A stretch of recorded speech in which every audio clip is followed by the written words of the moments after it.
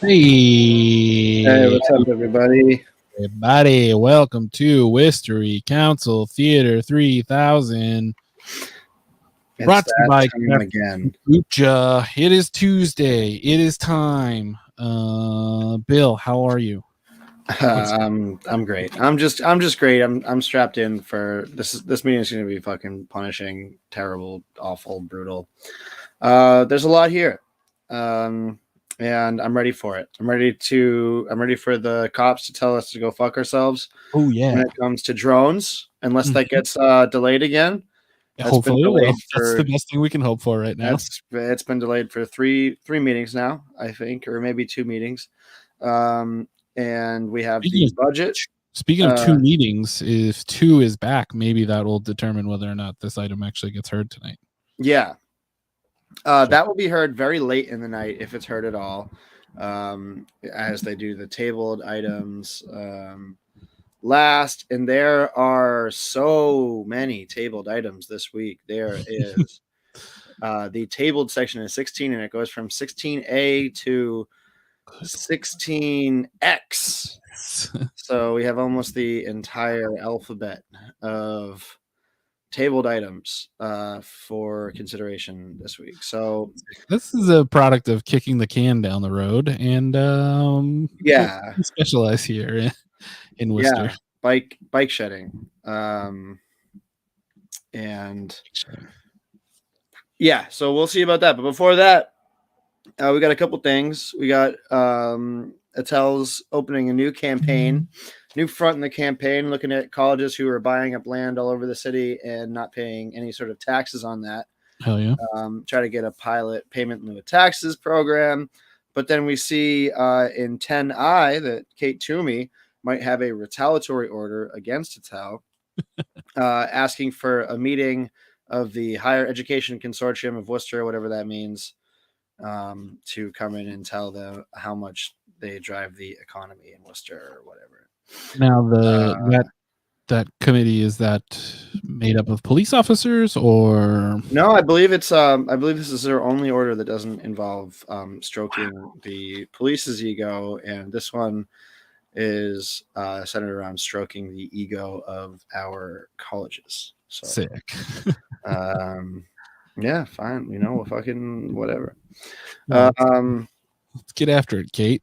yeah, and then Sarai Rivera wants to get the homeless off Green Street. Nice, good for Yeah, her. yeah. So that's going to be great to hear her talk about that. Yeah, It's definitely not going to be depressing at all. Whatever's going on down in Green Street definitely isn't the direct result of demolishing the homeless encampment behind the Walmart. That definitely has nothing to do. One has nothing to do with the other. And we're just going to keep violently shuffling them around the city, taking them from square one every time to square zero. And that's just awesome. It doesn't yeah. seem like there's any This- political will to interrogate that strategy or do anything different. And I'm in a bad fucking mood. yeah, you I am should not be. excited to watch this meeting. It's going to be Is a is this? terrible, terrible thing after terrible thing. We're going to watch the cops get a bunch more money in the budget. Yeah, I don't know if they'll actually talk about the budget tonight. I think that the way that they usually do it is that he files it this week, and they yeah. have a Hotel Grace is closing, right? But it's seasonal. It's always seasonal. Yeah, it's So warm enough. It's warm enough that that they don't need it anymore. it's fucked that it's seasonal, but it is Yeah, seasonal. you It's can't not. stay out. You can't stay there, but you also can't stay outside. And Yeah. yeah, Sarai Rivera is going to be. I so hope that she's going to talk about this order from whatever fucking beach she's on. um, yeah, I so hope. And that's what we're looking at tonight. The budget. I don't know if they'll talk about it. They have to like recess to finance committee. So I think this is just like, supposed to be our first look at the budget. And we're not really gonna talk about it. But the budget is a little bit. It's slightly interesting in that they're spending it spending on public works and parks is down 30%. Whereas public safety is up 5.5% and education is up 5.9%. I don't know what's going on there, but that looks kind of weird. The budget document, I'll put it in the chat, but it's absolutely massive. I could only load 300 pages of it. So, Well, speaking of public safety, let's get in our. I guess that makes me feel all safe and warm inside. Our consistent, always guest, friend of Melican, everybody. What's happening? Buddy, how are you? Good. Just from an optics perspective, is it weird that we're going to discuss tonight how we need 3% more money for public safety while like 100 officers are running to DC right now? Like, why do you need so many more police officers if you can cut loose 100 of them just to jog to DC? right. And I'm not saying they don't need it. I just like from an optic, it's just optics. Like, Yeah. go jog next week, not this week. Yeah. Well, they don't care. Why would they care about optics? It's never affected them before. Yeah, right. They didn't care about optics when they had a 3-year-long lawsuit with the Telegram about public records that they lost in fashion. You know what I've been thinking about all week is ahead of the law department telling the council they can't do anything about drones is why it's so fucking funny that we like the council just defers to the law department on these issues when the law department always loses. Like they lose pretty much every single case that they take up. Like their opinions are wrong. Yeah. It's like it's not enough to just have an opinion of a lawyer. It's like lawyers that have demonstrated they're consistently wrong. Yeah. This is a really tough issue. Let's ask the dumbest people in the building. Yeah, right. Yeah. It's like Matlock wouldn't have made it one season if this was how they played things. Yeah. Now, what you have here is we got to let the cops do whatever they want. So, Bill, what did you think about the response to the drone stuff from the law department? Like, I really couldn't tell if it was like a good faith, like, I mean, it's in the grant because it is, or if it was just hand wavy, like, stop bothering us. We have lawsuits to lose. Yeah, it felt very much like, why are you making me do this? Yeah. And I don't want to invest any more time in this than I already have, which is like 0 amount of time. So, yeah, it felt like kind of like, fuck off, stop complaining. They're just going to get a drone. Yeah. Was my read of that. It'd be nice to see that challenged. I mean, that's like national precedent sort of shit. yeah, This is relatively new stuff. Yeah, I mean, well, that's the thing is it just from the way it reads, I can't see how you could have the state clearly articulate something and then the city decide to obscure the previously clearly articulated thing. And that's exactly, you go, I rewatched some of it last week. You go back and watch Senator Moore present at the public safety hearing over the drone. And he spends a lot of time clarifying that. And it kind of comes off like he's clarifying it for just that reason, that like covering himself, like, hey, look, on my end, I was asked for whatever, tasers or drones. We're not sure. So we put it in there. We use the language of de-escalation equipment so we could cover everything. But there's no mention of that at all. Yeah, right. Oh man. Yeah, it's gonna be sick to see the people who want to ask those kind of questions get shouldered out, and the people who don't want to ask any questions have the majority on the council. right. Like you can ask all the questions you want, but if people with actual power aren't going to ask them or aren't going to be allowed the opportunity to ask them, then fuck's the point. They're just going to do it. And it's nice. It'll be nice tonight to see the real mask off moment. Like that's kind of that's the only thing I can hope for with this is just to have the cops say out loud they don't give a fuck, and that they don't consider themselves responsive to the public. The public can only just be annoying to them in the road to getting what they want. Yeah, it's a cool department. It's a cool profession. Unless they throw us all for a loop and they come out tonight, get down on their knees and say, look, we really want this drone, but we promise that we won't use it without checking with Bill first. And then we're out of a job. We're out of a non-paying job. And that'd be so cool to just be like, okay, we have to check with Bill. And I just like, they just text me. And every time I just go, no. Even if it's like, oh, we're going to use it to rescue a cat in a tree. I'd be like, sounds interesting, but no. No, you don't touch a tree. I love trees. That's Call for the fire department. firefighters. That's the best part about being a firefighter. They get to do that, not you. Yeah. No. Where do we get married to Nico? Both of us, though. That's my question on this. I think I'm pretty sure you can do that. You can have a 3-way marriage, right? I don't think Is you it? can. No. No. I I don't think know. you're confused between what like is actually legal and what like rabid conservatives were saying was going to be legal. Oh, right. Yeah. Yeah. You know why? It's because I've been groomed. Yeah, you've been groomed. Yeah. Whoa. Which Taco Bell was on fire? I need to know. Was it a good one or was it one of the bad ones? And did they catch it in time? Yeah. That's why you know what? That's why you use mild sauce. You gotta stay out of trouble. Do we think what's the over under on counselors that are skipping the meeting this week to go see Limp Bizkit at the Palladium? Oh my god, I forgot Limp Bizkit's at the Palladium tonight. Limp Bizkit is at the Palladium? See you guys. Limp Bizkit is at the Palladium.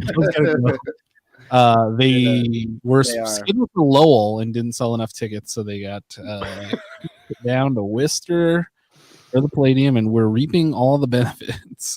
That's so cool. Yeah. One of my friends is going and was like, "Do you want to go?"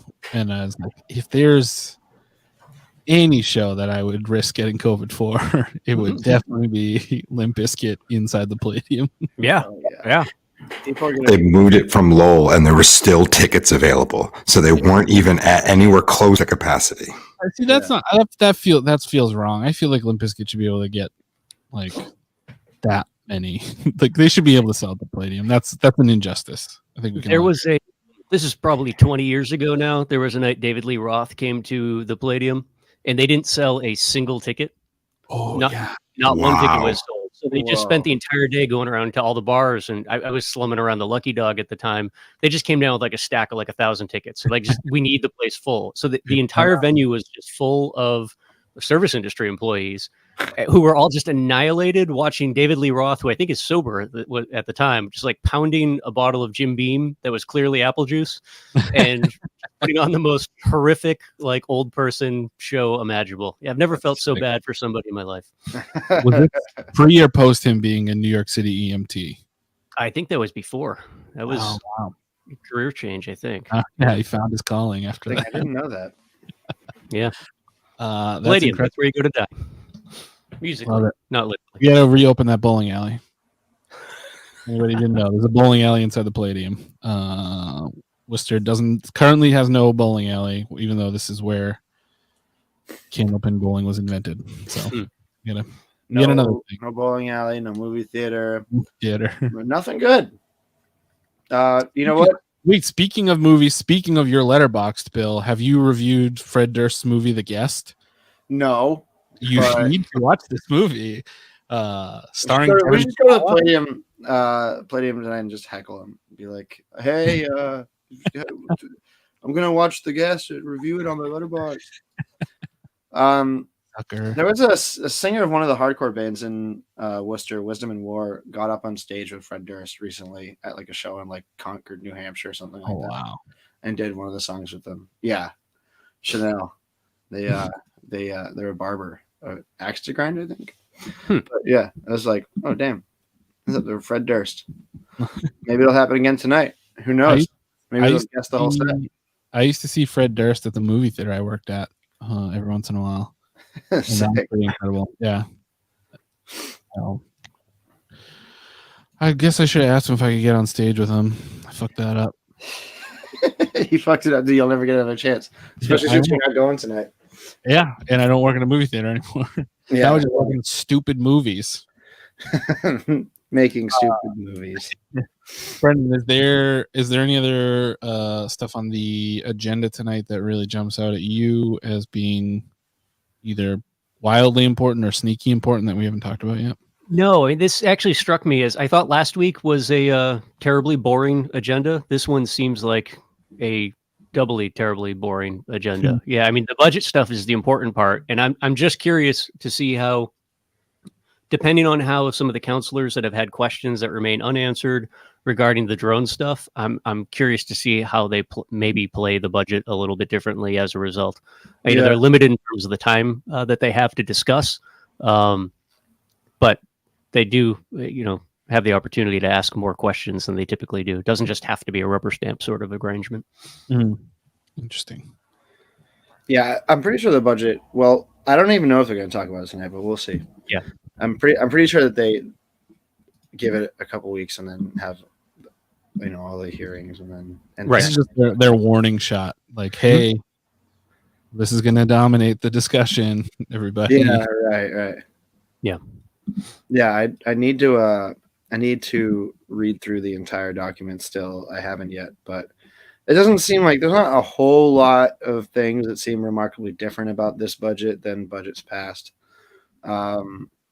Which is, like fine, but it's also depressing because so many people have been asking for public safety funding to be allocated differently, and it's just obviously just never is going to happen. Right. Oh, what is Ed's drop dead date? June 1st. June 1st. June 1st. And I don't does not Nico, what's his name? Eric Batista have a contract yet? I know there was another scheduled meeting today. There was one maybe today. tonight, but maybe now there is one. But last I'd heard there was not a. Yeah, interesting that has been handled in that subcommittee, municipal affairs, legislative affairs, something like that. Yeah. Yeah, maybe it's possible, but I don't know. I haven't heard anything about it, so we'll just have to see about that. Yeah, all I'd heard is that it still it continued to not exist, which I think is an important thing to have. Yeah. Yeah, because like without the contract signed, he could just be like, no, right? I'm good. Yeah.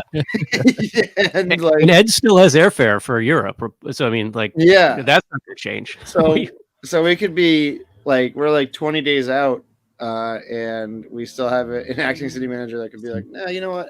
Never mind. A lot of people are saying that Ed Augustus is leaving his job because of us on this show, that we scared him so badly that he couldn't handle his job anymore. And that's why he's leaving and running away to Europe. You're right. Do we think that Eric is afraid to confront us? Yeah, that could be it.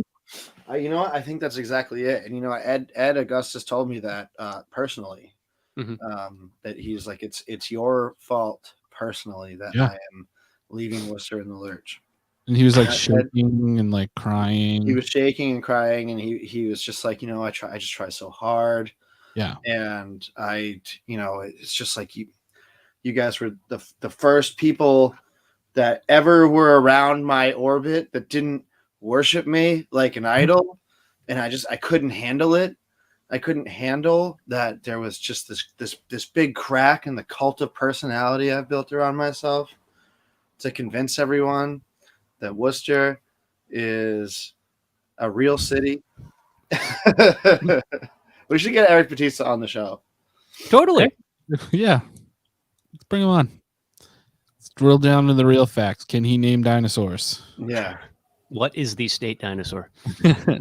Have you ever seen Jurassic Park? Yeah. What's this? And just hold up different flashcards of dinosaurs. Dilophosaurus. There. Yeah. I mean, I maybe throw in a thing or two about what is happening in the city, but mostly dinosaurs. Mostly, this is important that we hammer this down. My application to the Urban Forestry Commission is still open. I am pretty sure I'm the only person that's applied to that. Can we just never use that Photoshop again? That would be great. That would be awesome. Travis, delete it. And I don't know. I don't think it's ever going to be a real committee, which is fine because I have no idea what it's going to do. Mm-hmm. I just like the general idea of it. Maybe that's what they're afraid of, is that they don't know what it is either, and if they give it to you, then you can just use it for like real, actual like change. Yeah, that's to them. Yeah, right. Like they just give it a blank slate, do some really creative shit with that thing. You're allowed to do whatever you want with every tree in town. Yeah, right. I can take them, move them. You know what? I'm just walking around with like a clipboard, looking at trees, being like, you know what? Let's put that one over there. 6 inches to the left. Yeah, move that to the right a little bit. Yeah. Yeah, you just can't have more than 3 unrelated trees living in the same dwelling. I see there's more than 3 unrelated species of trees in your yard. There is an order about trees on today that doesn't make sense to me because I'll never own a home. But George Russell said that request the city manager provide the city council with legal verbiage needed to amend the city's tree ordinance to prevent the reoccurrence of the city charging an owner-occupied single-family property owner over $5,000 to remove a tree that interferes with their home. So someone charged George for them to remove a tree from. You know what probably happened? A tree fell or disrupted, a gas line or a sewer line or something, and the city charged somebody some exorbitant amount of money. Oh, okay. Yeah, that's probably what. I can't wait to hear him explain that. Yeah. And just more evidence that we need that cooking show, because I could have George talk about that, for like a half hour. I keep thinking about the word peppers and onions. Peppers and onions.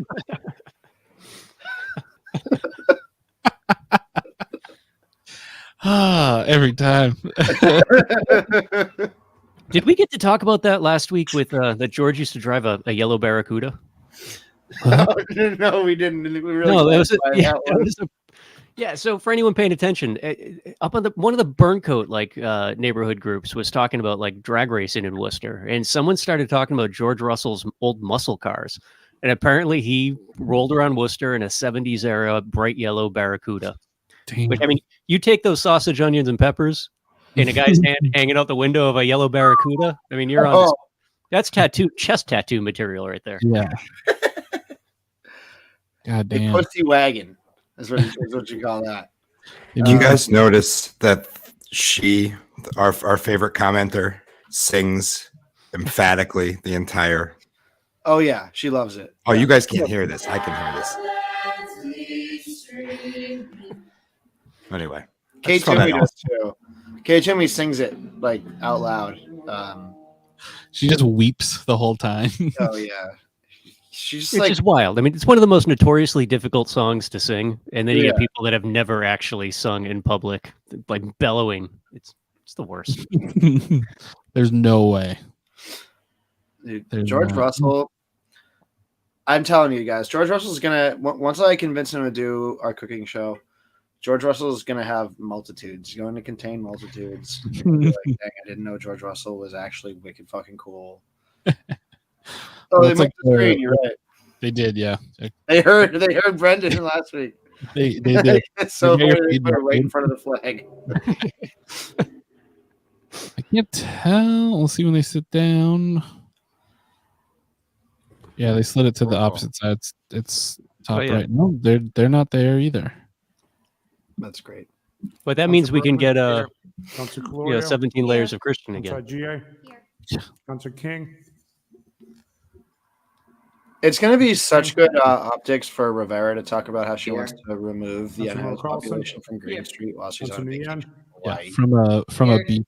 Rivera. Beach house in Hawaii. Oh, whoa. Okay, we need to pull Christian's footage. Christian's green screen is a green screen. A wild move. Asking for trouble. How long has it been? 2 years since you've been here, or maybe 3? And I'm going to read the proclamation first. And, it's been 3 years. Last time we actually collected food, but it's good to be back. Yeah, it's good to see you in person. So we have National Association of Letter Carriers Food Drive Day, and whereas the citizen participation in the Voluntary Human Services Program is a hallmark of American Democratic Society. Whereas the City of Worcester has been committed to voluntary community service for the benefit of the whole community since its foundation. Whereas the support of the city is extremely important in addressing the needs of the community. And whereas thousands of residents of this community have supported and donated to the National Association of Letter Carriers food drives in the past. And whereas Worcester has collected more than 131,000 pounds of food in 2000. Did you guys see Joe Petty taking credit for the has collected the express trains to Boston? Pounds of food throughout the country, even though they haven't offered the express trains for like 2 years. pounds. He of was like, food. 6 years ago today, we got the Whereas express the train needs of from the Worcester food to drive is Boston. greater than in the past. Vote and the for third me annual for state senate. annual letter 2 years carry ago today, we Saturday, lost May it. 14th, 2022. And 2 years ago today, we lost it. But But then just still, today they announced they're coming back By in another May couple weeks. 14th, So it actually 2022, gives this as weird the appearance that National he somehow Association of willed Letter state Carriers policy Food Drive Day, via tweet. the City of Worcester encouraged all residents to recognize wow, and participate 3D chess, dude. That's Yeah. 3D chess right No there. idea. Joe Petty, the neuromancer. partners in doing this along with some other partners that you can mention. But Council Carlson, do you want to give him the proclamation?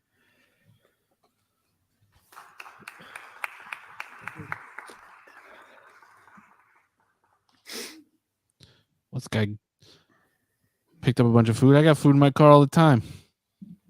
It's called Burger King, baby. Long boys. I think I get the long boy. We'll be here. We're ready to go. Oh, this Again, guy's this gonna be a is- treat. We're back after 3 years. The numbers that you just said, that's the amount of food that we collect throughout the country in a one-day food drive. It was 71 million pounds the last time in 2019. We're hoping for those good numbers. The need is out there. We're working together with the entire post office. All the crafts are all working there, and hundreds of volunteers. You know, the AFL-CIO and United Way are helping us out, and there's other people I know that are coming out to help. Food and stuff, the food pantries, they really need our help. They're seeing more and more people that come in every day. So this is really a good time of year, again, to get out there and do it. Feels good to be back, in there and going out and seeing what we can do. We're feeling optimistic that it's going to be a good need because of the need that's out there. So thank you very much to the City Council and the City of Worcester recognizing us for that. And we look forward to having a great year. Thank you very much. Thank you, Norman. Good luck, and thank you for all the work. How many years you been doing this? Oh, anti-racist grandma and racist grandpa will be here. Yeah. They're For ready. We already saw her. They've got their, Third year, I their believe. little, It's their been a little while. speeches Over to the city together. council. I think Yeah, Brian, you should be drinking craft tea kombucha, everybody. If you're not, you need to get on it. Look at you. You could be a Vivo star. Brian, what's your favorite so people can flavor? put out their food and right away to the mailboxes, and they can pick it up. Thank you. Okay. Again, I have food Before at we my go mailbox to all the time. public participation, approve the minutes. So we do have. Because I'm some trying to public attract input. bears to my What I'm house. doing Is after we do the public participation in Ginger hearing hibiscus and orders of call. a condo Good location, flavor. we'll go to Mo Bergman's order regarding Fair Free. Then we'll go to Shirai Rivera's order. Stop it regarding today, right now. community. So then we'll go to the police and fire. Then we'll go to the budget. Is that okay? That's why people, and I know people want to stay for the Isn't it budget. really weird how like normally your leaders do things like lead, And, Mr. but Chairman, in this case you've got like the public all masked up and the leaders I didn't get not a chance single to mask in reach sight. out to you, but I intend to hold the two Sure. budget-related items. They could talk about B and C. you can hold them after the presentation. Is that fine? We are all scheduled. Okay.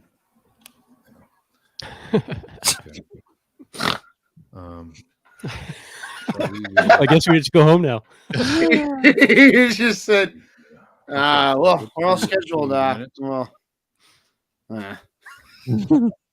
Councilor Bergman? Yes. Councilor Calorio? Yes. Councilor Agia? Yes. Christian looks like he's just in one of the rooms in City Hall. In the void. He's in front of a weatherman's Councilor map. Carlson? Yes. Councilor Imagine Mann? if Christian just pushes the budget off completely Yes. until after Ed is Yeah. gone and they leave Yeah. whoever the new Councilor person Rose? is completely holding the Yes. bag, Councilor trying to Wilson? explain Councilor Toomey? Yes. And Mayor Petty? Ed's thought Yes. process. Yeah, The just light kinda reverse and Approval of the everything. Minutes. We did that. So public participation. So you get anybody who wants to speak. You have 2 minutes to. I mean, what is it? Name, city of residence, and the item number. I mean, It's just the sun is out and it's yeah, it's totally thrown me for a loop. And I would like Yeah. to speak about item 16. I forgot that the windows look like that. Condescending memo from Yeah. the city solicitor. Oh, it's about the Nicole. proposed Oh, it's Nicole. city council, especially in regards to a policy about unmanned aircraft. On November 16th, the city council was asked to approve a state earmark to enhance the Worcester Police K-9 program. In 3 pages of backing documentation, the council was told that this was for a police dog, equipment for the dog, and training for the dog and handler. You were not given the specific earmark language, and the request sent to you did not mention de-escalation or unmanned aircraft. The city manager says that the city council's role is to hold a public hearing pursuant to the commitment he included in his executive order to create transparency and provide the public advance knowledge of any new surveillance technology the city proposes to acquire. I'm glad that the city manager is committed to transparency, so I urge you to ask him, in the spirit of transparency, to bring the funding he is requesting before this body and to explain how much of that original $100,000 he spent on the canine program. Since the city manager is committed to providing the public advance knowledge of this technology, surely he would not mind if you told him that you will need a full policy review before you approve the funding. Despite what the city solicitor says, it is your responsibility under the city charter to approve a budget, and that's what you do when you are asked to vote on an earmark. As far as I can tell, the city council never voted on an earmark for a drone, so you have plenty of time to have hearings, to discuss a policy, and to listen to the public about whether or not they even want a drone. Surely, it is not transparent for the city administration to have asked for funding for one project and then to spend the money on an entirely different project. So, for transparency's sake, it only makes sense that the administration ask for this earmark for unmanned aircraft and de-escalation tools with specific amounts for each aspect of the earmark. Okay, can you wrap up your comments? Will do. All of us can agree that transparency is the hallmark of good government, and I can't imagine that the city administration would disagree. Please work with the city manager to make sure we have a truly transparent process for the residents of the city. Thank you. Okay. This should Hell city yeah. residents. Oh yeah, that was great. That is a city council fit for sure. Concur with the lady that just spoke before me, 100%. That's something I believe the city needs to work on, is transparency. And it says here, accept. How are we going to accept if you haven't done the homework prior to this getting to this point? There's also the question of whether or not it is legal. Yeah, she knows what she's talking about. Right. And that's terrifying when you don't. Rights. Yeah. Yeah. This is how you end up locked up in a foyer. Privacy. Are we allowed under the First Amendment? Where do we draw the line? And have we been asked? Was there a meeting, a public meeting? Were we ever asked, are we willing to give up our rights for a minimum amount of security? Because we're not getting that security. That aircraft can only be in one section at a time, and then someplace else at another time. Yet we're asked, Wait, she's arguing for to give up our rights. a bed of drones above the city at all times. They feel like it, for whatever reason they feel like. You know, it'd be really transparent if everyone was being filmed all the time, constantly. Also important because that's we knew our it. tax funding, is our rights. We have lost so much privacy over the years in this city that it feels like oppression. And I think that security is fine, but don't ask me to give up my rights for security. We have a police force that has been operating for over 200 years. Can you wrap up your comments, please? Certainly. And I have not felt insecure as long as we have had this police department. Wow, she's 200 years old. I don't understand why. Because we have Damn, she looks great for technology out 200. there Yeah, that we holy have to shit. buy it. Thank you. And in the, I appreciate and it. at the same time, Thank you. give This up is our actually her privacy. tercentennial celebration. Thank you. Anybody else in the audience? This is the time. To When does the schedule tercentennial celebration on the happen? free, or if you want to speak Is it on in it, June? time to do Yeah. it. Let's rise on. June 11th. Okay. Who is the singer that we got? Babyface. What's his name? Brian something? Oh no, they get Brian McKnight, right? Brian Yeah, Brian McKnight. McKnight. Dude, that's like a king of the hill bit. And That's like, oh my Parks and god. Rec. It's 100% Parks and Rec, but I would rather have Genuine. Haitian families. Yeah. We've identified at least 120 new arrivals. and they are struggling tremendously with resources. And we are asking, and thank you to City Councilor Sarai Rivera for her request that the city look at allocating funds to support these families. There are funds that have been designated at the state and federal level, but there are great blockages in families accessing those funds and great delays. And I'll let some of the members of the group after me say a few words. And then for the Zero Fare Task Force, we're just very concerned with how the WRTA has been conducting their meetings. They are run like a webinar, so they're not like this. People in the meeting cannot we need to be do 6 seen, and we have to school request committee a week in districts. advance. To The have our council items has put on the agenda. We're asking for a participatory not been willing meeting, to pick that one which up, is though. what We wrote about democracy that calls back in for. Thank you. December, I think, but the council is just Thank not you, going to Mr. touch that problem. Like Wait, sir. if they don't What's have your name, to. city, So, Till residence, Jack item number? makes them My touch it. name's Adam Filker, Right. and I'm currently living in West Boylston. I'm a longtime user and observer of the bus system, and I'm here about item 10M. I'd like to commend the City Council for having such a good hybrid format that we can all communicate with each other in. And I'd like the same thing to be done at the WRTA board. As things stand now, as Ann Bureau was saying, it's nearly impossible to ask a question, to get a straight answer, and it is definitely impossible to have any sort of a follow-up. And as a result of that, they've been operating without any real public comments now for the duration of the pandemic. And this is enough. Now we're in a situation where they're talking about reinstating fares, and we still aren't able to react with the board in real time. So it's essential as we move forward over the next couple of months that this change. Awesome. And Thank you, thank you Yanni. very much. No, thank you for coming down. Appreciate it. Anybody else? Just your name, city, your residence, and item number. Good afternoon. My name is Reverend Leslie Germain from First Haitian Baptist Church. And I don't have much to say. All I have to say is that we, as Haitian, have started. She does look radiant. Deal You're right. with the issue of a new immigrant coming to the country. And we have our biggest concern is housing for them. We have been providing some type of relief, food, or some financial relief, but anything else that we can get from the city to help with what we are already doing will be fine. Thank you very much. No, thank you for what you're doing too. Much appreciated. Okay, seeing nobody online. Try and, give a little oomph to that. Mayor, Joe. there is a few folks on electronic devices. I'm going to start with Mark Epstein. Oh, before I do that, Mr. Mayor, I think there's somebody in the crowd. So We still have one more person here. This your name, city of residence, and item number? Yes, Lynn Norris, Worcester, Circuit Ave. I'm here to talk about Thanks, Grandma. the birds and the bees. I'm here to talk about transportation. We do need it. We can't afford it. We should have I it. love this. It's just that color simple. purple. And This is a wonderful shade. with inflation, This is a city everything's council suit, going up. everybody. Food's going up. People need to get around. The summer's coming around. People want to be out.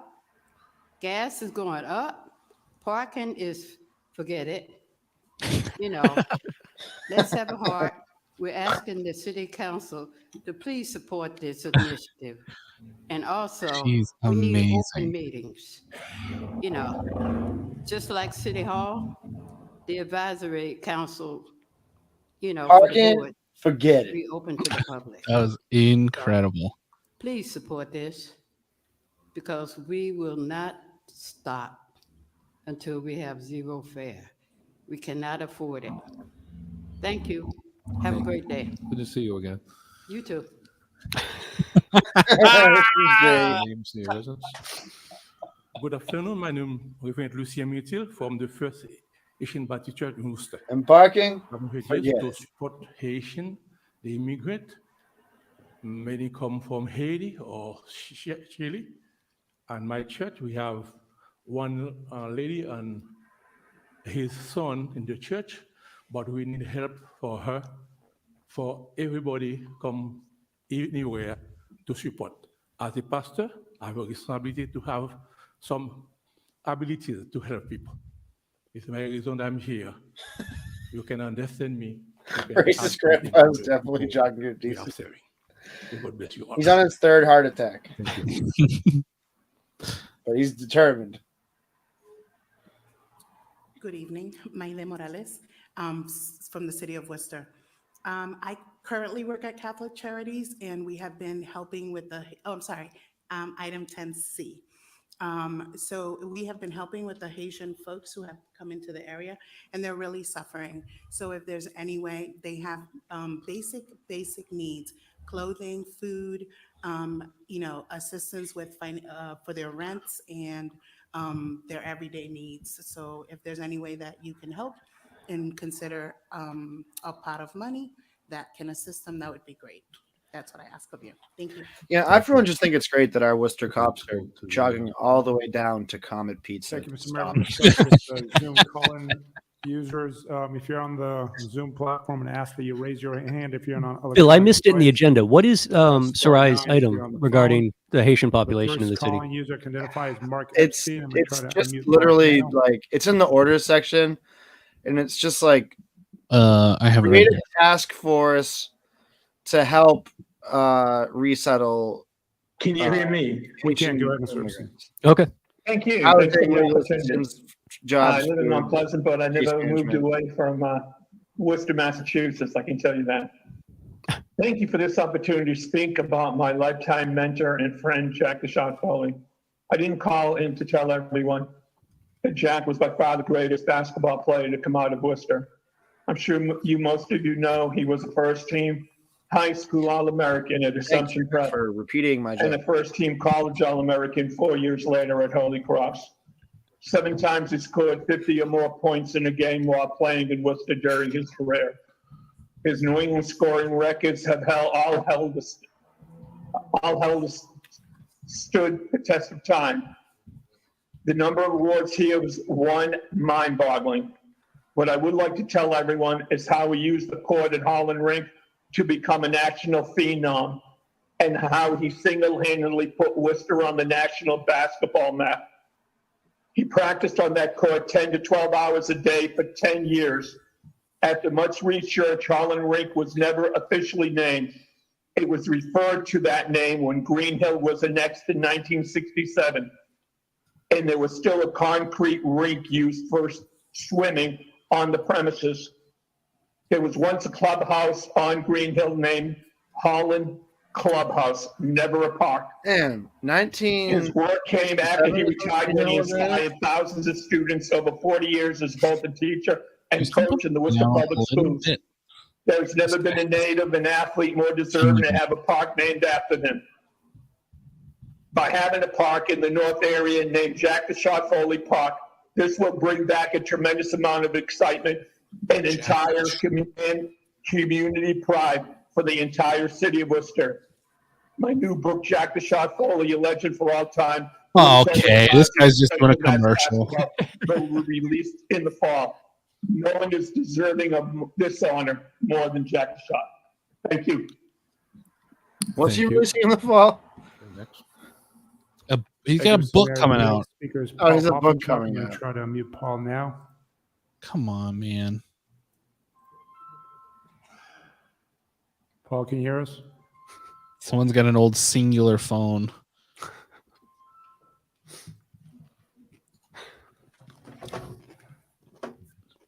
Okay, now hearing from Paul, and we'll go on to the next calling user. Joey below. I'm going to try to unmute Joey now. Hey, Joey below. Hello. Go ahead, Hi. Joey. Can you hear me? We can. Go ahead. Great. Thank you, Mayor Perry. My name is Joe Belil. I live in Holden. I work for East Seals in Worcester, and I use a wheelchair for mobility. I'm here to support Order 10M from Councilor Bergman. This is the WRTA holding a virtual and live meeting to discuss Fare Free. I fully support the remote access for the WRTA meetings. I've attended most of the WRTA advisory board meetings since they've been virtual. I've often heard it said that more people are attending these meetings since they became virtually available. We're living in a different time. And we've learned to use Zoom and other internet tools to be more productive and to be able to attend more meetings without transportation, We financial, figured out all new parking, ways to make fun weather, of our health, elected leaders. childcare, adult care, and other barriers. And so it's important to be able to discuss fair, free, and the community should be able to choose to be there live or virtually to engage in this. Thank you for your time. Thank you. I think Paul. It's so wild to me that this is a Mo Bergman I'll order. try one more Makes me time. think that Paul, he Paul, thinks can that you hear the us? public will want fairs. Yes, I can. Thank you very much. I don't know. Good evening. My name is Paul Poppenchak, and I live at 34 Midland Street. And I'm calling. I'm calling in to testify related to agenda item 9L and 9M, fossil fuel divestment. As a husband, a father, and a grandfather, I asked the city council, mayor, and city manager to end any of Worcester's financial support for the fossil fuel industry. I don't need to tell you about the climate crisis we find ourselves in, with levels of CO2 in the atmosphere higher than they've been any time in the past 400,000 years. The effects on climate change are all around us.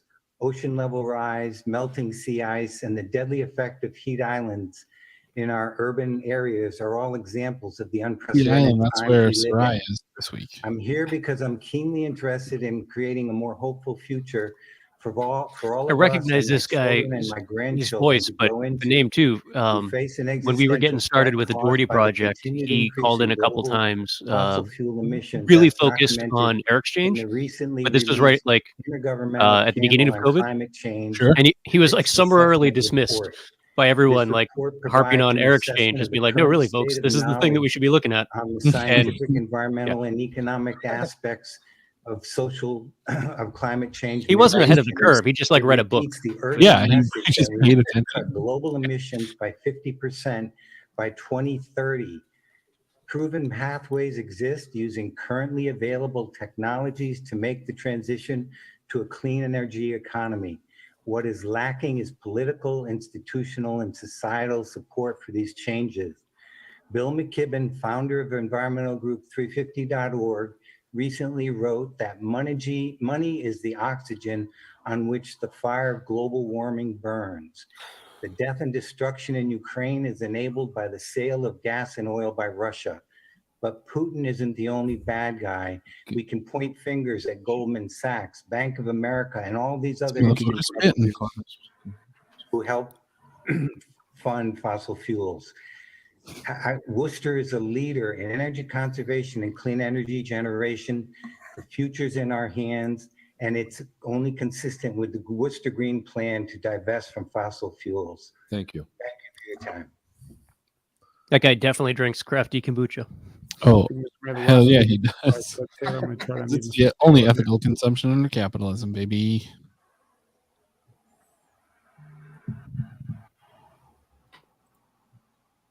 Good evening, everyone. Can you hear me? Yes. Good evening. My name is Fred Taylor. I'm a business representative with Carpenters Local 336. I'm also the president of the Worcester NAACP. Tonight, I'm going to speak as a business representative of the Carpenters Union. I want to speak on item 10G that requests that the city manager provide the city council with a report on how the administration plans to monitor and enforce the WRA's responsible employer and inclusionary participation regarding eminent domain takings over $1 million. This includes ensuring that Worcester residents will benefit from these projects by enforcing the diversity and resident requirements on these projects, and also ensure that the city and the community will not be exploited by wage theft, which includes, tax fraud. Most people aren't familiar with wage theft, so I'll just give you a small little snapshot on what it is. Wage theft is basically what it sounds like. It's when people work and they don't get paid for working. So we want to ensure that any of these projects, especially if we're coming up with any kind of deals with the city, that doesn't happen on any of those projects, because if anyone works, they should be paid. And the same thing with the city. The city shouldn't lose out on any funds on another form of wage theft called tax fraud. That's when people misclassify workers as independent contractors to skirt not paying their taxes, their workman compensation, or any other taxes related to employee tax base. That's all I wanted to report on. Again, that's 10G. Thank you. Okay, thank you. Anybody else? Agreed. Mr. Mayor, I think we have somebody on the audience, but I don't think we have anybody on the Zoom platform. Okay, so that we have one more concludes that. person. Is your name and city of residence? Good evening.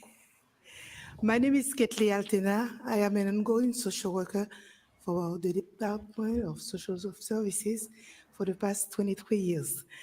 And thank you for accepting me to be here and to talk on the behalf of Haitian populations.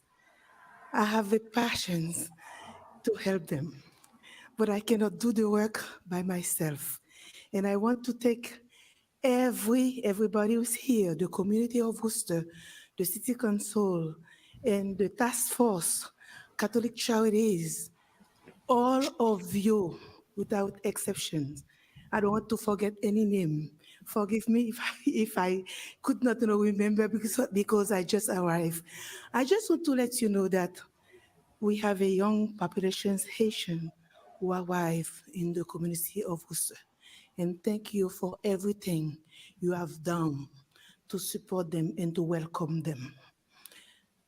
However, they are suffering mentally, physically, and everything, as you know the history of the Haitian populations. We understand that they are welcome, but they are facing a lot of challenges. Housing is a big challenge for them. They have applied for TPS for the past 6 or 7 months. They have not received any phone calls. They have not received anything from the immigrations so they can start working. And we really need for the children help. We need not only housing, we need food. We need everything that a human being can survive. And not only I'm a social worker, but I am a mental health provider. So I can tell you in details what is going on. We have a lot of taboos, but they just arrive, they don't know the culture. They need to be taught how to get used and to be involved in the community. And again, thank you very much, because we do know there is a reason that we are here, and you're gonna put ourselves together. As last time I saw Mr. McGovern, he spent 2 hours with us. He listened to us. We can make picture with him. We feel that somebody could listen to us. So thank you very much for accepting me in my poor language, to just express myself. But I do know that you understand multicultural languages, but we can make a difference in your community. They are very good people. Thank you. How are we not just shoveling ARPA money on this committee? This is so weird to me to hear. Like, Yeah, Open right. Hearing regarding the. Actually, was anyone else enthralled by her? Yeah, her voice was amazing. Yeah. Council Bergman? Yes. Council Calorio? Yes. Council Agia? Yes. Council King? Yes. Council Member Carlson? Yes. Council Nguyen? Yes. Council Rivera? Yes. Council Rose? Yes. Council Russell? Yes. Council Toomey? Yes. And Mayor Petty? Yes. I was thinking about that when somebody asked So about the motion wellness is check. to- I I was see like, nobody he opposed walked in the door to and then this just item. nope. So the motion is to close Yeah. the hearing and to adopt. Roll call. Council Bergman? Yes. Council I Calorio? just don't like Council what I'm seeing here tonight. Council King? Actually, I forgot. I have somewhere to be. Carlson? I gotta go to Limp Council Bizkit. Nguyen? Yeah. he's totally at Limp Council Bizkit. Rivera? That's exactly what He's, he is. he's almost Council Rose? definitely Limp Bizkit. Yes. He was Council halfway to Russell? Lowell to see Limp Bizkit and had to turn Council around, Toomey? but Yes. And Mayor Petty? Yes. Next, we have petitions 8A, Yeah, that was 8B, incredible. 8C, and 8D, and Chairman Dawes 9A through 9M. We can take them collectively on a roll call. Roll call. Council Bergman? Yes. Council Calorio? Yes. Council Agia? Council King? Yes. Councilmember Treat Carlson. her like shit. Councilor Yes. And treat her like shit. Yes. Councilor Rivera. Yes. Councilor Rose. Yes. Councilor Russell. Yes. Councilor Toomey. Yes. And Mayor Petty. Yes.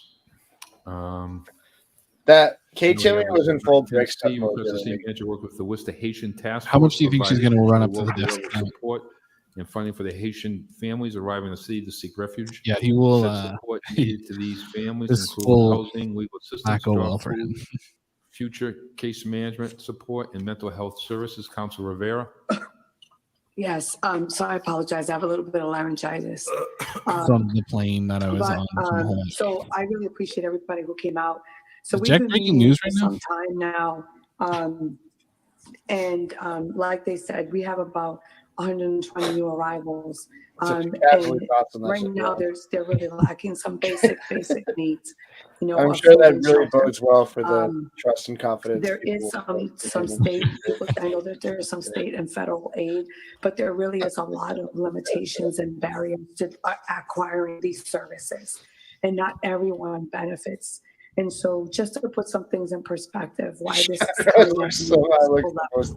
coming at so what we're requesting is similar to what we did for folks who were displaced from Puerto Rico. Boston was able to do this where they allocated some funds for this specific population for some basic needs and worked with a local organization to be able to kind of dispense some of these funds.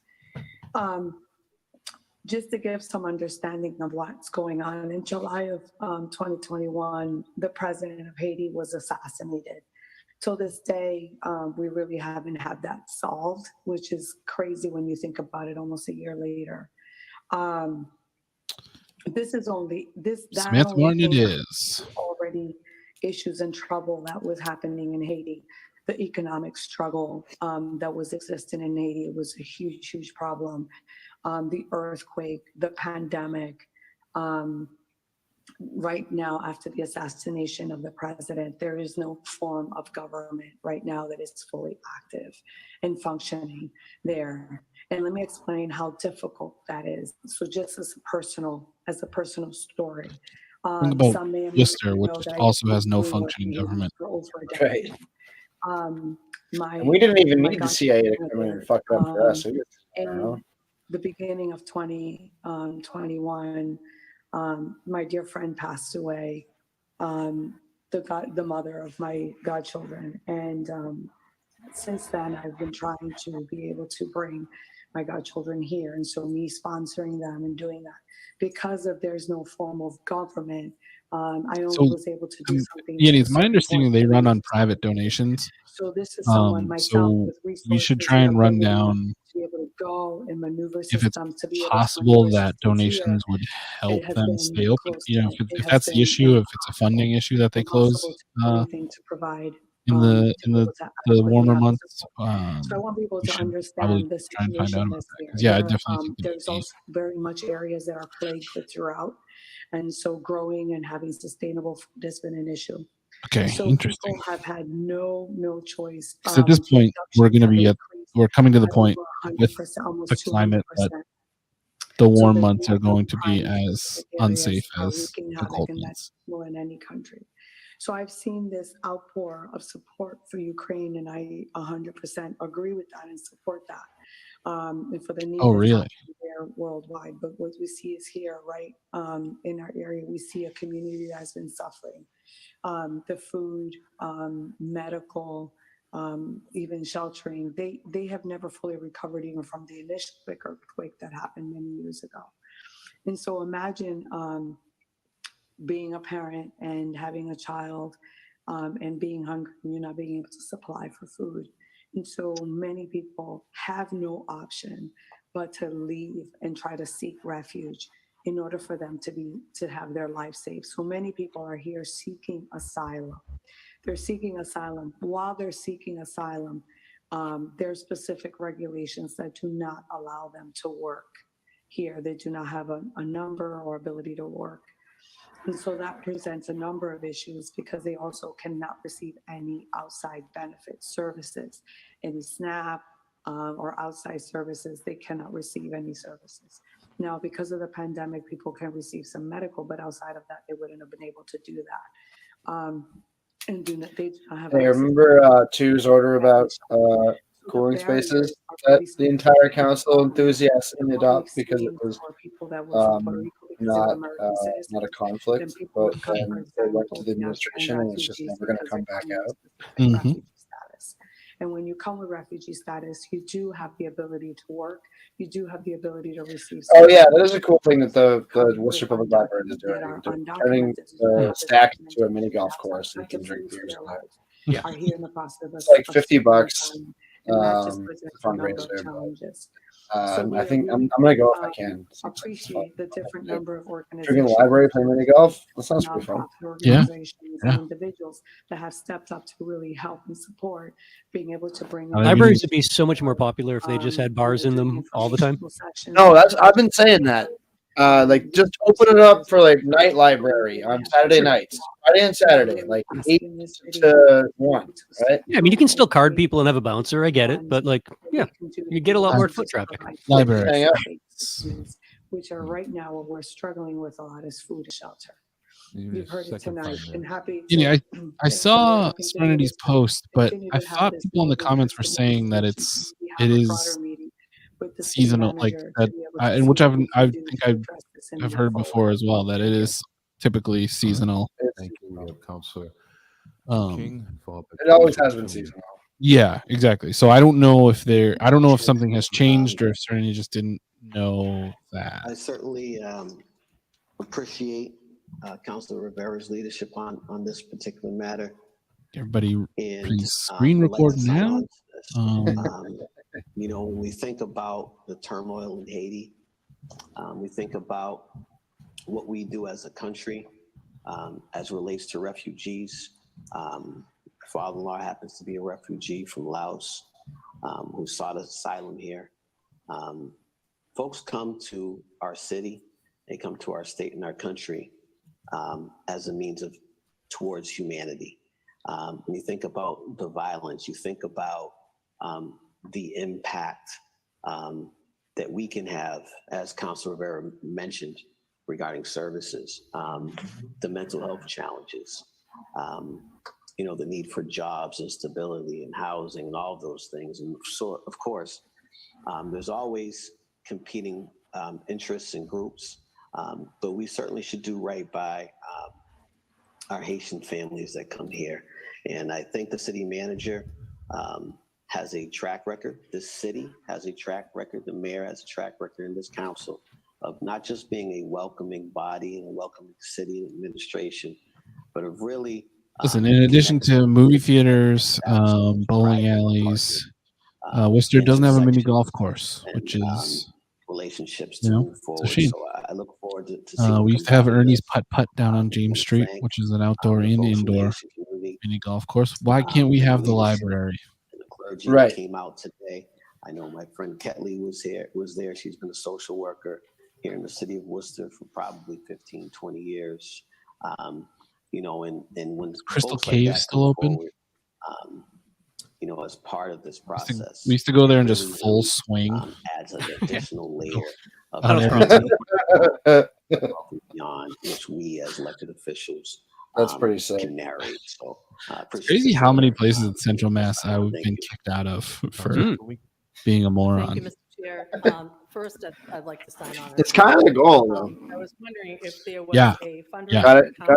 Gotta get them all. Or GoFundMe or something through United Way that. One time at Colonial Bowl, me and my friends, we would all bowl like, so like someone would bowl on their turn, and then everyone else would run up immediately and throw a ball down the lane and try and get hit the pins before their ball hits like the pins. And we all did that one time, but the gate came down after the first ball hit, and then just like 4 balls hit the gate, and then the guy just screamed at us and chased us out into the parking lot. And I think that that's really important and now it's close, so I guess I win. I just also wanted to say that I know that the Worcester is having that there's going to be a job fair at the DCU coming up with Mass Hire, and so there'll be lots of opportunities for folks if they speak English. I'm not sure if there are any jobs, through you, Mr. Chair, for that people who didn't have acquisition, language acquisition could do, but it's worth checking out. And I really do feel very strongly that I heard the pain in your voices, and I that's don't something care. that we all Look at Mo rolling his eyes. That was awesome, dude. He rolled his eyes so hard on camera. They almost fell out of his head. Yeah, did I miss that? She just asked for information on a GoFundMe for Haitian refugees. Like, I certainly do support this. if anyone, people had a long list of things they need, right, in those conversations. But if food is included, like we're not looking for a fundraiser. Cut them a check. Like people are, they just got here. Yeah, They're they're every Friday. fucking wild. It's so wild to me. This roundtable with a group of people. We're gonna host a bake sale. No, cut them the same kind of check you'd cut Larry Lucchino, you bastards. Yeah, we couldn't just give them that. That would be for developers. You can add it to that group too and be helpful if you like. That'd be great, Mr. Chairman, if I could, sorry for a second time. Yep, nobody else has the hand up. Go ahead. Thank you, Mr. Chairman. Yeah, I could definitely appreciate that, and I appreciate Council Toomey regarding the fundraising, and we could definitely talk about that when we meet. And but I just want to again specify the challenges. So when you come as a refugee, you come with specific documentation, so you're able to work. It's not just language; you're able to work, and you're able to have specific benefits.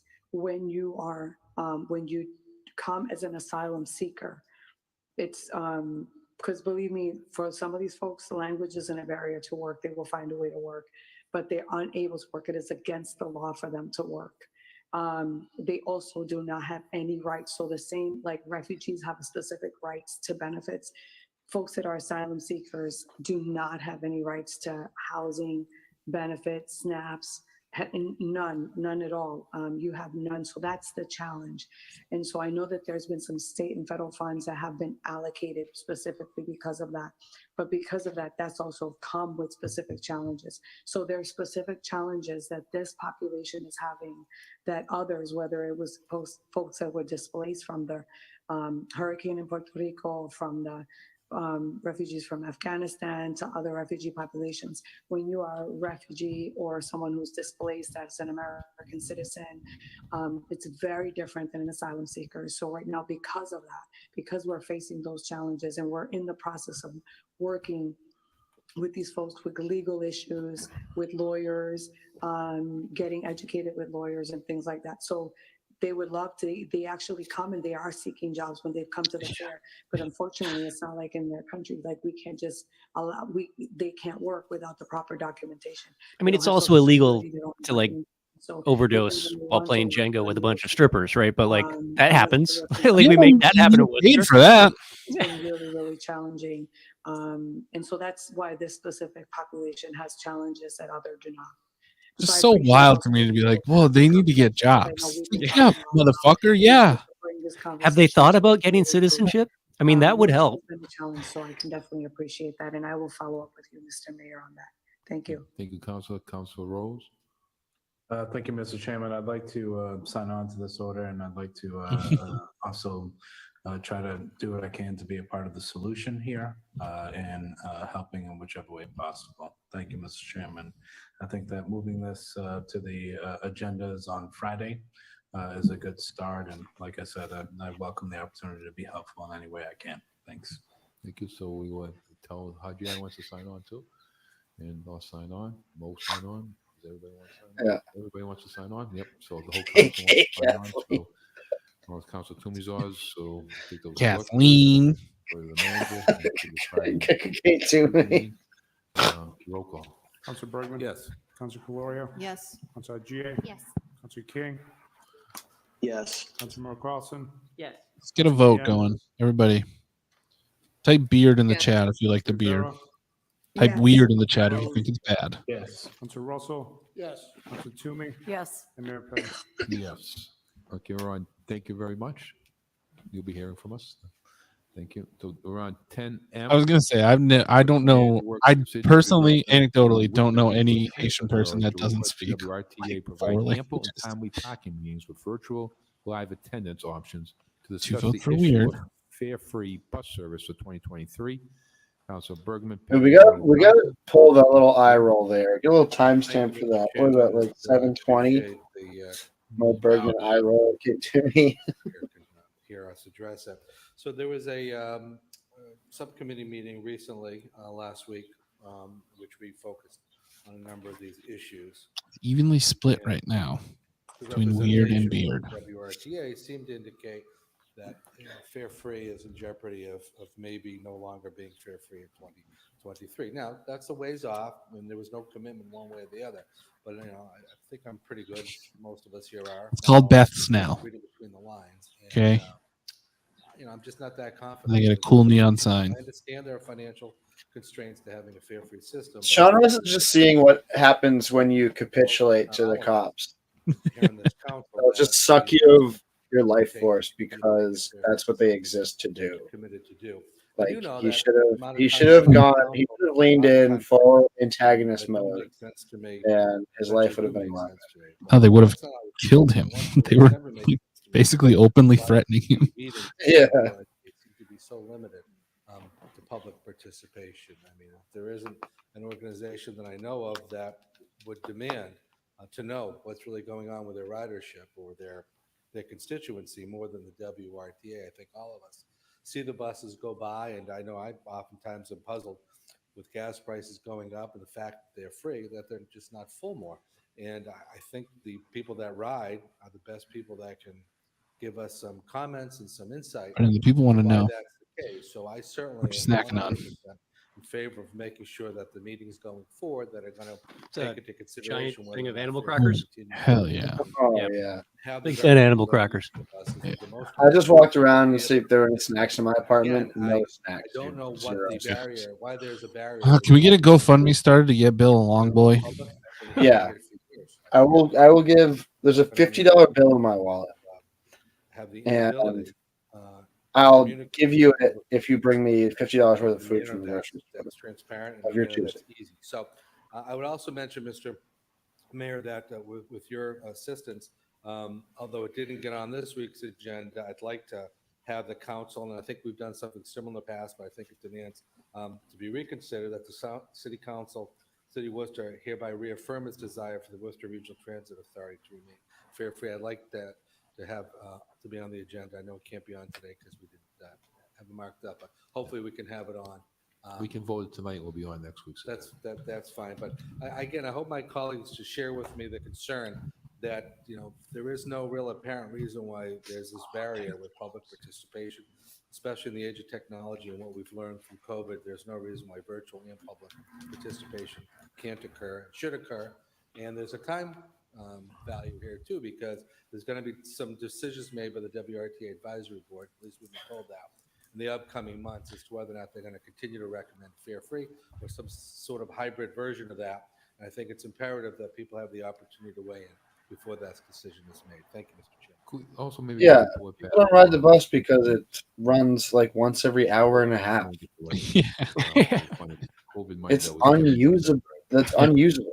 I think about that all the time because in the summertime, I would love to going downtown for shows and stuff, like doing spots. Not take your car. I would love to take a bus down to like Park Ave or downtown to the Common, and I have no idea if I'm going to be able to get back in a timely fashion. And it just, Yeah, right. I mean, like, we really need to have a realistic conversation about how far away Worcester is from having a real public transportation. Like, talking about the bus being free is fine, but it's still almost unusable. Yeah, and like, zero fare is a baseline. That needs to happen. That needs to stay. For those of us But who are tuning that's in not the end of the from conversation. It needs to following, drastically we know how improve to from use there. Zoom, and we know how these systems work. I mean, does Mo realize that he could attend these meetings virtually from a public bus and not break any laws? Family obligations now has to. I mean, Mo Bergman has really stretched the limit of attending meetings virtually, if you remember. It's true. Yeah. That's piece number one. He Number two attended is meetings zero while fair doing funds being cocaine in his very car. Parody, probably, maybe. I don't know for certain. Potentially. Regarding the zero fare. The picture's Oftentimes gone. people think that this is a service that only belongs to certain populations. While that may be true, and absolutely we should prioritize our immigrant refugees, people on low wages, people that rely on public transportation, I do want to make the larger point that having zero fare combined with the conversation on how to expand service, which the two, by the way, are not mutually exclusive, is an economic benefit to our city as a whole. I would hope that the WRT administration, with the work of the subcommittee and the Zero Fare Coalition, continues to make that process transparent, open it to the public, maybe even change their hours so that it's accessible to people in the evening, and make sure that they're really putting all of their efforts into expanding the service. I remember from our community coalition meetings during the ARPA sessions that servicing and supporting zero fare was one of the top priorities. And so I know that the work is starting to roll out around the ARPA funds, and I think that it's a good consideration for us to keep in mind. And lastly, I would say is that the infrastructure funds that are coming down the pipe, we could certainly apply for those grants, and some of that monies could go to zero fare. But if we have millions of dollars sitting in that the federal government gave us for the purpose of servicing our public transportation during COVID, I would hope that the WRTA would listen to the community feedback. Thank you. And thank you, Zero Fare, for all your work.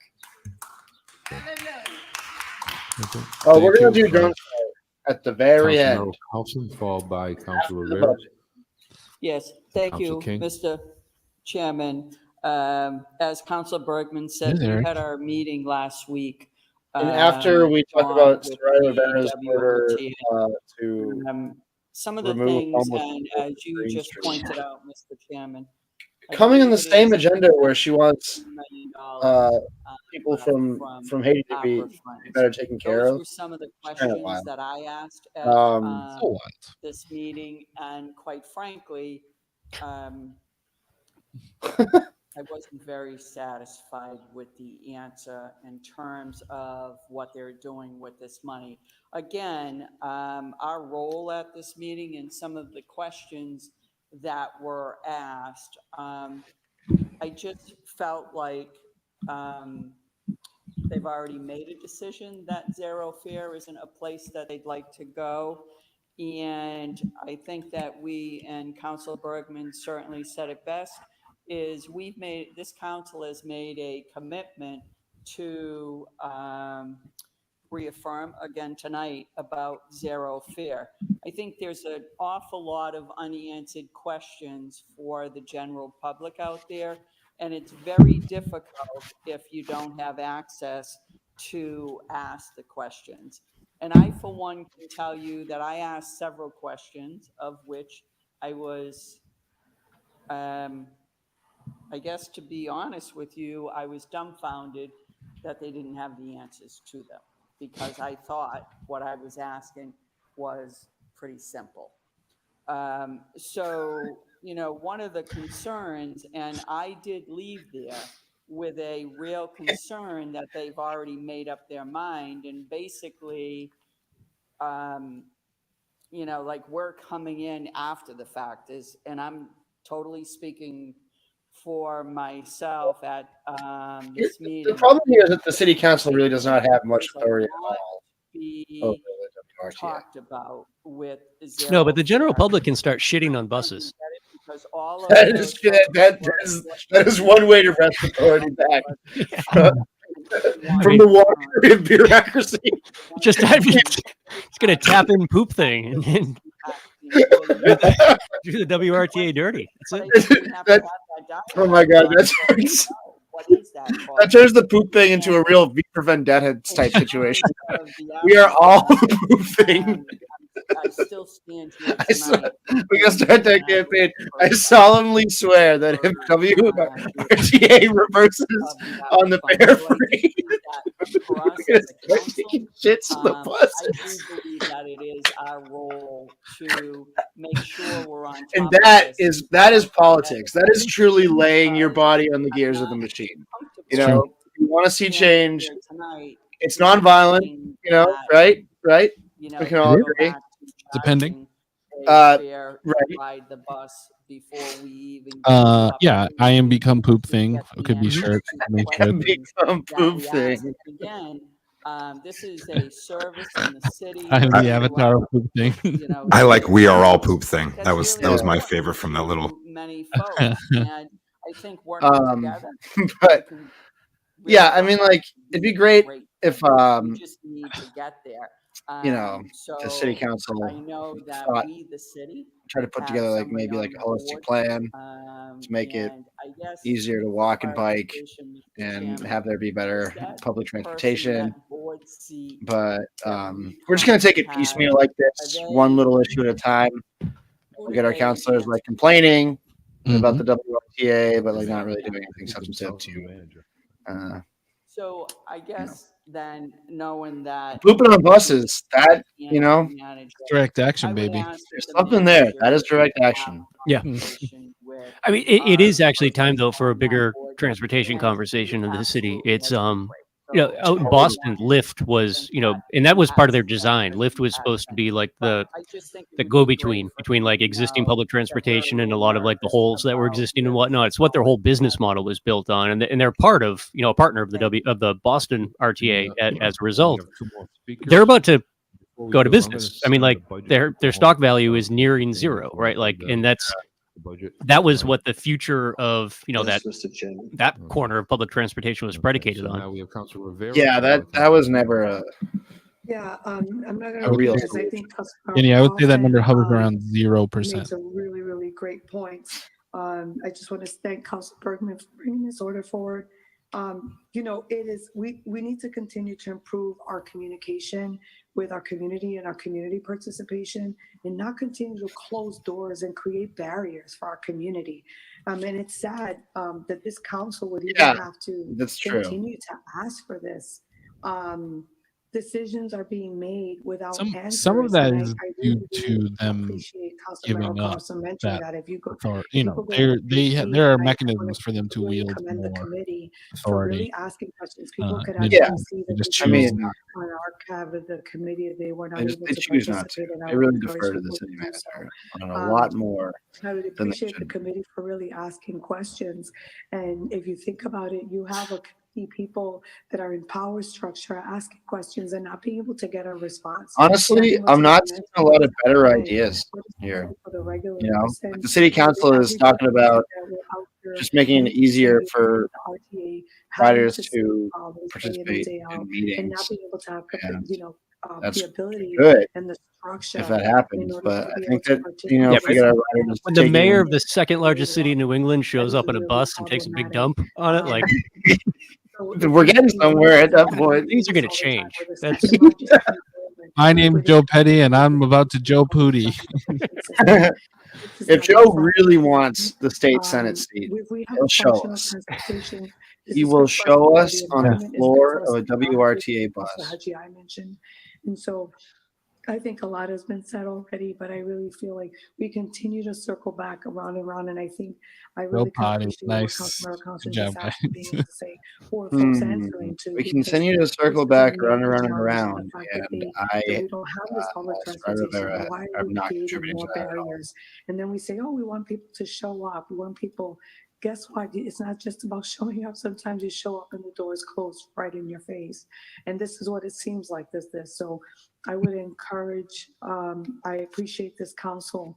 I hate that line of just show up. I mean, like it's one of the dumber parts of that piece where they said that we were in the inner circle. But it's like literally that is not how it works. You can't just show up and something happens. I think she is saying that like to see how we you can't just show up. we Just remember, continue to open more doors, make it more accessible, not creating more barriers. they're And figure looking out how sitting we right outside do that. not eliminate It's zero fare frequently. and figure out how we could do this for the betterment of our community as a whole. Thank But you. I am just shitting on the bus freak. If you show up and agree with exactly what we were going to do anyway, then Yeah. And I look Come on forward to in. the work that committee will continue to move forward on. That being said, I just had a question. Oh no, I'm not offended. It's really, really dumb. And I'm not sure if it's Like, hell yeah, I'll administration take it. or what have you. I know that data drives. Yeah, you can say I run a business. Bill's not a businessman. He's a businessman. Yeah, I'm a businessman. And this isn't a question quite yet. I'm just wondering. I'll come back to it. I have an OnlyFans for the I'm mind. just wondering whether or not My the city is mind. participating in any attempts to gather data from folks regarding Fair Free. Bill, that needs to be a shirt and if we're too. not, should we be? OnlyFans for the mind. Yeah, Bill Shannon at Substack.com. Yeah, what else can like that? You know, I agree with respect to While everybody else is over here talking about stuff, forward on that. I'm on the WRTA's website from 1999, trying to play with their bus tracker. Oh, dude, it's hilarious. It is. There's no buses, right? Like it's not tracking. Like, we were literally doing a better job of tracking coyotes in the city of Worcester than we are tracking our public transportation. Like, wait, did the city ever throw up the coyote tracker? Yeah, it's on the city's website. Like we have a map of daily coyote sightings. I totally forgot about that. But I'm looking at this. I mean, this is powered by clever devices. I mean, I'm shocked that it's not working. Wow. But They upgraded from Angel Fire? This website is hilarious. There are no buses right now. The increased services, their increased businesses. You know, us waiving in some instances. Well, according to their schedule, yeah, there's requirements for. There's no buses running. You can park wherever the fuck you want. I like this feature that's called We should be really QR code for this, estimated arrival. You know, and I think it will help the city yeah, flourish. the weekday schedule And we know looks that, like buses are running until 9 we are o'clock ish. accessing ARPA funds. That might be a short-term solution, but I really think we should engage in some analysis of this so that we can present it if and when necessary on behalf of the city of Worcester. I love when they do that stunt of like, oh, riding the public transit for a day with like a handler and like called in like buses and stuff. Of data analysis to perhaps. Isn't that a wild? Isn't that a wild thing? Tracy, isn't that wild? It's 7:45. Public sector. It's beautiful out. Again, I'm just looking at this at the WRTA's website. Yeah. It says buses run till 9 o'clock. I mean, that's a lot of our listeners, our viewers, live on bus lines. Tell us how many buses you see. Understand, you know, if there are gaps or existing data that we Second largest city in New England. Wow, the coyote sighting map surprisingly active. plenty of coyotes in Worcester, zero buses. This is an interesting comparison here. That we Well, yeah, I mean, you hook up a sled to a couple coyotes. I mean, you might get somewhere. Yeah, fucking A right. Hitch your wagon to WRTA. You're going nowhere. Qualitative and quantitative data. This is who we are. Fair. We're not doing shit because we have cool people watching. We have cool people watching every week. The data leads us, Mr. Here we Chairman, go. and I'm happy to Finally, sign on to this. solution. And, appreciate Council Bergman's leadership on this. Thank you.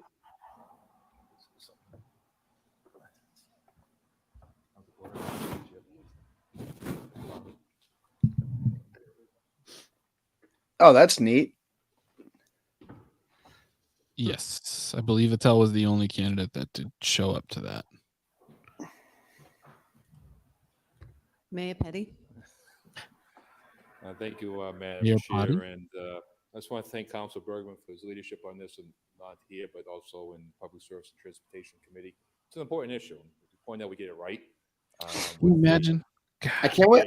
You know what I'm going to do when I go to Europe is just keep like a running list of everything in those cities that just works fundamentally better than anything.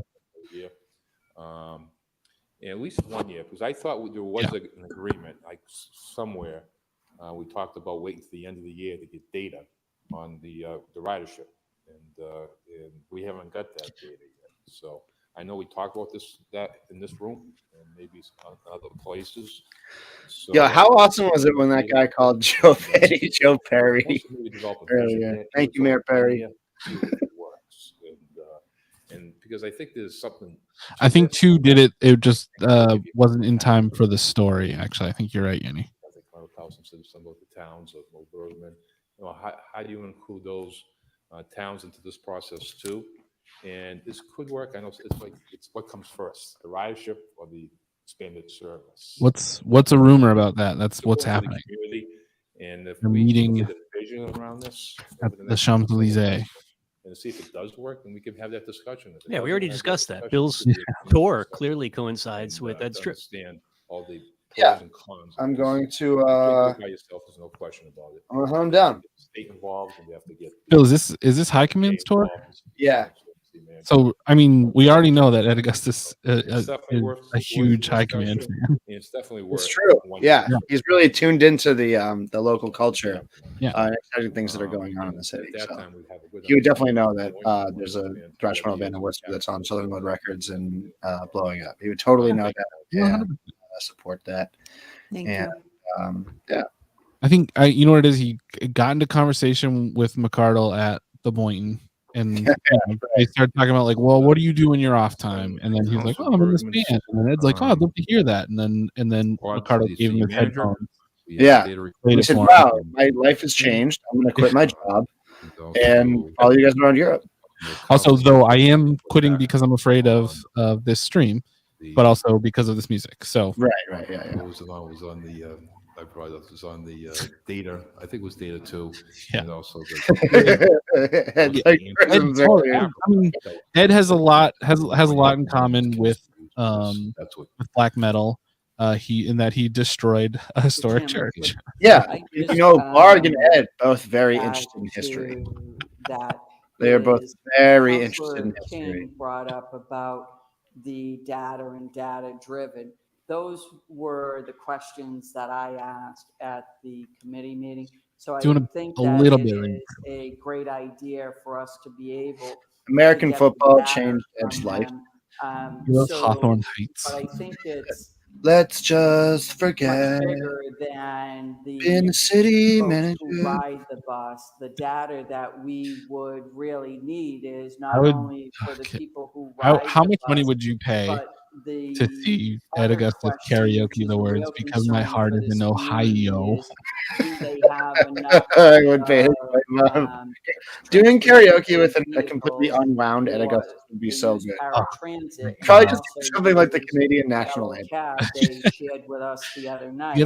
Get a couple And drinks in one him. of the He's just like questions that I fucking asked laying it is, down on like Marvin okay, Gaye so or how many something. yellow cabs do you use Let's stay together. daily? Again, not having answers to those questions. Whispering. But I think that those are really Ed all Augustus important with questions. his tie around his because we head. have some of our folks who are saying they're waiting 45 minutes or they're waiting an hour. Hi, my name is Ed So Augustus. data Jesse is Lacey, nothing definitely wrong. Something that Sorry, we sorry. need, but the data should not only be on ridership, it should also be on what they have for access to vehicles, what they're using on. That would be daily. amazing. Thank you. Imagine if that would be way more like pedophile than Charlie Baker's weird 92 obsession. If Ed Augustus was super into mom jeans, I'd be like, that would be way too much. Yes. Councilor Gia? Yes. Way Councilor too King? much. Yes. Councilmember Carlson? Yes. Councilor Nguyen? Yes. Councilor Rivera? Yes. Councilor Bros? Yes. Councilor Russell? Yes. Councilor Toomey?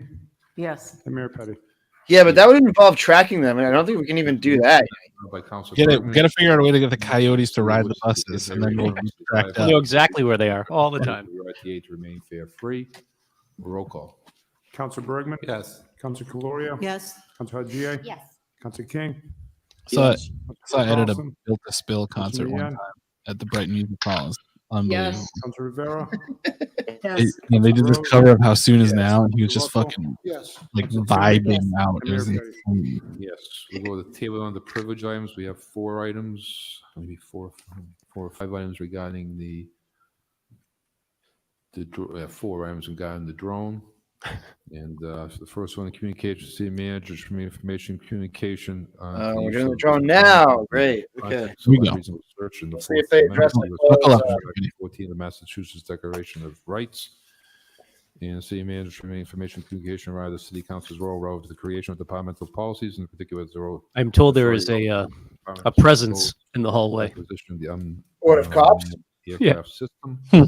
And the communication city Interesting. manager transmitting A little information. psych out going on? to report on follow-up regarding the unnamed aircraft Unnamed UAS. aircraft. And finally, request that the city What manager was approve that? proposal for the unmanned aircraft system, but prohibit the use of technology and comprehensive and other Or it liberties was Dan focused Ratzicott. policy One of the two. regulating the use of it submitted to the city manager, city council, and the general public. Do we have another one? Is Councilor Nguyen's in that one too?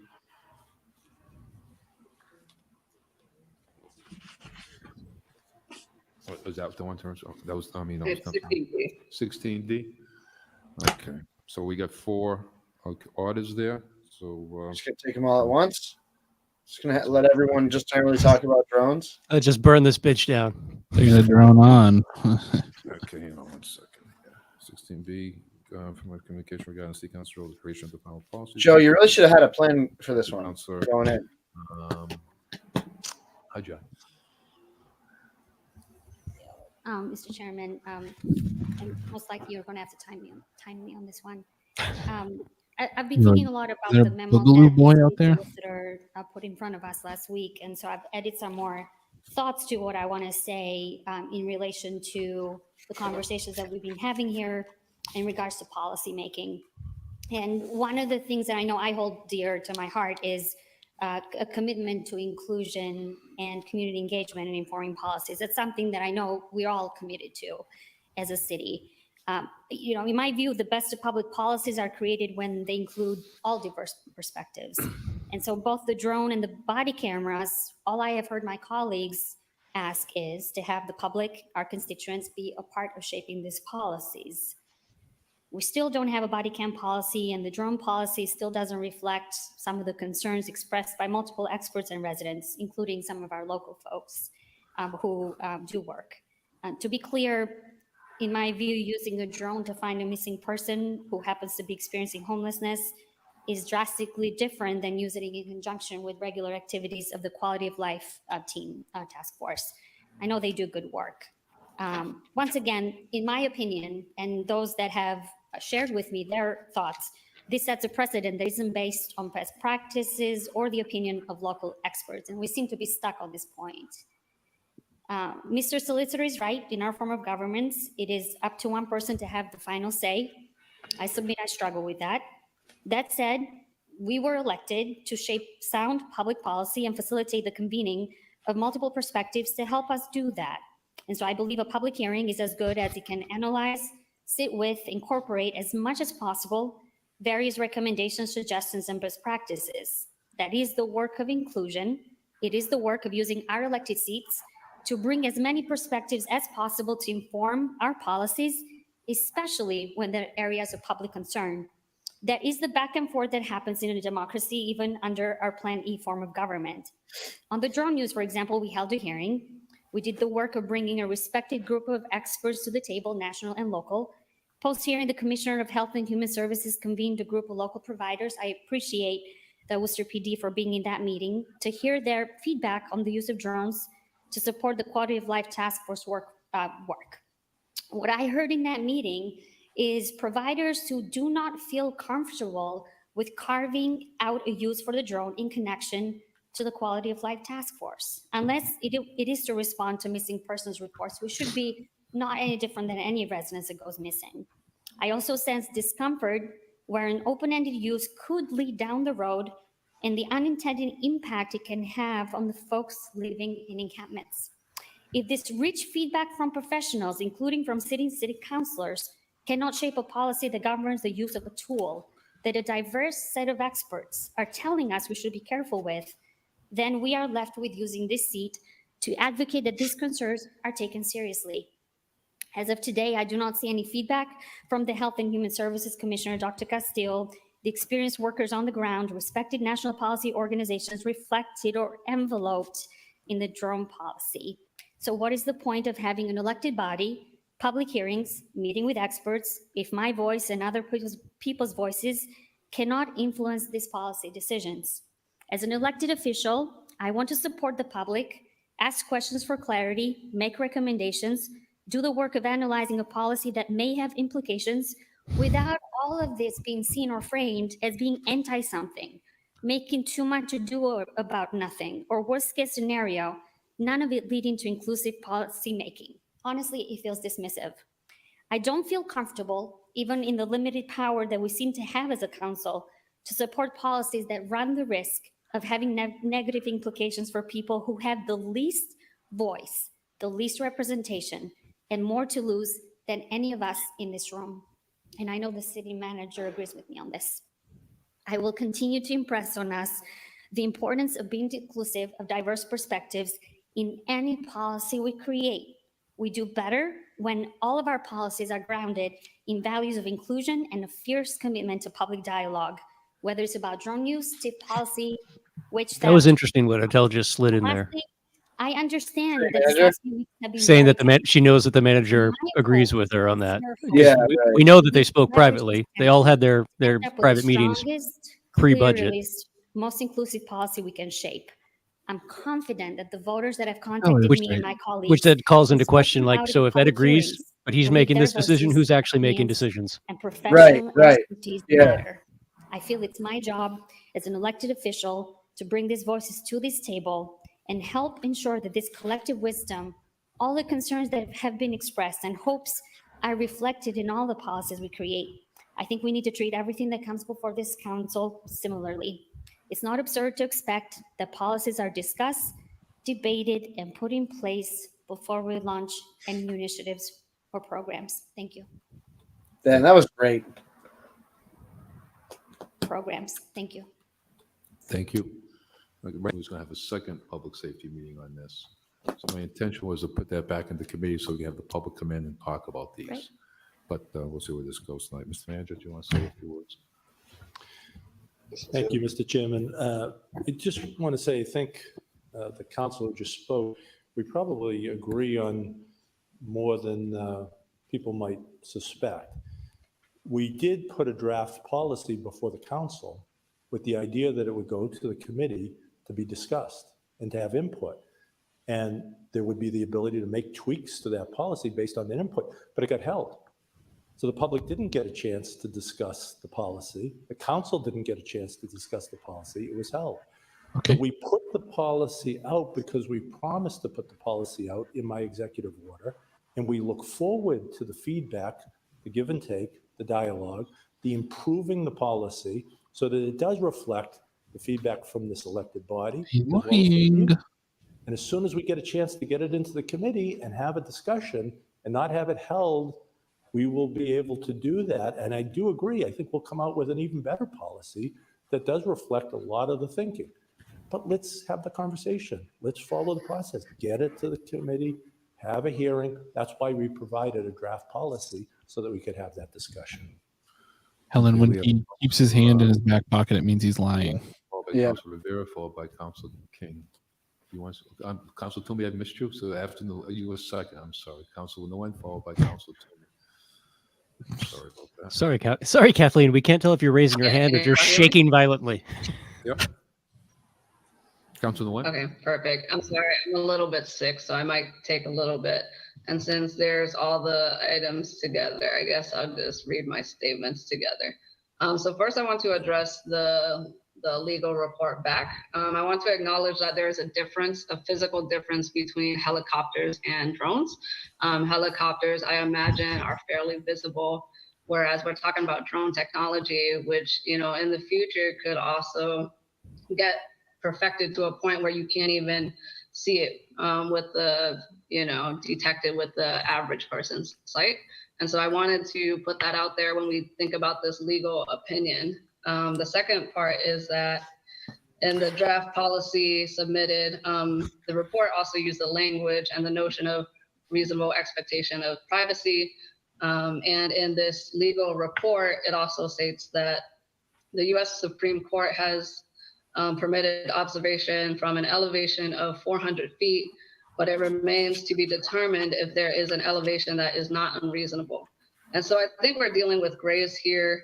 As a city of Worcester, as the government, I really am questioning, who gets to decide these gray areas? Is it the legislative body, the council, the city manager, the people? So can I just kind of get an understanding of who decides what's reasonable and what's not. That goes to the report from the solicitor. Is the solicitor on, or? Oh, he's right here, Mr. Bryan. Get in there, Slick. The most losingest man in law. Through the chair, I understand the question is what's considered reasonable. That remains to be seen. That will be something that will evolve Okay, as so then- court cases. Oh, look, the chief challenge put on his various fancy seasons coat. of drones throughout the country, either through the U.S. Supreme Court eventually or through the Supreme District Court of Massachusetts. Right now, we just know, as I reported, those were the cases that we found. Good morning. I just cases lost. directly involving drones, so we had to go with the reported cases we've had on aerial surveillance, which was the question for the report. Well, let's buy these things and get them up in the Thank air you. before we. And so, figure out we're what is thinking going about on. setting up precedents here. And so as we think about setting precedents, I would like to bring up the framework of consent. It seems that, to me, I've been experiencing a lot of non-consensual things happening as we're thinking about setting precedents. At first, we were told this money was from a grant, then it's an earmarker for de-escalation tools. And, council does not have, any approval or veto power. And from what I gathered, when it was voted as an earmarker, the funding was purpose for K9, enhancing the K9 program. And so now it seems to me that what was agreed upon has changed. And I'm not sure if that really matters, because it seems like we still are moving forward as if, we consented to this, which I find very problematic. And then, with the recommendation, the city manager said that any surveillance technology acquisition proposal shall be vetted through a public process and approved by city council. But I'm not sure that matters either, because we don't have any formal approval or veto power. And so I wonder, what is the weight of the city manager's recommendation and it being accepted by city council back when the executive order was passed? And so, I'm sitting here as an elected official voted by thousands of people and a city manager, and I just feel like we're playing hot potato with, something that's really important. We're setting precedents for something. We need to be accountable to the public. And, this grayness, when our residents deserve black and white clarity on what's going to happen. A clear, comprehensive, civil liberties focused policy when we acquire new technology. I don't think that's too much to ask. Consent is an agreement between parties. And right now, I don't think there's an agreement. There's so much gray. And so why can't we pause? Why can't we pause to have some sort of agreement? And I think this legal report actually shows us how we need to do due diligence to actually practice consent for acquiring technology and implementing it when people don't feel safe, when people don't know if they want it or not yet. I hope, we all understand here how important consent is. With that said, I want to also amplify a quote from the Public Safety Committee by a resident. There's a difference between community participation and community control. And they continue, it doesn't matter what we say. It's only so that we as council can say there was public participation. And so I really ask us to do better, to be a better, open, honest, and transparent government, and to not change narratives midway, and to actually commit to democracy. Who was you just quoting from there? Moving on, I would like to address which I shared on Facebook and my social media as my statement already, but just to read it out loud to everyone. In 2017, the Boston Police Department used a drone to survey a housing project in Jamaica Plain and tested them in majority low-income Black neighborhoods.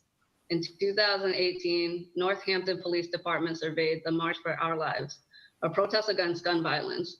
A demonstration was the reason for drone surveillance violating people's constitutional rights. And I've heard we're not like Minnesota, and many other places, but I'm sure many of us never thought the night of June 1st, 2020 could happen here in Worcester either.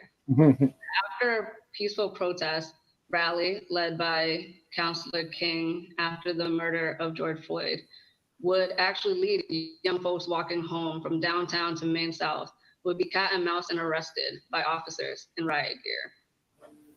And since the Public Safety Committee, I had over hundreds of people reach out to me, many in shock and others extremely uncomfortable with the notion our route to de-escalation tactics is lasers or drones.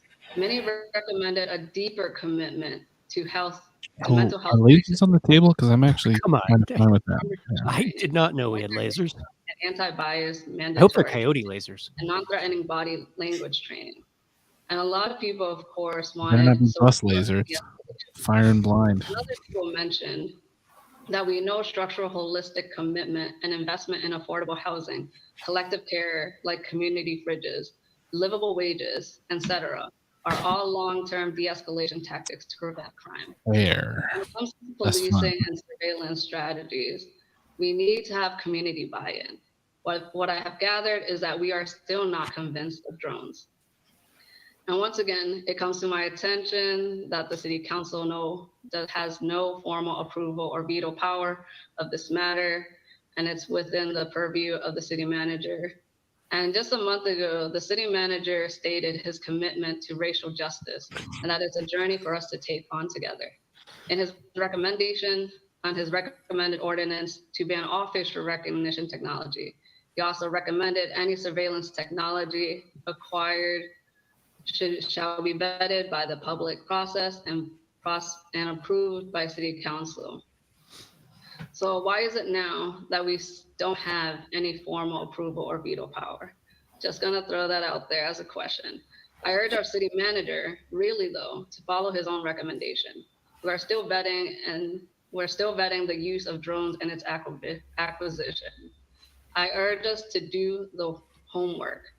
I urge us not to approve the proposal for drone technology and prohibit its use before a comprehensive and civil liberties focused policy is presented to the city manager, the city council, and the public. Accountability and oversight is our duty. This is a request to pause. Consent. We should not rush into something where there are so many concerns and uncertainty. Just a reminder, this whole wild escapade started because the police department thought saying they were going to use a drone to survey the unhoused population I'm sorry. was a good way to soften people up. Yeah. like that was their opener. Consent. Everyone listening to this evening, I just want to point out that the policy on the front cover page, which, by the way, we would have already had a public meeting if it had not been held, that the Worcester Police Department is committed to creating a complete policy in a transparent manner. Here's the thing. Yes, we know that you would have already you haven't had a public meeting yet because of how, but you're still trying to buy them ahead of the public meeting. So shut the fuck up. Basically, from best practices around the country, which I have to tell you that Worcester is not the only community that has civil liberties concerns. All right, so all across the country, civil liberties organizations have worked with the police departments, and I think what you have here You didn't say is civil liberties a really because good it's result so antithetical to her life. understanding the issues and concerns. I mean, in particular, all deployments of UAS have to be specifically authorized by a supervisor. Is for privacy. A UAS shall not be intentionally used, shall not. That's the word that we all worry about, shall or may. Shall not be intentionally used for viewing, recording, or transmitting images and/or video in a criminal investigation at any location or property where a person has a reasonable expectation of privacy. She just skimmed over the part that makes that fucked up. Has been approved for the search of the property. That's the same as if they were on the ground. You have to have a warrant, right? 2, consent by the owner or person responsible for the property is obtained. And 3, exigent circumstances exist, including but not limited to search and rescue missions, tactical missions, crash scenes, crime scenes, fire scenes, hazmat scenes, and natural disasters. We all read the There fucking are, policy, Kate. Shut the many fuck Is this up. still the policy that they just where, pilfered from the National Chiefs of Yeah. Police Association? Okay, so yeah, supervision and reporting. There will not. we've still done zero work there were since November. restrictions That No. the UAS shall not be considered operated in an unsafe manner or in violation of Federal Aviation Administration regulations. That UAS shall not be equipped with any weapons. What a UAS galaxy will brain not be move to utilized just in any read the effort that policy violate after two people any say the policy isn't applicable good. civil rights or civil liberties. What are you The trying to Police prove? Department will comply with all statutes, rules, regulations, and case law regarding these issues. It shall be the responsibility of the UAS unit leader to ensure the effort. I think Mo's about to give us another big eye Recorded data roll. will not be collected, disseminated, or retained solely for the purpose of monitoring activities, which was brought up as a concern, protected by the United States Constitution, such as the First Amendment protections of religion, speech, press, assembly, and redress of grievances. Collection, use, dissemination, or retention of UAS recorded data should not be based solely on individual characteristics. Example, race, ethnicity, natural origin, sexual orientation, gender identity, religion, age, or gender, which is a violation of the law.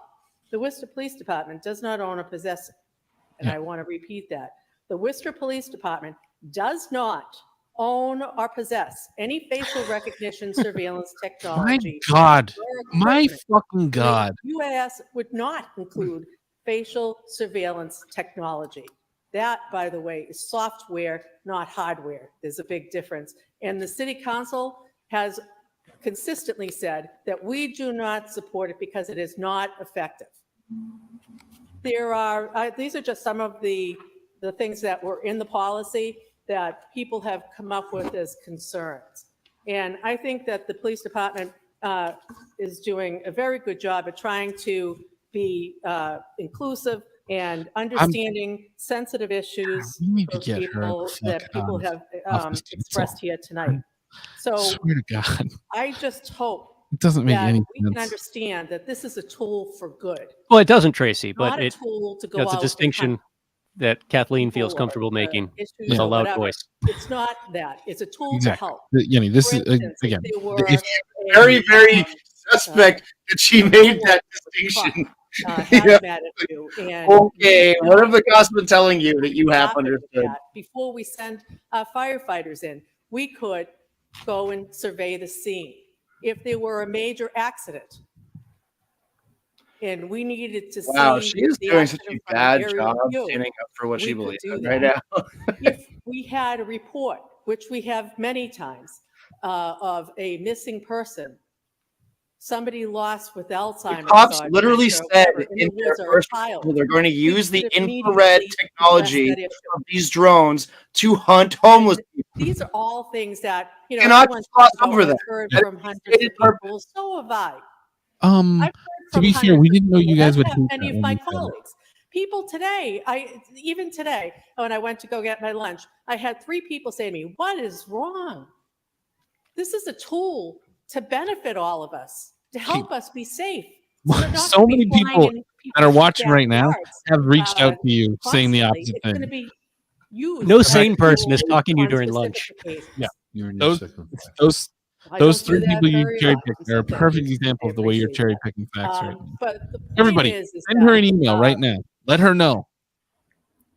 transparent. It was transparent when they provided the report, and we knew that we were going to have a meeting to discuss this, All except right, it got held. whose So side I asked would you rather be on if my you're coming into colleagues, this cold? The please 2 people that allow just this spoke, meeting to happen. or the person Allow us speaking to move now? forward with this. Who seems like they're standing conversation, on more and, solid footing that here? You your know, concerns That's about the crux based of on the this way show. they're civil presenting their liberties, argument and their some argument. of which have I already think been that's the addressed in crux this of this show, document. Bill. That's I our wonder mission if statement people is that actually have read just them. look at So, just look at them. at any Just rate, watch I them. thank you. Yeah. And then and once you I watch hope them, my how can you colleagues possibly will, support them? support moving this forward. Thank you. We have Councilor Rivera, followed by Councilor King, followed by Councilor Rose. Thank you, Mr. Chairman. I just want to address a couple of things. So number one of the reasons that this was held last week was because it was on a Tuesday, and on Wednesday, we were having a meeting with providers in the area in the community and providers that work with specifically with the homeless population. And we had said that it was really important to be inclusive, to make sure that they were had an active voice in what was happening, be able to be part of this conversation. So it's hard to even move that forward without even having kind of with that meeting. And we actually rushed to put that meeting together. That's one. So I would request that we don't keep saying, oh, well, it was held, because the reason it was held was because we wanted to make sure that we were inclusive of the voices that, the people that needed to be at that table prior to then it being sent to council, to committee. I'm okay with having it move forward to committee if we can do the following. I'm not going to reiterate some of the concerns regarding the body and what we have and don't have. I do want to appreciate the city manager, who does have the power to be able to kind of pass forward these items, but has made a commitment that when there is anything regarding surveillance technology, that he would bring it forth council, so then we can bring it forth to community and have a more inclusive process. So I really want to appreciate that.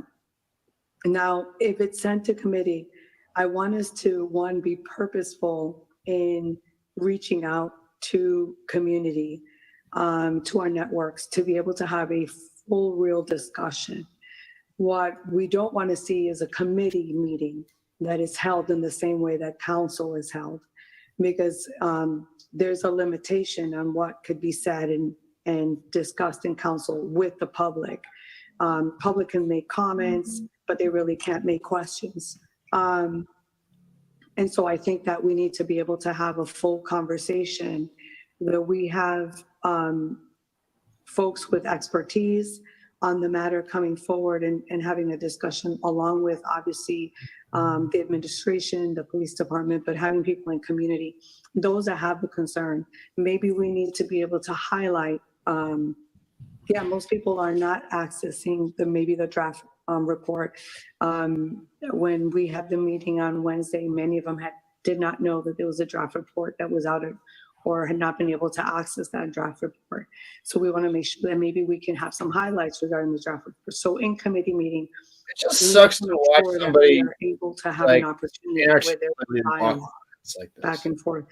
Like, if we're just going to run it where like, you have 2 minutes, you can make a statement, and then that's it. But that's not going to be functional in really having a back and forth dialogue, productive dialogue. And then also all I've heard so far from her is, I'm going to support the city manager no matter what. Conversations with people that are working with communities. So there's a couple things.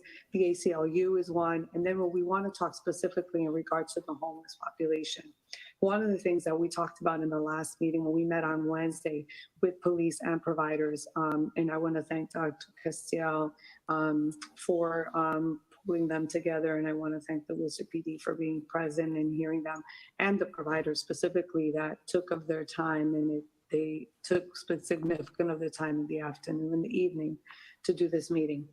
And one of the things that was talked about is that in the initial report of when this drone was presented excuse me, to council, was the matter that it said, the whole concept of when it talked about the issue of homelessness. And what we had talked about in that meeting on Wednesday is that when that is put forward, can we eliminate that? And being able to say that we're going out and that we're, that when there's a search for a missing person, or if there's concern for in an area that's hard to see, visibility, whatever have you, be a wooded area, that someone might be lost, someone might be in danger of elements, that there's a request from providers to say, hey, we're concerned it's going to be this degree out. Can we look here? And there's a partnership between the Worcester PD and organizations that are working with specific populations that might be out in the elements. But that specifically, we shouldn't have the verbiage of homelessness, that we're searching out homelessness there. And I think that came to a consensus. I think people in the community, the providers as well as Worcester PD was in agreement. What is she talking about, dude? Didn't be able to just say, regardless of who is out, lost in, being in the woods or in an area that's hard visibility, being anyone who might be in danger of being out in the element. Could be someone who has Alzheimer's, could be someone who's homeless, regardless as an individual. And we shouldn't just kind of put any labels and just say there's a human being out there, there's someone as an individual that is in need of help. And then we would use it regardless of where their living status would be. And I think that that's really important. Okay, So you're in your second 5. So thank you. I appreciate it. So in closing, I just want to say, I think that when we have this meeting, it is important, number one, that we're purposeful, that the same way that we work with our Commissioner of Public Health in collaboration with police, that we are purposeful in inviting providers from the community, that level of expertise, and that we're giving people an opportunity that we can say, okay, who are folks that want to make a statement? And who are folks that may have some questions, and maybe separate that and maybe look at how we can have dialogue so we can have we can have some of those answers, presented to people. I think I think people are feeling they're being talked to and not being spoken with, not being included. And we need to be a community and a form of government that is open to community, and not just that we're talking to community, but that we're willing to truly engage, even if the conversation is difficult, even if we don't agree, even if we have disagreement on something. I think that many of us, I know that on Wednesday, it really is a cop out, especially in the way that Rivera uses it to say that you need to have conversations and being able community. to have this conversation and not be fearful to hear why people are. She hasn't said anything to indicate that she would be prepared to, go against the administration on this issue if enough people in the community told her that they don't want this. She just says that, we need to allow.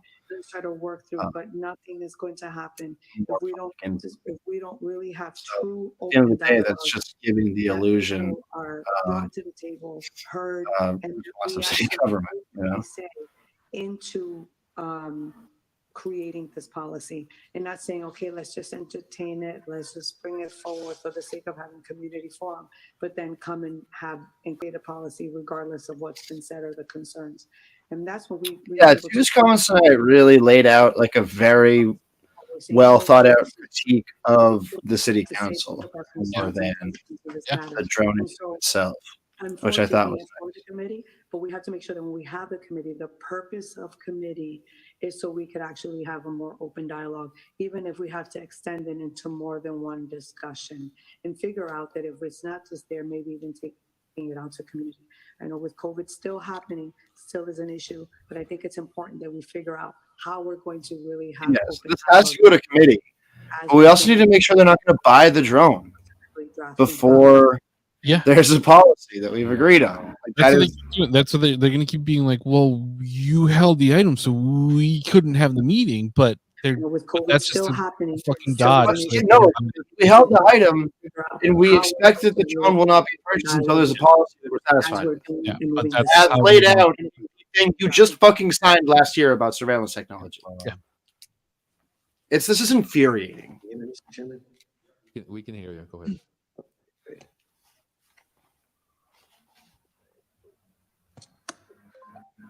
Okay. Look at all the counselors. Really. Yes, I said yes. Can you hear us? Yes. Damn, Joe, calm the fuck down. So just a couple of comments. I wanted to begin just stating that, I know myself has made it clear that there's major issues and concerns relative to our unsheltered and unhoused as it relates to the drones, the stated intent, the written intent, going back from day one that this was proposed, Mr. Chair.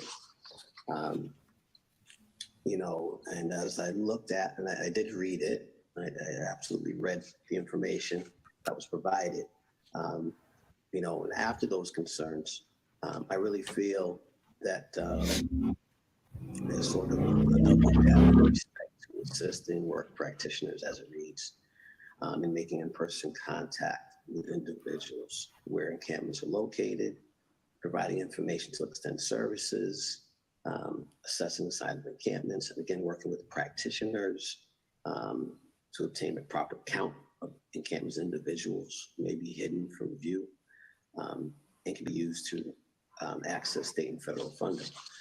I think that as a master's level clinician for well over a decade, the continued emphasis on this is concerning regarding that population. Intended consequences, Mr. Chairman. If you think about using that clinical lens to think about someone who may be suffering from delusions, bizarre or non-bizarre delusions, folks that may be suffering from schizoaffective disorder, schizophrenia, general delusions as well.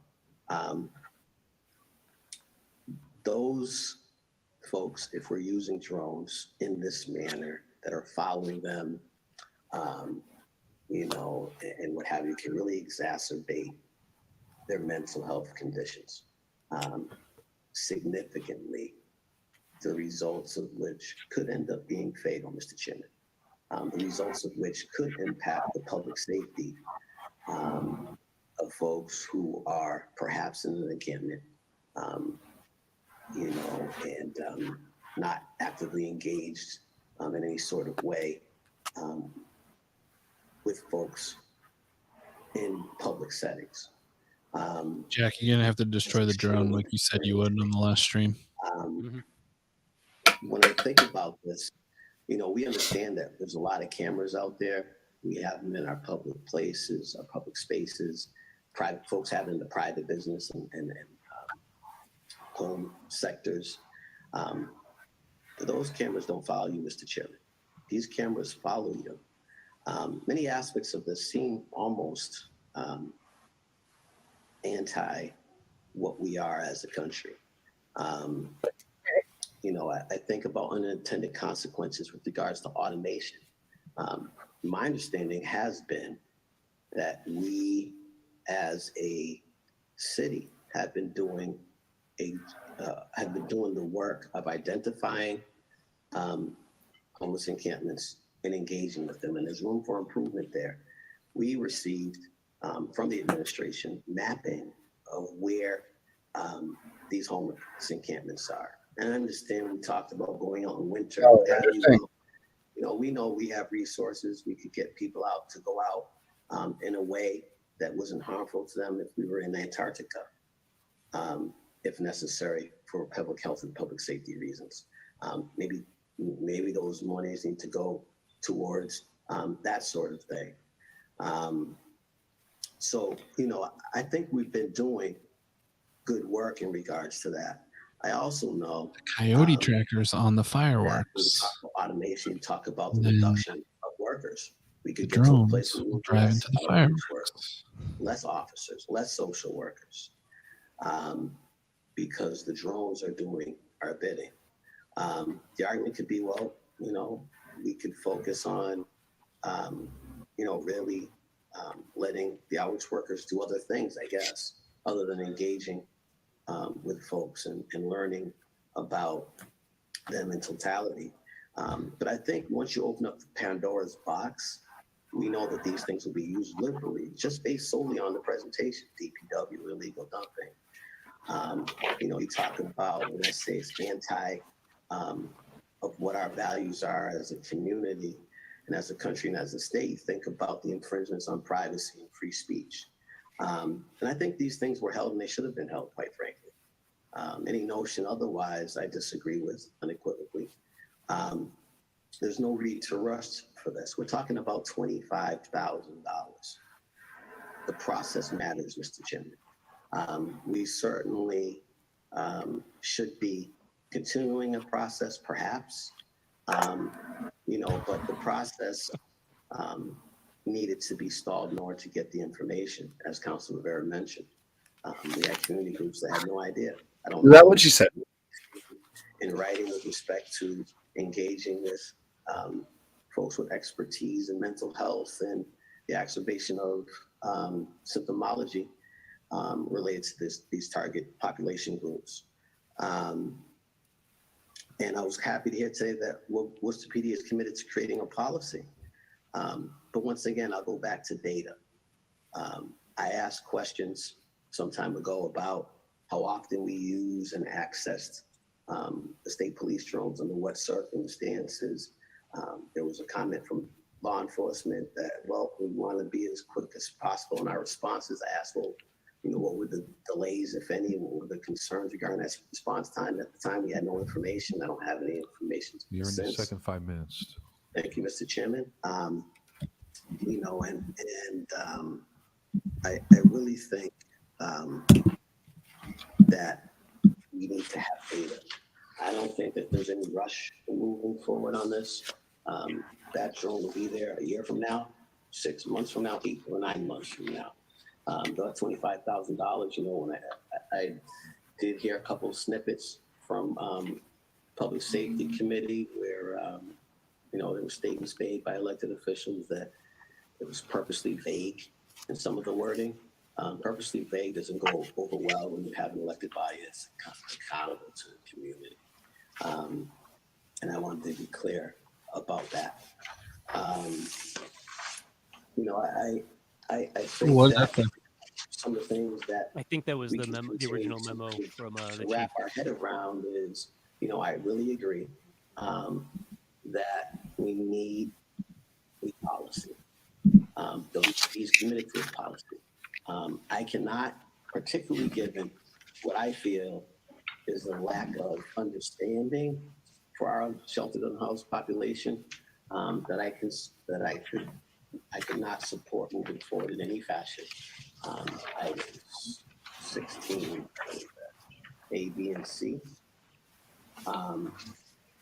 I'd like to see those items tabled. I'm hoping that as we move forward, we'll do better at this. I think with regards to the report from the city solicitor, I'm starting to hope that this whole thing just gets held indefinitely, and it ends up being like, you look at this week's agenda and there's still items from like 6 years ago from Connie, like a decade from now. People are like, what is this drone thing that's been carrying on since? We do know is this, as an elected body, we have a city manager. We'll soon have an acting city manager. We'll have a city manager permanently appointed subsequent to that. And what we know is that we have a duty and an obligation to make it clear with the administration, with the city, the office of the duty? city Are we talking about the buses again? where we stand. Christian knows what's up. And, the city manager certainly has the authority to move forward once there's a public hearing, which is why I wanted to hold it in the first place. Yes, because once there's a public hearing. No, they kind of prefer to just like invent drama and take it out of each other using processes that they should be using to make policy. Just to please confirm. They like to ask for reports and walk up to the mayor and complain. We should have Tracy on to give a masterclass in bike shedding. One quick question before I end to the solicitor. The executive order, there's a hearing, if the council holds a hearing. Thank you. So the council Less does bike have shedding, more bus shitting, right, guys? Am I right? Suggesting otherwise, I take umbrage at. I take seriously this job. I take seriously process.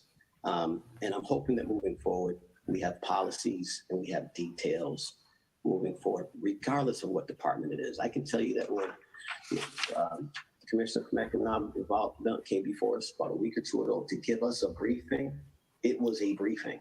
Detailing master laws, detailing, this is about process, Mr. Chairman, and presentation and expectation, as it relates to, details, master laws, policy, goals, economic development, etc. And it was details. It was a number of pages that it took for us to digest, and that's what I expect from our departments, regardless who they are.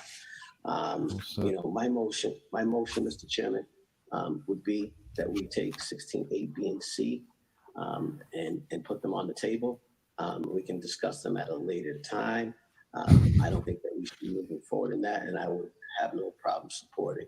Chief Sergeant is going to be so pissed. He got his Peruvian general's costume pressed for tonight. Policy 16D. Thank you, Mr. Chairman. Okay. Okay. Table. File. Okay. We have Council Rose. Thank you, Mr. Chairman. I just wanted to. I'd be so sick to watch this get processed to death tonight. That I'm going to offer. HME's head will explode like an alien in Mars.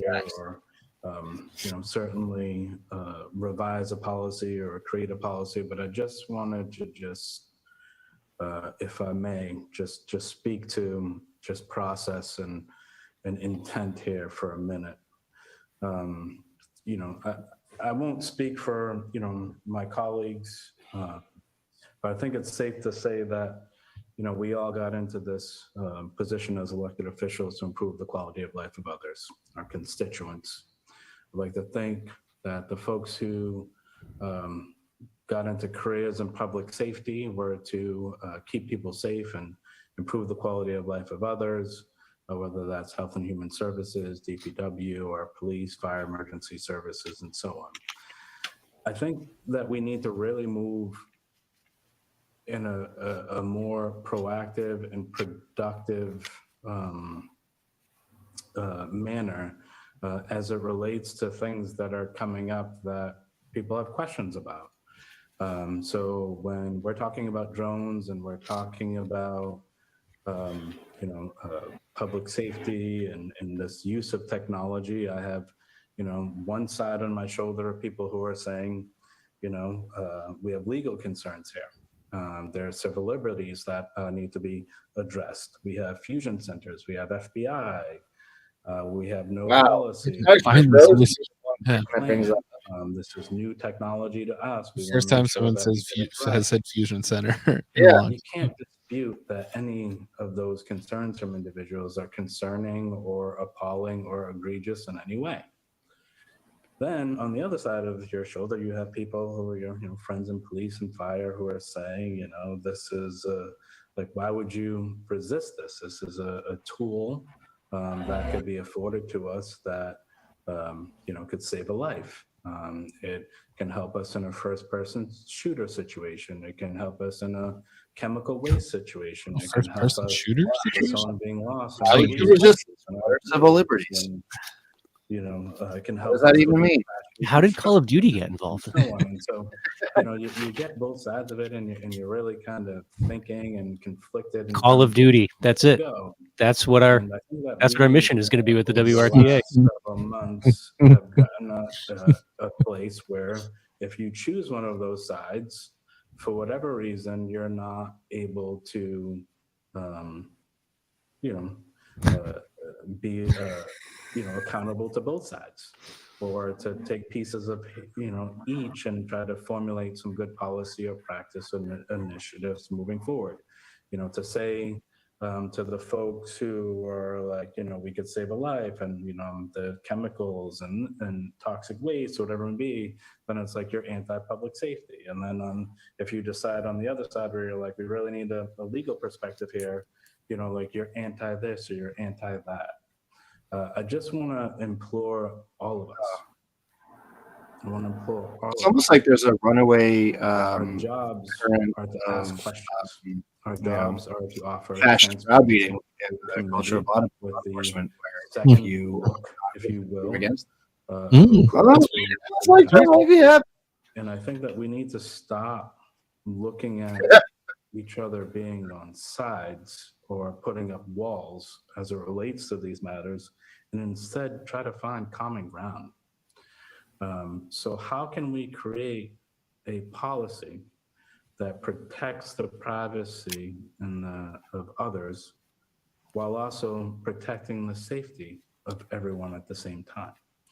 And I think, to hear that you're in committee and, people aren't feeling heard, or there isn't notice, or there isn't transparency, or that there aren't people being knowledgeable is really disheartening. And I think that's on us to create a better policy around being more transparent or having, more voices heard, whether it be our neighborhood groups or these meetings or so on, notice or text through the city or whatever it may be. But I just want to implore us that our job is to find common ground. And our No, it's job not. is to seek solutions and be problem solvers. And, whether something's being held or whatever it may be, I think it's just really important that we don't lose sight of the fact of what our jobs and our roles are, which is to create the best possible policy to improve the quality of life of Well, others. he's just not even talking really about the drones. He's just talking about all the bickering that's been going on behind the scenes. And so having this be kind of, ballied about a little bit here. Which is an important point to make, because this is getting bogged down in a fight as opposed to the actual issue. Good. I get bogged down forever. Well, I mean, if it stays bogged down, yeah, that's exactly, yes, I'm 100% for I that. just want to implore everyone and remind everyone. I'd just like to implore Kathleen and remind Kathleen. Incredible wisdom here, that our job is to come together as a team here and find common ground and get this done. So Your job is not to win this fight. Wait, what does he mean by get this done? A reminder that, like, you just gave up the whole game right there, buddy. You don't. It is not your job to just get things done. What does that fucking mean? To improve the What quality does of that life. mean? There are more bikes in need of sheds. And so I do look. Someone's got to build the sheds. In terms of conversation and people feeling heard and transparency and finding common ground and finding excellent policy. I'm just growing more and more tired and perplexed over the anti this or anti that anytime anyone asks a question. Oh, I just didn't think this job would be about politics. Or cheap wire, or You sweet, the list sweet goes on. fool. Folks are. I didn't know. I didn't come into this job knowing there'd be disagreements. How we can use technology to our advantage in keeping people safe and the quality of life. And I think that we just need to minimize the walls as best we can and be better advocates for process and for the transparency and for getting people creating awareness and less of being on one side or the other, Or like a coyote. we're all really on the same team at the end of the day of improving the quality of life of others and creating a safe environment for our constituents. So I would just venture to say that maybe perhaps we aren't all on the same team. There, but it's just been something. I would maybe it become abundantly clear that there are at least two teams. And we can't just put our head in the sand and ignore that. Okay, thank you. Well, the problem is we just haven't tried to open the Overton window wide enough. Oh, I cannot wait. Wider. Peppers and onions himself weigh in on this issue. He's going to say the city manager. absolutely The city nothing. manager, was he granted, given, was it for canine only, or was it for, what was it for? Oh, Tootie accidentally asked the best question. My understanding is Senator Moore secured a $100,000 earmark for the police department for the canine program. The program didn't use all of the money, and as is very common when we get an earmark from one of our legislators. That is not true. We do whatever we want. Is an unexpended balance. We That is often work with the state. patently false. Is this another use that we can use any unexpended money so that we get the full value? The earmark clearly spells out unusual de-escalation equipment alongside canine equipment. So through you, Mr. Chairman. And in other documents the city has, drones are classified as a surveillance. There's a lot So of it any is- kind of police enhancement that you saw fit. When it was used for the canine, it didn't expend the entire amount of the earmark, the $100,000. So there was a balance left over. And the goal was to use the balance for another need if the Commonwealth was amenable to that. Thank you, Mr. Manager. This is the fifth different story about where this money came from. Chief, Yeah. If he'd be nice enough to come to the microphone. George Russell, secretly asking the question that really needed to be asked, which is Mr. Chairman, through you to the chief. Chief, do you have any intention of using this drone for following unhoused folks in the community? Is that your intent with this at all? Absolutely not. What? And why did you say it, motherfucker? Any problem including that verbiage in your policy, your draft, if it's not already in that draft? We would certainly, through the chair, We saw stuff just like this with the justices, Okay. where they lied in their interviews and then they went right back on their Mr. word. Chairman, So something that's important too, because Shaun to be mentioned honest fusion with you, centers. I've got more problems The entire with existence of fusion centers is wrapped up in memorandums of understanding and non-disclosure agreements. So like the things that this drone will be used for, it's a violation of federal law for the Worcester Police Department to discuss. quite frankly. Publicly, You know, anyways. At some point, we can't micromanage everything. We can't micromanage everything that's going on.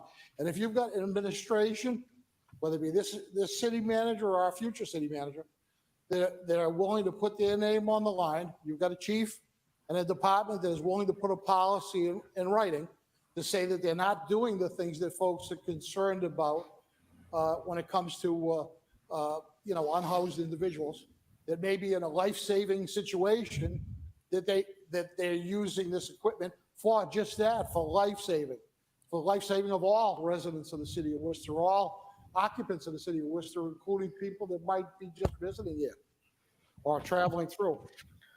You know, no visitors. Micromanage everything, Mr. Chairman. I know, I heard some of my colleagues talk about our jobs. And I know as a district city councilor, over and over and over again, the most common request I get from folks outside of the tedious little individual requests on a regular basis, the overwhelming thing is people want to be safe. They want to be safe in their community. And if this is part of being safe, this is part of helping people, this is part of saving lives, I think we should send it to committee, have the committee go over that draft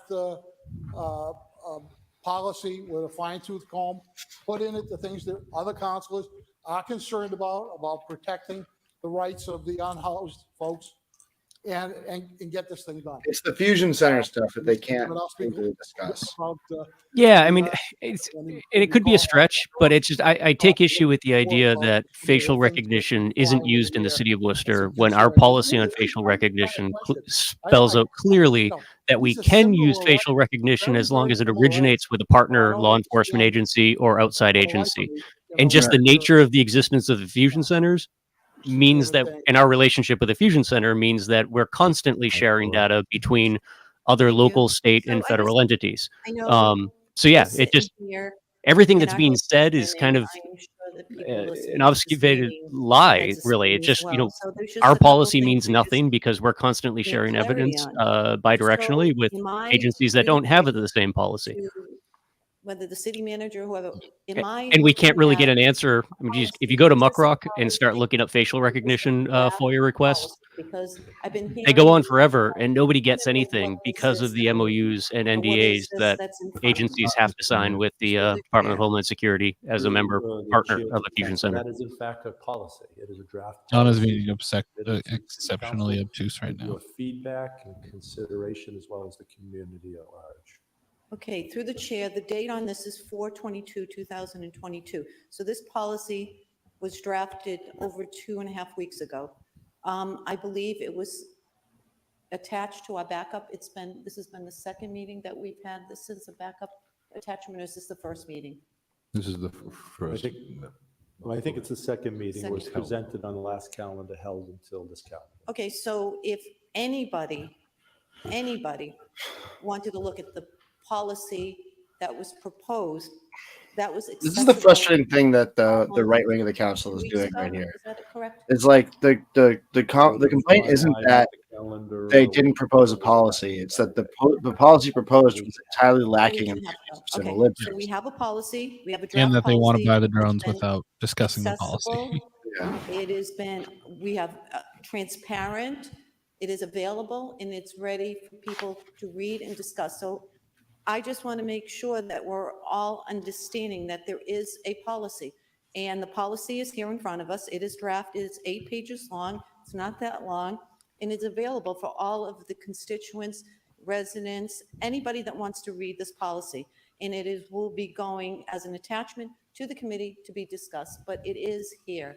So that's just one thing that I know people are probably at home wondering if we have a policy, and we do have a policy. So I just wanted to make that clear. Thank you. But again, it doesn't mean anything. Like, I'm going to guess most people at home probably don't realize that even though the state passed a law banning facial recognition, the Registry of Motor Vehicles is an exception to that law, right? And like the state police or any partner agency can request any picture that they want to be matched up with the registry database of licenses. And it's like a one-page form that you don't even need to put a rationale on it. Everybody says we should have our voices heard. Yes, we've been discussing these items for the last few weeks. Not really. And I guess I am a little surprised by, I guess I am fully aware that we're in planning form of government. And that planning form of government gives our city manager who, no, some of us were not here when he was hired. But I think that based on his reviews that he has received over the last several years that I've been here, is that this council is pretty happy with the city manager. This city manager is responsible for our police department. And our police department that we as a city have said over and over again, and I believe with every fiber in my body that the members of this Worcester Police Department, we should stand proud and we should stand shoulder to shoulder with them. I do not believe that our chief, our current chief that we have here today, is looking to do anything to harm somebody or get into taking away somebody's civil liberties. Yes, it is our job to ask. It's so fucking annoying for people to say shit like that about the cops. It's like what they do. That as we have talked about, you have a natural right to be eaten by a dog in Worcester. Gave our city manager instructions. It feels like forever ago. We gave him instructions on what we thought was good for our community and for the city of Worcester. It's really hard to believe that we're standing here tonight and really questioning that we would be moving money inappropriately. That's never been something, at least for me, that I can say that I feel like we did that intentionally to deceive anybody. Those monies, as we all know, are given to, you know, the different communities, whether it's Worcester or whether it's Boston or any other community. And this is done on a regular basis. I think to my colleague Sean Rose's point, and he raised a very good point tonight. Yes, there's going to be times that we will disagree, but I think as leaders, we do sometimes have to make a tough decision. And do we think that this is a tough decision for somebody like me? It's not a tough decision because I look at us as being the second largest city in New England here. And we look at Boston and how many drones they have. We look at Foxborough, how many drones they have, Northampton, Tewksbury, and Waltham. And again, the city manager said, and the chief brought forward a policy that it should go to committee, and in committee, those differences should be discussed and talked about. We heard tonight from many folks that have talked about hundreds of people calling them. Well, there's hundreds of people who call, I think, all of us on a regular basis in our district. That was such a Trump move right there. I'll tell you one thing is after last week's city council meeting and going to a coffee shop in my district, and quite honestly, they asked me, what the hell are you guys doing? Because you can't seem to agree on much. What And coffee this shop? isn't rocket science, as you know, as they said to me. and nobody's I looking. wonder And what quite how many honestly, coffee I can shops tell are you in right Cleve's now, in my neighborhood, I got 3 drones flying daily. So I say to them, God bless you, because you know how to use them. But I think that this, for the What safety are you on about? in our Holy city of Worcester, fucking shit. and for those of us who have What? That is the experienced dumbest thing loved I've ever ones heard in my who have life, been maybe. lost and hasn't been able This is like what we're used to or on for Worcester City those Council. disasters that have taken And when place. people like that surround her ask what is going on, it's because we have people that actually fucking give a shit.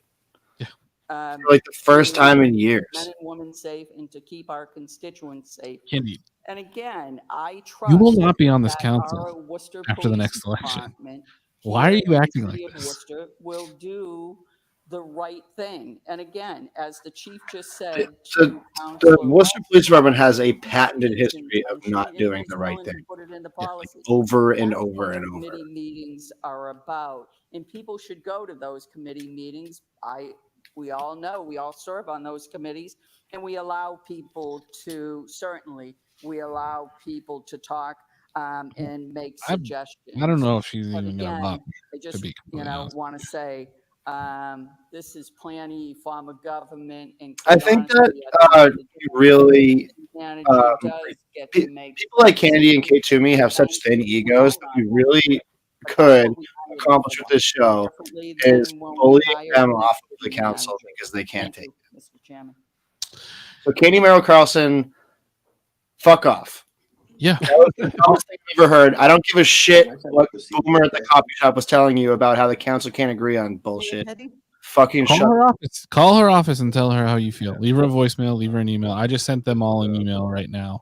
I just want to thank everybody for their input tonight. All right, let's see how Joe Petty delicately walks this fine political line ahead of his state senate run. Proper safeguards put in place. The manager's committed to it. He said it. We have an 8-page policy, and we can go through it.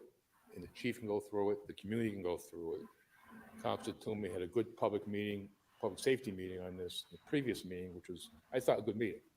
And I think Councilor Toomey is committed to at least listen to the community, have a good dialogue. Literally, Kate Toomey was telling people what they weren't allowed to say at that meeting. So if people have objections to certain lines in the policy, or they can't want to say add this was something good to the policy, we can add something to the policy. Doesn't mean we're all going to agree. Always have that discussion.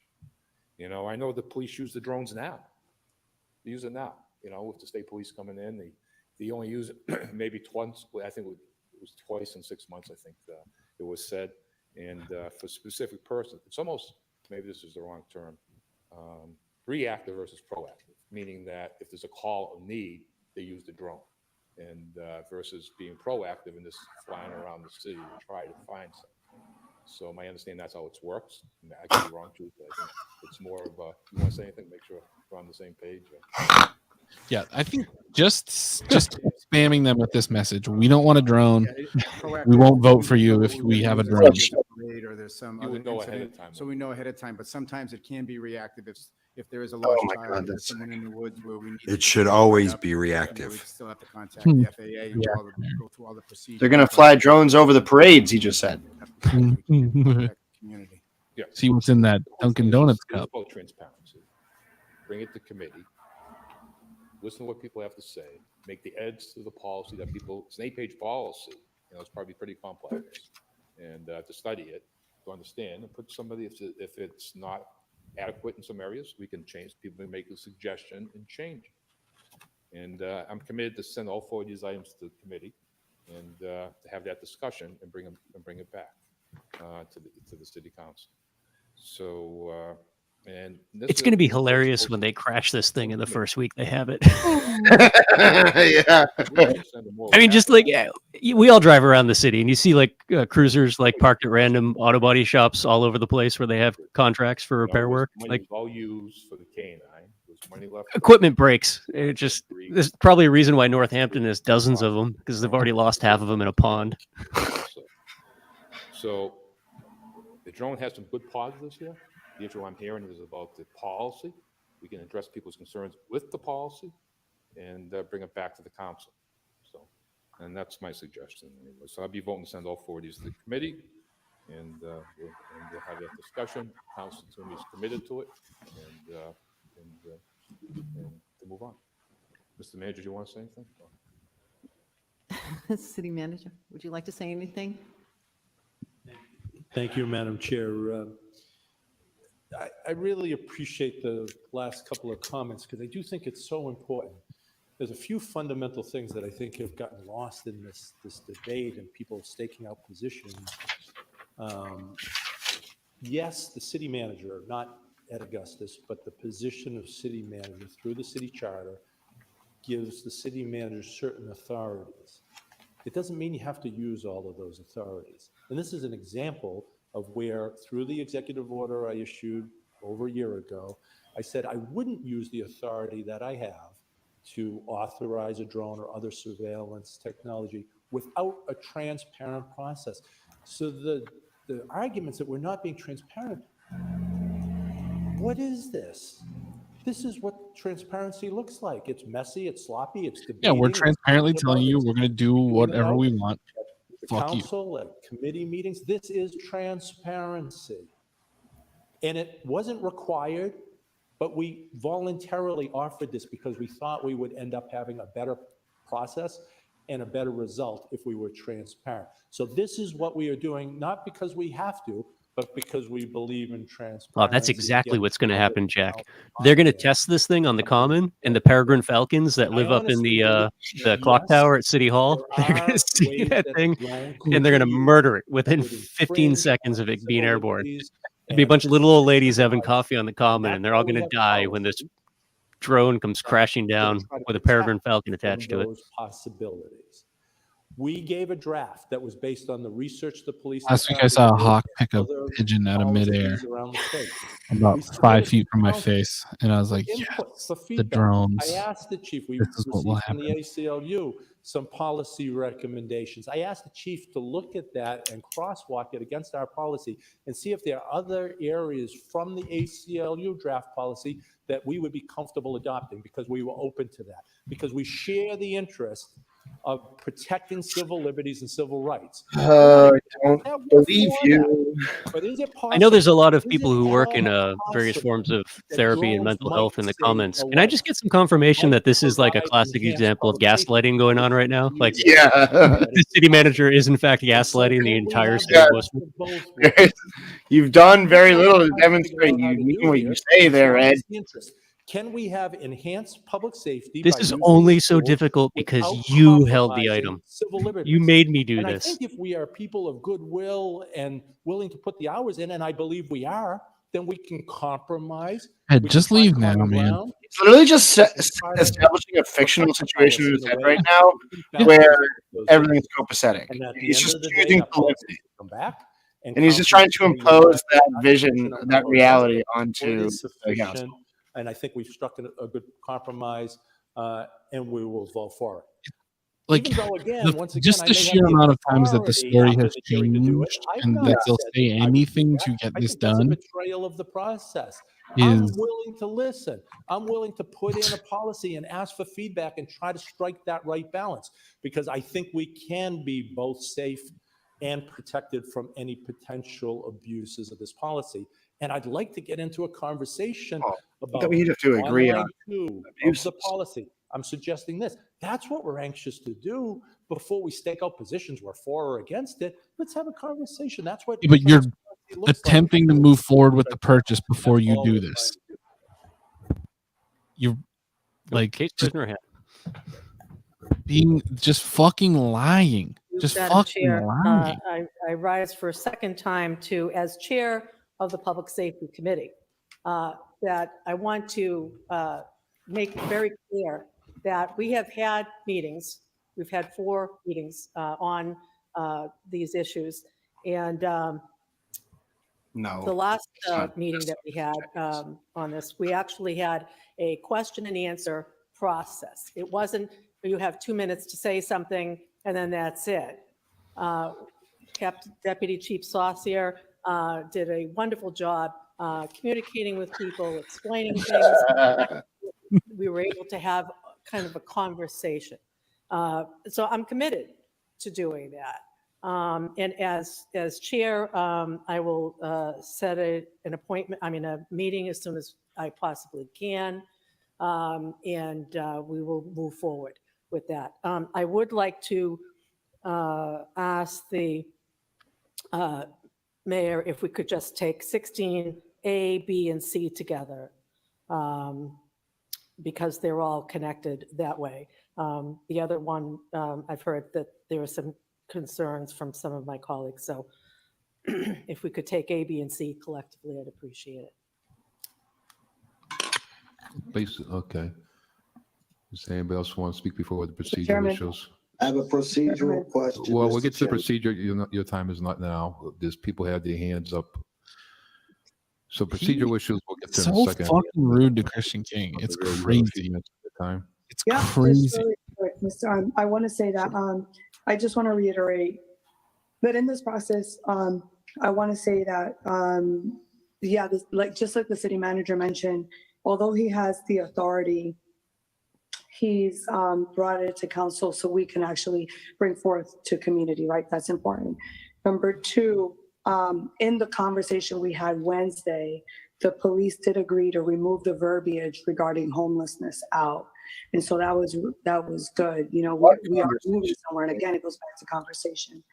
Third, I wasn't present in the last meeting, but the one that I was present at, there was some ability to respond to question, but there really was not a back and forth dialogue that was available. Not throwing this out to criticize. I'm putting this out there so we can learn and move forward. I don't want to just issue complaints without issuing a solution, right? If we really want to have conversations that's inclusive. And I want to say that in that process, Deputy Chief Saucier was the one that actually spoke with me. And in that meeting, actually, he did a very good job in that public health meeting. And I mentioned that to him, I mentioned that to the city manager.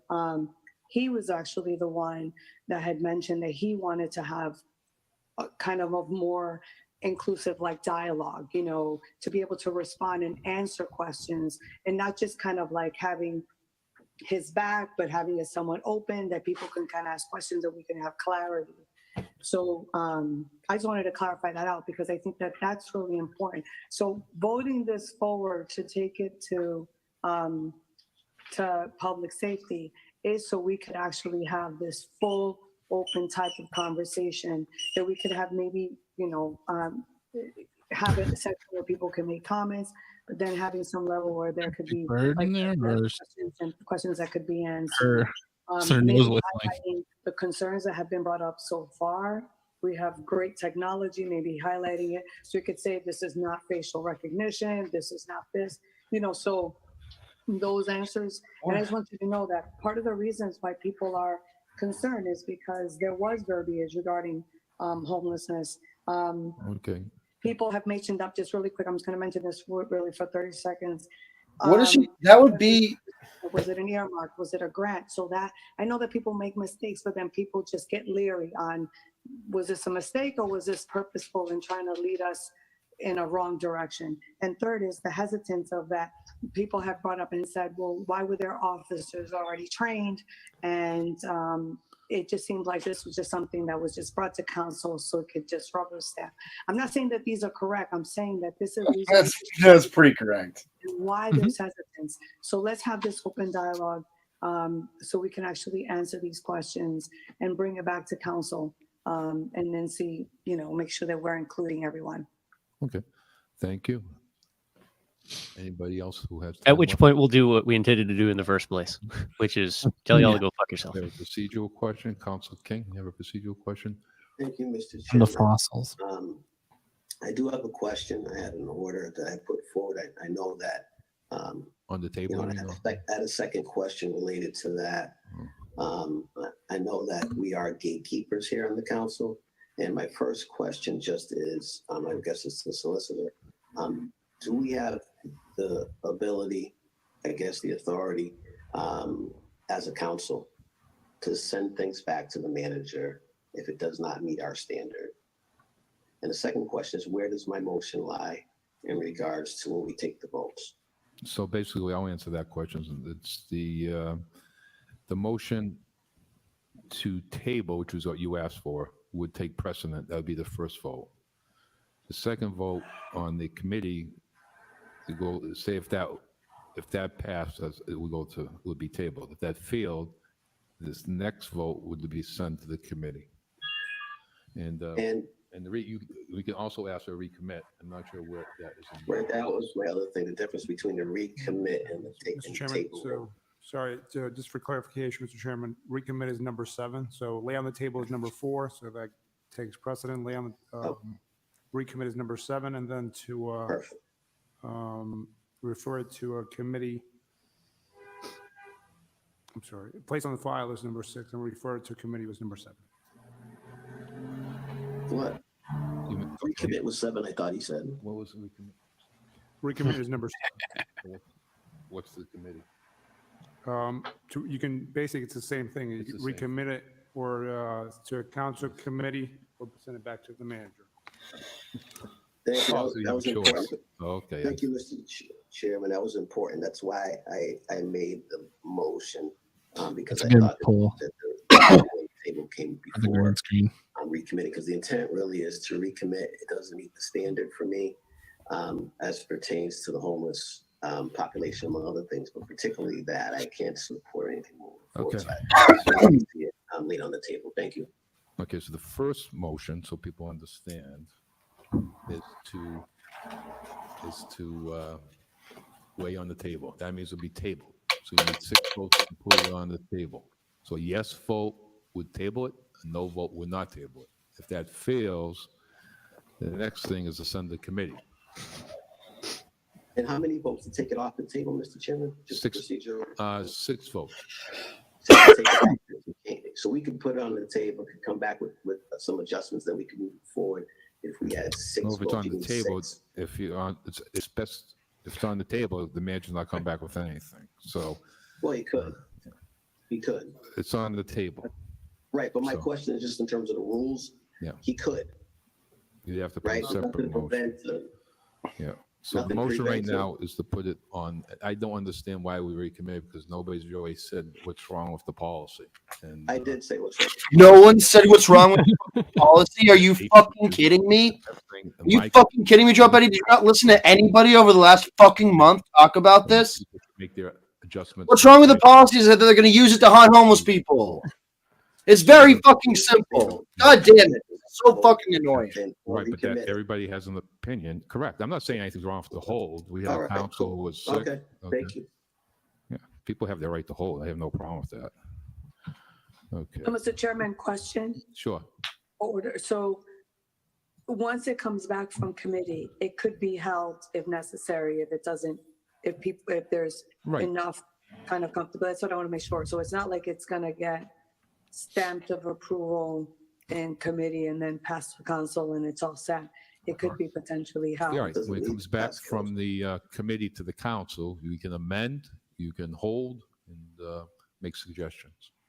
Send it over to the city administration to make the proper adjustment, correct? You can do it on the floor of the council and take a vote, right?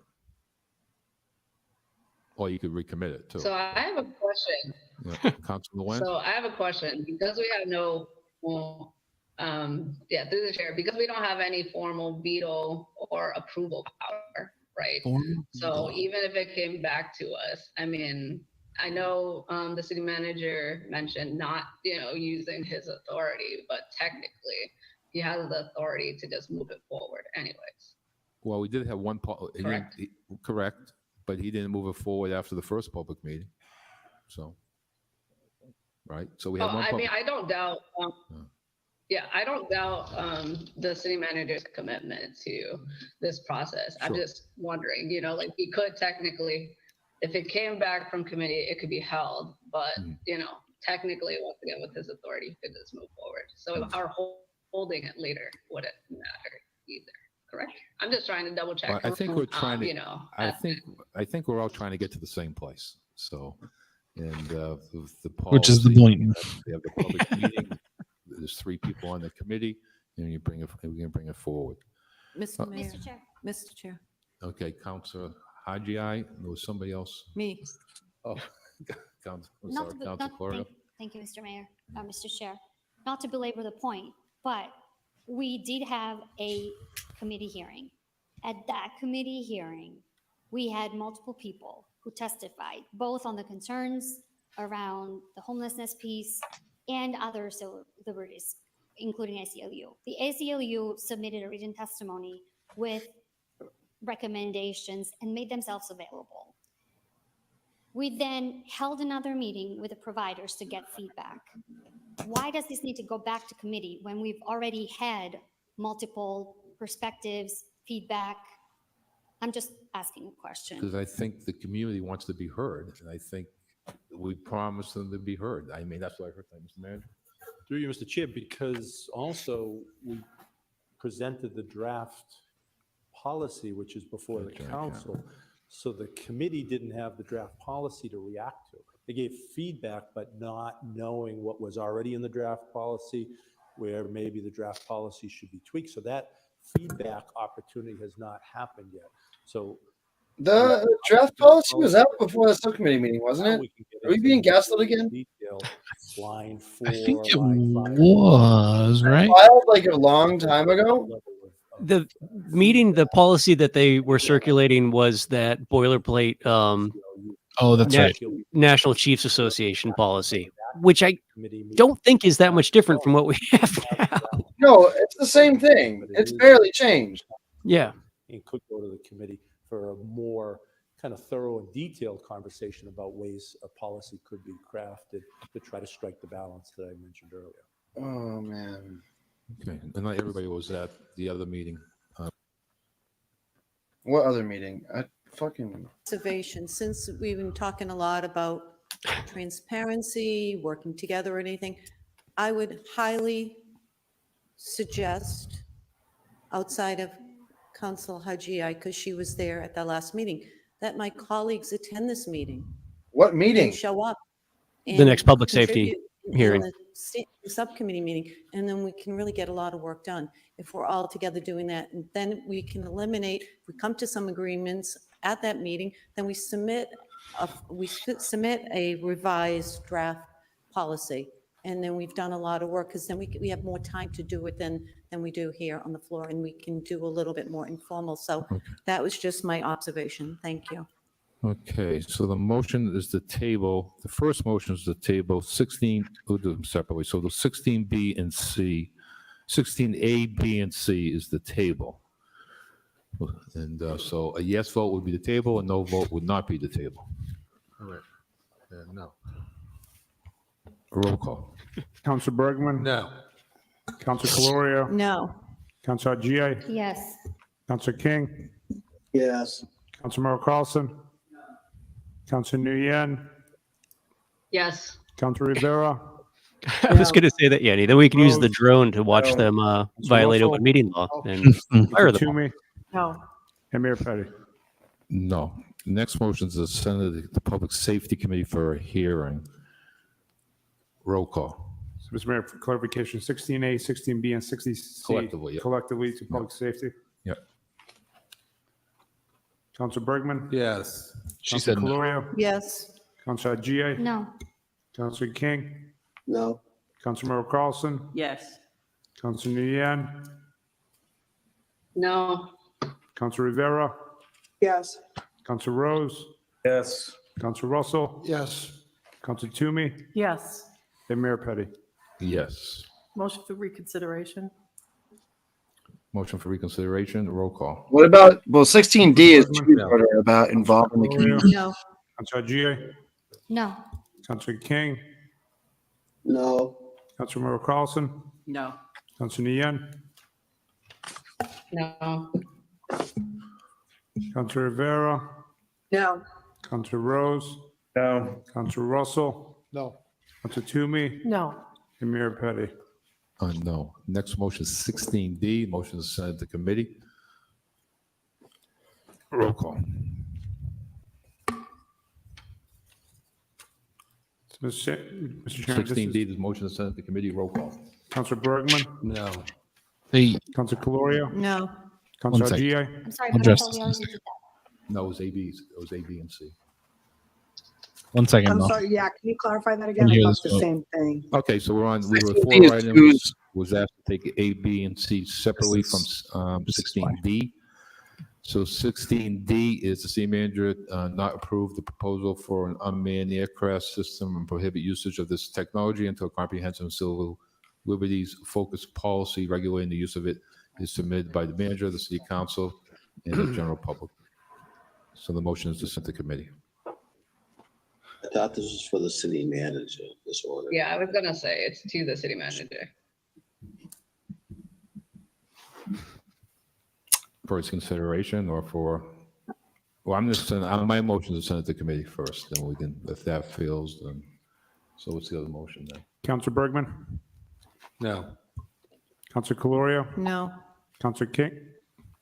I'm sorry, Counselor Mr. Chairman, Adjei? I'm confused on this order now. What are we doing? We can send it to committee.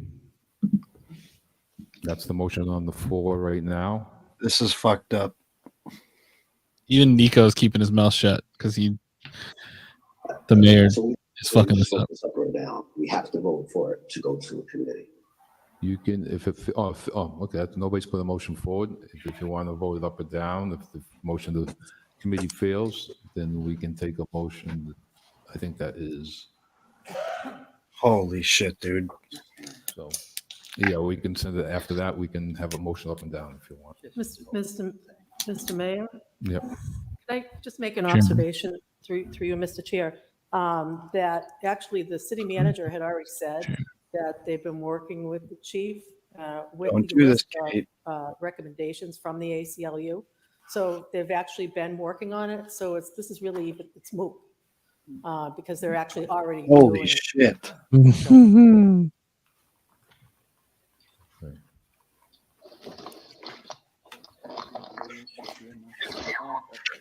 Mr. Mayor, we could we could file it if it's already being done. The motion, I don't. so right now we have a motion on the table, then we have a motion to adopt. If someone makes a motion to file, that would take precedent over the other two motions. So Councilor Russell? Yeah, but I was going to move that we just send it to the administration. Yes, Because exactly. That's what it says. You have to move to do that. Okay, for the consideration. Okay, we can do it. Okay, so I'll take my motion off. The motion is the city manager, give the way up or down. Yeah. I'm going to make a motion to file. I didn't speak on any of these items. Everybody had their opportunity. I had an opportunity too, but procedurally, if we're going to take A, B, and C and say we want to work with a subcommittee, try to make this work, and then when it's ignore D, which says that this shouldn't be approved, they're just inconsistent. So, I mean, I don't see how you can put them all in the same bucket. Obviously, everybody's entitled to vote whichever way they want to vote on it. My motion is going to be to file it because I can't ignore the fact that you can't reconcile A, B, and C, and D. You just logically, I have Of course you trouble can, because whatever it just says that whatever comes out of committee, you're just not going to move forward with it unless it actually satisfies I'm not sure who, but I will say Councilor Russell. the civil liberties of presidents. Okay. So first motion is to file. Was she crying? I wasn't looking at her. Sorry. So we were just in the middle of a vote. What was that vote to go to the administration? Yes. The first vote, I'm going to withdraw it because nobody wants to go to the committee but me, I can see. So I'm going to withdraw it. I can count the votes. So Okay. The first motion is to file, and the second vote is to send it to the administration for consideration. Thank you, sorry. Okay, so the first motion is to file. Roll call. Counselor Bergman? Yes. Counselor Calorio? Yes. Counselor Adjei? No. Counselor King? No. Counselor Merrill Carlson? Yes. Counselor Nguyen? No. Counselor Rivera? No. Counselor Rose? No. Counselor Russell? No. Counselor Toomey? Yes. And Mayor Petty? No. Second motion is to send to the Interesting. manager. Okay, roll call.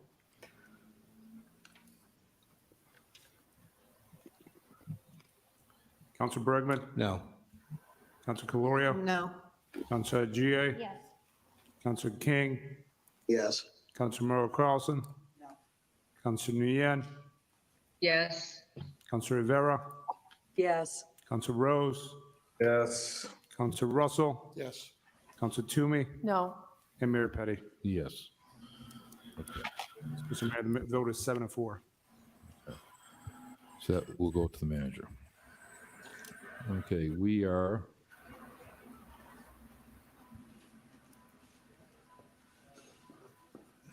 I don't think they know what they just did. They don't. They just sent. Oh, look at her chase him out. We are on the audit. Gonna get an autograph. Yeah. First one being request the manager request the city solicitor provide city council with legal. All right, I'll be back. Needed to amend the city's tree ordinance. Oh wait, they're to discussing the tree ordinance. Charging an Oh, right. family property owner $5,000 to remove a tree. I need to hear some peppers and onions talking about this one. Mr. Chairman, this is There he is. an item that I was contacted by a constituent that had a tree that they believed was interfering with their property, and they went to a hearing, went through the process, and then they were sent a bill by the city for like $5,000 or $6,000, and they appealed it to the administration. The administration $6,000. and tried to cut that number down quite a bit. And I appreciate that effort from the administration. No, Jack, they didn't table it. This ordinance needs to be looked at, especially for single-family folks. That if they want to. This wouldn't be an issue if Kill Bill Shaner was on the tree commission, folks. I gotta say I think that people. Plant trees. Sorry. He would have just picked that tree up and moved it to the other side of the street. Uncanny, that has contacted me on it when there was such a discrepancy in the dollar amount of what a tree was. There was such a discrepancy in the dollar amount of what the tree was. We're getting billed single family homes for $5,000-$6,000. What you got to think about is like, how many sausages with peppers and onions can you go down a price chopper and buy for $6,000? I mean, you've been growing from the entire summer for money like that. We're making residents pay that to get rid of trees they don't want. Extra trees out in the open space is too much. I mean, it's Jack, really they sent it to Connelly, and then they sent it back to me. A lot happened, and basically, it's just going to be another subcommittee. Yes. Yeah. Councilor GA. Yes. Councilor King. It's not passed. It's sent to committee. Carlson. Going to another public safety subcommittee. Yes. Councilor Rivera. Yes. Councilor Rose. Yes. Councilor Russell. Oh, yeah, I'll be back in a minute. Councilor Toomey. Yes. Mayor Petty. Yes. Next is request the manager provide council with a report detailing the list of properties purchased by college universities from 2019 to the present, whether the college or the university kept the property on the tax rolls, any signed community benefit agreement associated with the new projects on these properties, and what changes, if any, were made to the pilot contributions. Councilor IGI. Thank you, Mr. Chairman. This Thank you for that, order really Tracy. stems from questions that I've received from constituents around, what's happening with colleges and universities buying properties, like golf, our tax roll. We've been talking about expanding our tax base. If they do go off the payrolls, is there an increase in the contribution? I know the city manager has launched the Affordable Housing Trust Fund. We were lucky to get some developers to contribute to that fund. Similar questions here. Do we have shared values around the community benefit agreement? So just questions that I would like to just get some more clarity on. And Elm we Park really just struggle followed with us on colleges and Instagram, universities. guys. Definitely, Wow. they're a huge part of our success That's and growth. amazing. And I see them as partners in this conversation. Just want to get a little bit of this conversation going based on some of The oldest park, asterisk, asterisk, asterisk, asterisk, in the country.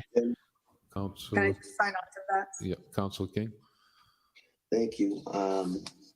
I like to sign this as well. And I had a somewhat similar order to the pilots that actually we did. That came out of our municipal operations committee. Yeah.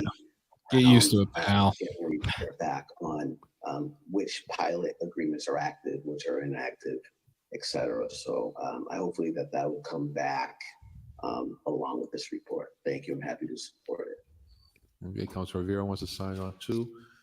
And I think a lot of those contracts are listed in the mayor's report on the taxes that came out like six years ago. So we can bring that forward too. Yeah, I asked for the current report of the current.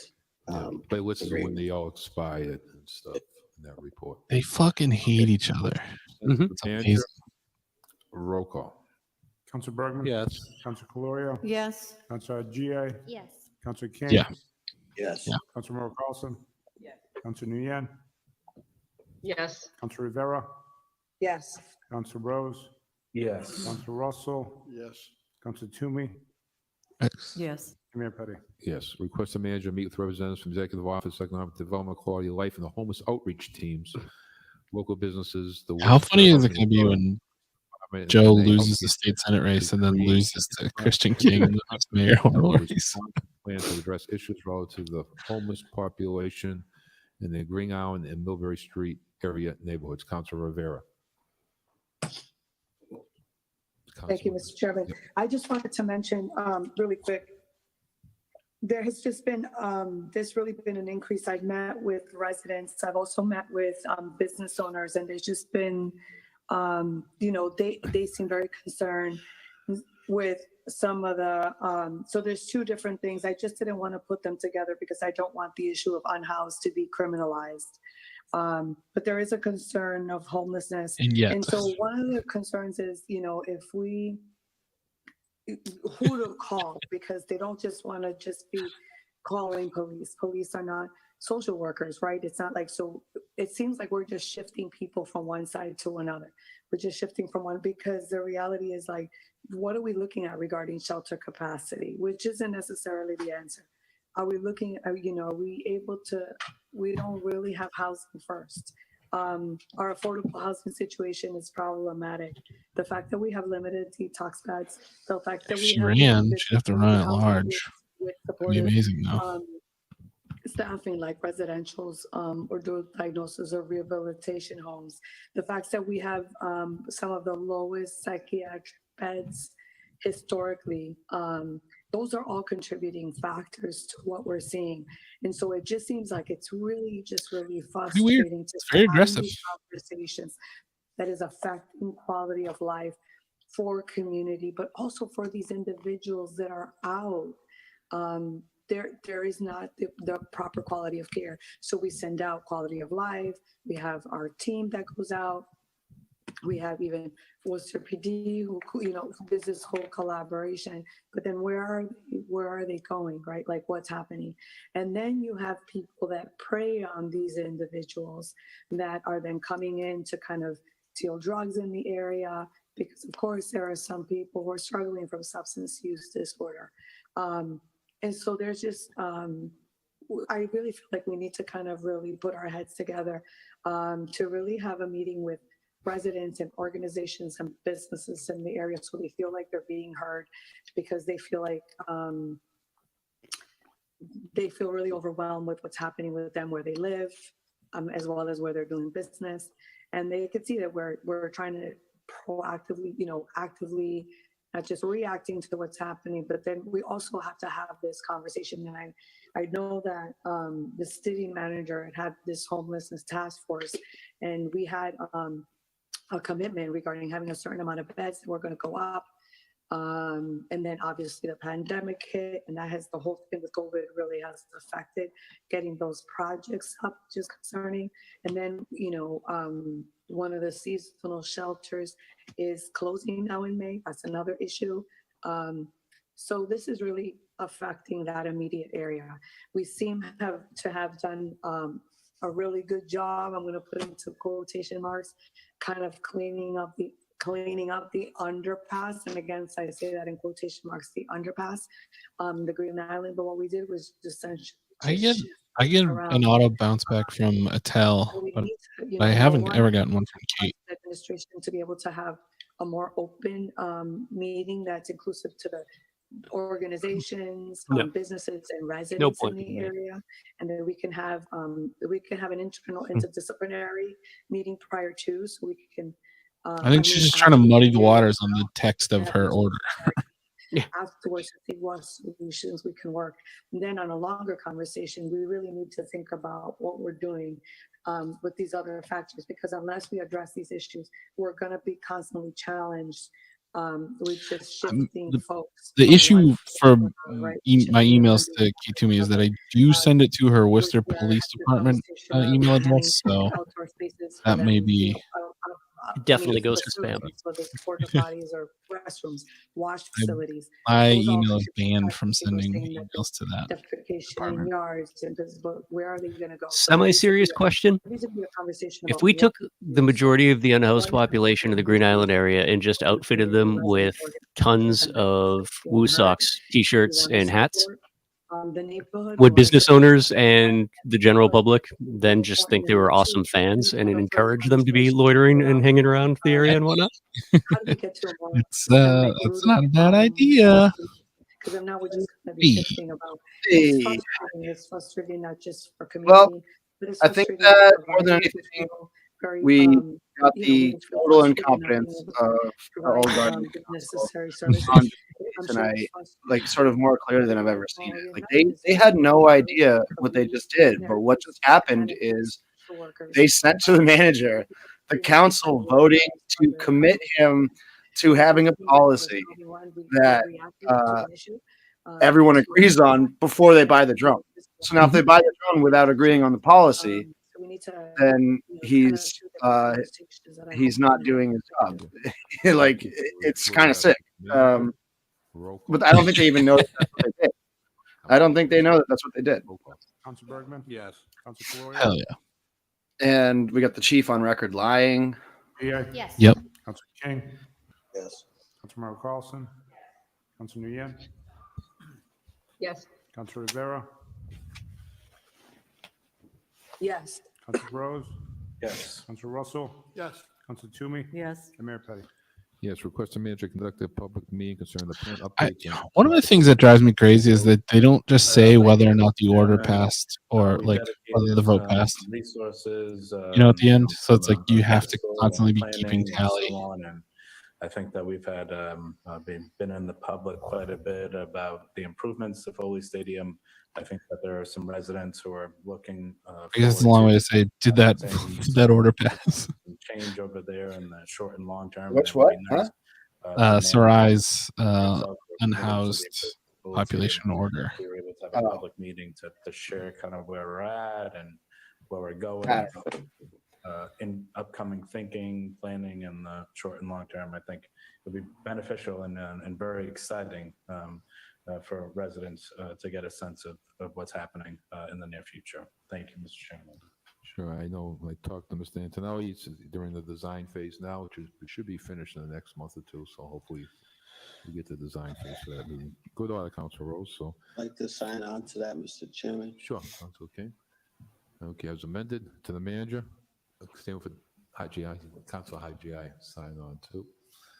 And okay, roll call to the manager as amended. Council Bergman? Yes. Council Florio? Council Agia? Yes. Council King? Yes. Councilmember Carlson? Yes. Council Nguyen? Yes. Council Rivera? Yes. Council Rose? Yes. Council Russell? Yes. Council Toomey? Yes. Mayor Petty. Yes. Request the manager consider Holland Rink Park, renaming Holland Rink Park to Jack DeShot Foley Park in honor of basketball legend Jack Foley. Council Rose. Thank you, Mr. Chairman. Jack Foley has a long standing and legendary, iconic history here in the city of Worcester as a playground legend, Holy Cross superstar, an NBA player, and a educator here in the city of Worcester. It was brought to my attention by Mark Epstein, who called in earlier this evening, who is writing a book with regards to Jack Foley and all of his contributions to the city of Worcester, and asked that I consider exploring the renaming of Holland Rink Park in his memory. And as I heard some of the excerpts from the book and certainly did my own diligence, there's certainly quite a bit to read on Jack DeShot Foley here in our history. it seemed appropriate. I do want to go on the record as saying that in the new district lines, Holland Rink Park falls under my purview, but this is Councilor Carlson's district as we're in the transition phases. So I hope to get her blessing as well as Councilor King, who's done quite a bit for Crompton Park and the basketball community here in the city of Worcester. It would be nice for us to collectively recall and remember and potentially improve Holland Rink Park in the memory of Jack the Shot Foley and his family who still lives in Worcester.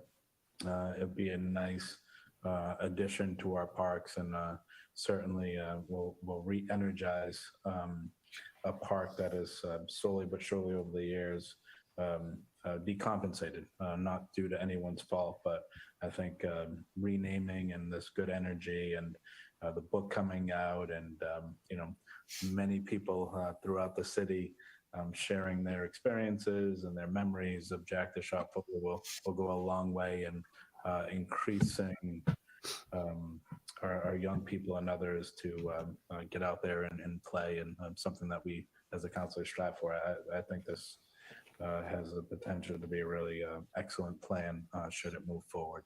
Thank you, Mr. Chairman. Thank you, Councilor King. Thank you, Mr. Chairman. I certainly support this, like to sign on to it. Sure. As folks know, basketball in Worcester is a big deal, and Jack Foley was a big deal. I just wanted to point out a couple of things. Yes, he was an educator. Yes, he was a member of law enforcement. He was also an equal opportunist coach in this sense. He coached boys and he coached girls in high school. Also, pooped us. We know that Anthony Mayor Bates Hero. was one of the All-Americans that he coached when I was coaching at then Becker Junior College men's basketball. He was over there in the 90s coaching at South High School, following Coach Jerry Kramer. And the Pathfinder Mark Epstein has done a lot of work on this. I'm sure we've all heard from him. And I know that once we get moving forward on this, there's a whole host of community folks. Well, if you didn't hear it, then now you'll never know. This will really rally our basketball community as the Bob Cousy Court did. And I just look forward to seeing where this goes. Thank you, Mr. Chairman. Thank you. It's true. You know how everyone's always like going to the Bob Cousy Court and definitely knows where it is. You want to speak? This isn't like the first time they've ever heard of it right now. Thank you. Happy to sign on to this order. I love to go down to the Cousy Court and do a set shot. As well as and Councilor Rose. dribble it once between my legs. This would be great for the community, but I also think it is really nice how we can come together on things that don't matter at all. Yeah, it's great. This is what the council is all about, finding compromises, coming together on changing place. We got to celebrate the legacy of white basketball players that didn't have to compete against very many people of color. So I'm going to sign on myself, and Councilor Bergman wants to sign on. Okay, so as amended, it looks like we should put a bus right underneath them. To the manager, roll call. Councilor Florio. Councilor GA. Yes. Yeah. Councilor King. Councilor King. You're muted, Councilor King. Zoom, am I right? Councilor Carlson. Councilor Nguyen. Yes. Councilor Rivera. Yeah, the drone policy is a fuck ton of things that are fucked up. Yes. Yeah. But Kate read a couple sentences from it, so it's fine. Yeah. I love that. People just being like, there's a bunch of problems with this policy. We want like a really good one that responds to civil liberty. She's like, we have 8 pages right here where it says multiple. Donna Colorio did it. They were like, well, Joe Petty literally said, I haven't heard anyone talk about what they have a problem with the policy.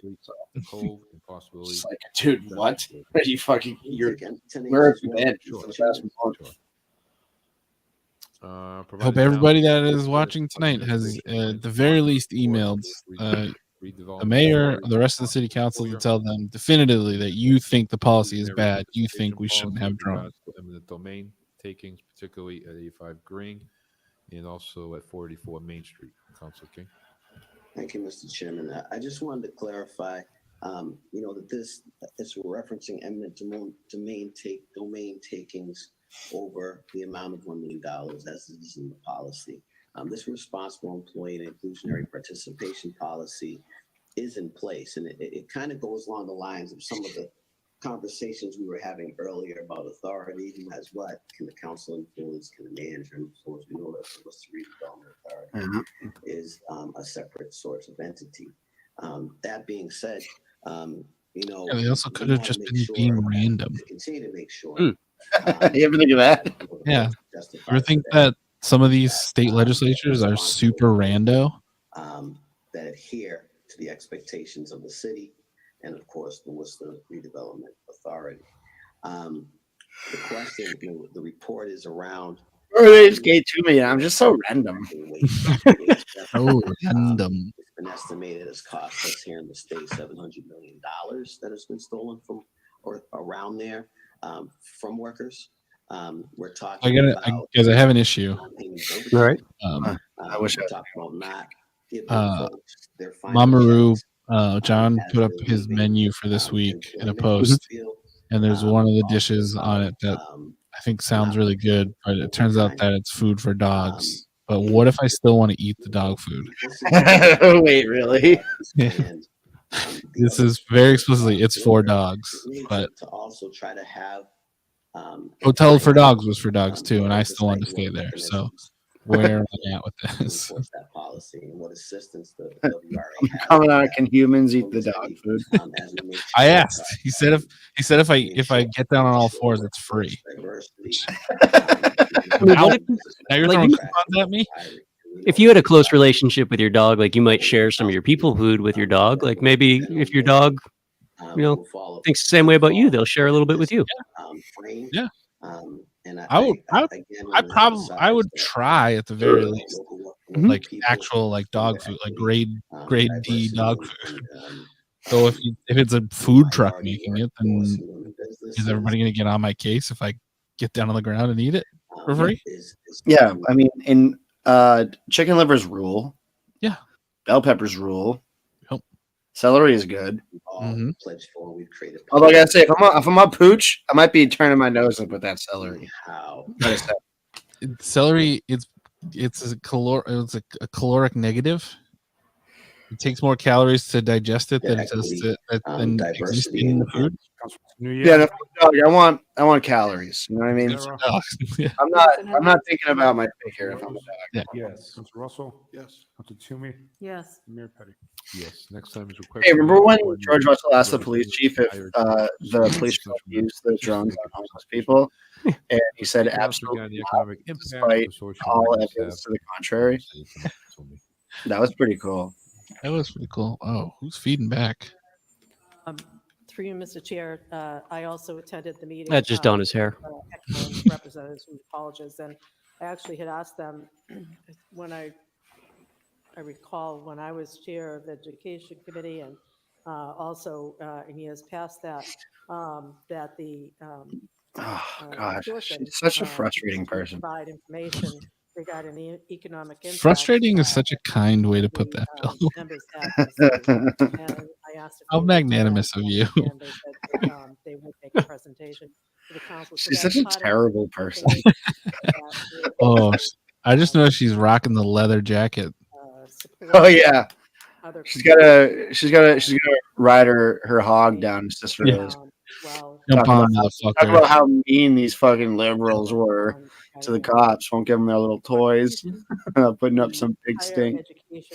She like pulls up to the mayor. She's like, "Jump on, bitch. We're buying a drone." Okay, the manager, roll call. Councilor Bergman? Yes. Councilor Florio? Yes. Councilor G.A.? Yes. Councilor King? Yes. Councilor Merrill Carlson? Councilor Nguyen? Yes. Councilor Rivera? If Councilor Rose? Yes. Maureen Benenda Yes. wins a spot on city council, Yes, request the manager, request the police I'm chief willing provide to. speed enforcement on Melrose Street. We'll have Jack Murray do a suicide bomb. I think that's what we do for humor. Yeah, are you trying to do a suicide bomb literally and not for humor? Yeah.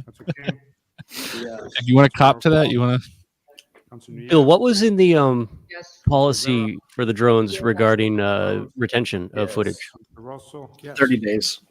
Yes. Mayor Petty? Unless it's part of criminal investigation. There's no, there's nothing about sharing it with the positively or residential negatively. No, I just meant I was thinking more in terms of for your purposes or just journalists in general. It would be nice if they added something to the policy that if somebody requested footage that they couldn't delete it just because 30 days came up. Yeah, right. That is not in there. They defer to the state statute on video surveillance. So if somebody needs medical care by multiple different people during the day and night, it's now become much more difficult to get those passes. I don't know the actual. Okay, ask Marina about her stance on abortion. Program. So I'm simply wondering if these issues have been raised before, and if we could get a report. You will get a good answer, guarantee it. And what could be done. No, I meant for the drone, Yenny. Thank you. Send that to the manager. No, for the state statute for drones doesn't exist yet, but they're following the state statute for just collected video Yes, footage, Mr. Chairman, I was. which there I have is. a question about this because I believe 2 weeks ago, I put an order on which would answer this question. So if we could look at that order in terms of the residential parking, because there's lots of questions. I know Council Bergman had talked about that he had. Can I put a petition on that's just like petition that Kate Toomey resigns for being annoying? The parking issues, not only in the Canal District, but Would they be like legally obligated to run that? I feel like they'd find some way to not put that on the agenda, but it would be funny. the Coben Ave. Jack, did you make an Elm Park Instagram account? A lot of people are asking Jack, what are you doing, Jack? because there's some Yeah, complications. well, check the followers. If it's all like Visitors pass. Clark co-eds, then yeah, it was him. Where the residential parking is. So, Hi, my name's Elm Park, and I only follow 23-year-old Instagram bitches. the order I put on 2 weeks ago would be helpful if we got it all in one package. Can I do that? Yeah. Thank you. Chairman, I'd certainly accept that as a friendly amendment and see if we can just get. Joe Early is going to run As a on being criminally investigated. Yes. For, Yes. So I want to make sure I'm not missing something here because I know this is this is the trivial stuff, right? Yes. They've been talking for weeks about resident parking permit, and all anybody is asking is for the manager to like give them a report as to how that process works. Like they're asking for policy, right? One that actually exists, right? Like they should be able to just reach into a filing cabinet and say, this is the policy, and this is how it happens. We just spent 2 hours listening to them debate how it's not important to flesh out a policy. Right. Oh, we have a policy. I don't know what you're complaining about. We have it. Right? Like, but here's an example of where policy actually exists, and it's about something so trivial. It's about can you park here or can you not park here? Yeah. It's not like were my First Amendment rights violated, were my Fourth Amendment rights violated, like not things that like Supreme Court justices like stay awake at night, like racking their brains about. It's just their ability to dismiss truly meaningful things is outstanding. And I would like to sign on to your petition to have Kate Toomey resign in shame. Petition for Kate Toomey to resign in shame for being annoying and a little weird. Once we do figure out a proper way to recognize. So a petition that she has to stay inside of a small box in council chambers because she makes me uncomfortable when I watch from home. Councilor Florio? Yes. Councilor Gia? Yes. Petition for Kate Toomey to be not so sweaty all the time. Councilor Carlson? Yes. Councilor Ian? Yes. Like physically, but also just like spiritually sweaty. Spiritually, the wettest person on the state council at any time. She is positively dripping at all times. She's just so. Council, the purchasing agent, to bring forward a draft. Let's look on their agenda. Good question. Executive search firms to aid in executive search to select a. Oh, this is an interesting order, actually. Manager and search process for request. This is getting them to commit to actually hiring a search. Sample RFPs from other communities as well as previous I wonder if they turn it down. Executive searches such as the city manager and superintendent of public schools. Councilor King. Thank you, Mr. Chairman. This is simply a vehicle to get this in front of the council and then the committee. I have been able to get my hands on the last RFP that was sent out, through kind of working with our city stakeholders that was used for. This is vulgar. Jack. Yeah, Jack, delete your account. Process, Delete all your Instagram accounts, including El Park. Places such as Cambridge and other places in Planny, and really would like just to get that in front of those two bodies. So why do you care about install? The OPEB evaluation process moving forward. So it's just a vehicle to get it in front of the council and then the subcommittee. Thank you. We already filed. Jack, 12B is on the communication of city manager transmitting the OPEB evaluation as prepared by KMS Actuaries LLC for the financial disclosure. What are you driving at there, bud? That's extremely get it there. Like okay, we voted that, that's fine, and that's my understanding. Okay. Through the chair to the council. So basically, I think Council King brought some orders forward a few weeks ago, but they weren't for a draft proposal. They were, just to start the process. But in order to start a process, yeah, it's game over. Body, I can't even get a new job. I just have to continue working for my boss forever. I'm gonna run for city council on the platform. Use me as the dislike button for Kate Toomey. Okay. Roll call. Councilor Bergman? Yes. Councilor Calorio? Yes. Councilor GA? Yes. Councilor King? Yes. Councilor Carlson? Yes. Billy, you should have your name legally changed to Kathleen Toomey and for office. I'm in District 2. No, at large. Yeah, sorry. You're running at large. Just let the two names battle it out. Yes. Councilor Toomey? Yes. And Mayor Petty? Yes.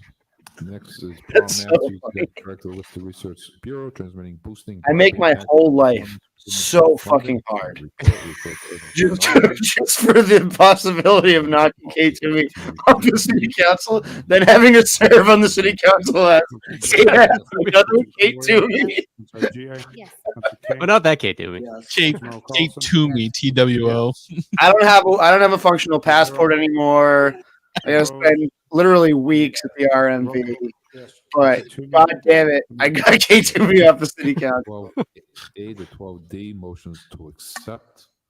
Oh, there you go, Jack. 12B passed in a bulk And motion. also, It wasn't 14A motions to accept. interesting enough to even talk about. Parking committees 14A to 14I. The motions to accept. But I am in Candy Merrill Carlson's district. A motions to accept. So I could change my name to Candy Merrill Carlson. Okay, sure. So let's go to 15B, motions to accept. We take those collectively on the roll call. Roll call. Councilor Bergman? Yes. Councilor Calorio? Yes. Councilor GA? Yes. Councilor King? Yes. Councilor Carlson? Yes. Councilor Nguyen? Yes. Councilor Rivera? Yes. Councilor Rose? Yes. Councilor Russell? Yes. Councilor Toomey? Yes. And Mayor Petty? Yes. Item 15A is. My name's Kate Toomey, and I think we should all poop on the bus. Establishing On the bus. control over the surveillance technology and the use of imagery from the. My name's Kate Toomey, and I read an article that told me that when people impersonate you, it's actually it's a form of flattery. So I'm very flattered that people impersonate me all the time, and I just don't understand. I would totally bring Elden Ring to the council. None of these people have ever seen a Switch before. Yeah, they think I was on some sort of, what is that? Some sort of freaking. Russell's like, oh, Bill, what I got over there? Some sort of little freaking iPhone? What do you got an iPhone over there? Just gonna stream it right to that giant TV over George's shoulder. Just keep your back to everyone the whole night. I just have a Palm Pilot. To this information, and I think the answer that we received was yes, all city employees would have access to this information. So, Mr. Chairman, I'm going to move that we table this item and if the administration comes back. I will move that we all just go to the Boyd and get the Boyd bucket and a couple mozzarella sticks and some chicken fingers. Whatever department it may be. Will it be used for some of the other concerns that we talked about earlier in the evening about the police department's aerial surveillance? Would it be used for anything other than the obvious thing of the assessors? And, Mr. Chairman, I just, I just think that, like the manager said earlier tonight about something else, that he made, and I'll paraphrase him, but I apologize in advance if I got this a little wrong. But he said, just because we have that authority doesn't mean we have to use it. And I smoked Godfrey 2 tries. That we're going to fly a plane. Yeah, I'm getting there. City of Worcester over every piece of property, and we're going to look down to see what's there, so that if the assessor knocks at your door and he says to you that he wants to come in, you can let him in, but you don't have to let him in. And in my opinion, my humble opinion, if I got my gate locked, Unless he's talking about sausages. I don't have a gate. And then he comes to life. But if I had a gate and it was locked and I didn't want to invite any city personnel in, I personally would find it offensive that they're going to fly a plane over my backyard to look in where I don't want to let them into my backyard. So, whoa, but you want the police to have a drone? Yeah. Wow. Wow. Wow. What an interesting fucking dumb brain you got there, George. Well, I don't really care if the police abuse their powers on people with less of a standing in the community than mine, but I just got to make sure that no planes get thrown over my backyard. George Russell doesn't not look like Gacy, is all I'm saying. As I stated previously, we are gatekeepers as a council. And yes, things need to get to public hearings and public process, but we also have the right, and I think the responsibility. And now everyone picture this. Isn't where we would like it to be. I know. I'm with moving forward, or in some instances, Top of the audience. Not moving forward as terms of decision making, that we should take our time and be deliberative. I have serious concerns about privacy. Imagine him lightly snoring at night and just saying that in his sleep. But on the face of it, based on information that I was able to gather, I have serious questions about this. So I support tabling it, and if it doesn't get tabled, Mr. Chairman, I would vote. Yeah, this is like where I'm not sure anybody in this conversation has any idea what they're talking about, but like Google has existed for a while now, right? And like I just pulled up George's address from the city's website and then just threw into Google Maps. It's a beautiful view of his home and his backyard and whatever. Like they're debating something that already actually exists, right, wrong, or indifferent. It's what is that? I would say, there was 2 examples that was brought up. There's 2 porches. Which is actually fairly concerning in the same way that Councilor Russell brought it up. One example was that there was no warrant, but this person had 2 Whoa, hold on. channels. What's that car in front of the house next door at 28 Dolly Drive? Is that a Barracuda? Is that a Cuda? That they had privacy. And so, that's really concerning, as well as the other example was that, let me see, one second, I'm reading it right now. There was no reasonable expectation for privacy because, within the amount of elevation, they were able to look into the person's pool. And so I think we're doing a really good job of doing our due diligence of questioning these privacy concerns, and I hope that we continue to do so. Yeah, I use support tabling this. I use property records. I use the GIS system every day when I'm scouting to find like who owns a property. I want to state You can that find out who has ever owned it. The committee asked a lot of good And how much they bought it for. questions, and I think received a lot of answers that certainly. Which is how we found out that voting to support this. Ed Augustus I have bought to say, his condo one from thing his that underling. is that the department is so understaffed right now that I believe the number was, I think it was, perhaps you could correct me if I'm wrong, it was like 12,000 properties that they're behind on actually being able to go out and Fucking address. Julian This Luke is, standing in my in the mind, doorway. this is no different, frankly, from a privacy issue than Google Earth, which Council Russell did bring up Google Earth. The positive thing is, and I looked at Google Earth, their street Somebody printed it out for me. is from, I think, 2006, because that's when I had this particular car. So it's not. You can actually, if you actually looked at Google Earth, you could see when the photos from. Yeah, I mean, this is 2022. Yeah. You colored. Current, up-to-date information twice a year. You can So go back and look at old photos as our well. department to do the job that they need to do, it made an awful lot of sense to me. And so I rise to support this. I don't want anything going on about any of my properties giving them a more accurate assessment than the one I've been able to negotiate with the assessor. Assessors submit, do a presentation with the folks that run the software, the subscription. And we also had them submit a policy, a more detailed policy based on some of the concerns that Councilor Russell and questions that we had.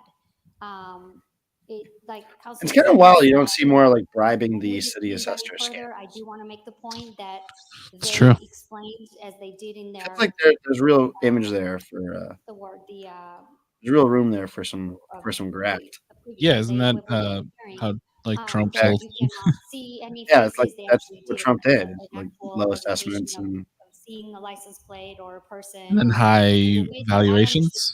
low assessments, high valuation. Yeah. That not only will this help with the assessor's office being understaffed, but that it is a way to provide equitable and fair assessment of the properties, which I think that Also, for the record, Google's images from Kate's house are also 2022. And she has a great swimming pool, but it's one of those obnoxious swimming pools where it's the entire backyard is a swimming pool. There's no lawn. I mean, there is a little bit of lawn, but it's like barely accessible lawn. Yeah. the ability to see You know what? faces, That's fine. ask questions about subscription. a lawn. So I like to support this. I'm just saying that because I'll never have one. But you know, the adjacent property is wide open, no fences, and only a small shrub. So if someone wanted to actually hop that little shrub into Kate's backyard, you could take full advantage of her pool almost entirely unencumbered. Jack, huh? You would change my name to Kate Toomey and then go down for pooping in Kate Toomey's pool. Yeah, I mean, maybe this is the approach. Like, this is how we sway the WRTA, is by shitting in Kate Toomey's pool. I think that we get a lot of ground there. Yeah. Toomey right now, you can see her at the bottom of the screen looking at the quote tweet I did of her calling her a galaxy brain political. And she's thinking about how to respond. What's galaxy? What is a galaxy brain? Is he saying it's not? Looking at an article. Any of the Google Earth photographs, and I've never seen a face in any of the assessors or assessor's office in the city. Oh, Bill, for the record, if you want to like come hang out on my lawn whenever you want, you're welcome to. It gets old. Soak it up. Just roll on the lawn. Oh, Yeah. so nice. I got a little hill. You can roll down it. Oh my God, this sounds so nice. No, I'm in enough lawns these days. You know what I'm saying? Is like grass. Who needs it? Weeds. Great. Yeah. Is everybody participating in No Mow May? No Mow May. No Mow May. It helps the pollinators. Oh. If you just let your grass grow, all the weeds and stuff that grow, it helps didn't know the that. pollinators get a jump on the season. I think I that love was just one thing I was Yeah. going to offer. I have to admit, I did not see the policy, and I would like to read it. So if my colleague held the item and gave No, us- I'm sorry, Donna. This policy has been on the city website for years now. This is That is an ample so- opportunity to review this policy. You can go fuck yourself. We gotta start cutting these meetings up like the Daily Show. Mr. Chairman, one of the things God, I want the to bring up fucking again lack of in awareness is discussion displayed here with between respect this to various technology. That when we talk about automation, we're talking about reduction of the human workforce at some point. We just heard tonight from folks who were discussing this item, talking about the lack of person power that this particular department has, that we are going to now continue to provide technology to do some of that work. And yes, we have computers, we have upgrades, all of that stuff. When we're talking about specific automation, you go to Walmart, you go to McDonald's, you go to various skilled laborers, and there's all sorts of automation. They're resulting in reduction of the workforce. If we need to be focusing on that department and how to beef it up, then we should be focusing on that department and how to beef it up. But I have, a lot of things. We talk about privacy, but there's also an additional. We've been doing this for 4 hours. That's that automation reduces the workforce. Oh boy, oh boy. So I take that very Well, that's kind of fucking fucked up if you ask. And I just want to just. I can't wait to be doing this for 4 hours every week. It's real. It's real. And at some point I'll come out with an order request thing. Really to understand. That's really averaging out, Yenny.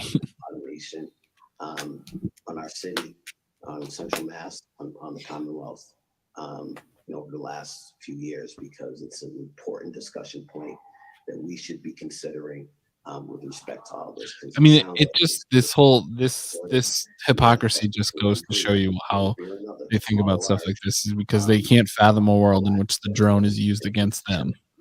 Exactly. That's the whole thing. Yeah. Through you, Mr. Chair, I have to agree with my colleague, Councilor King, regarding concerns about reduction of workforce.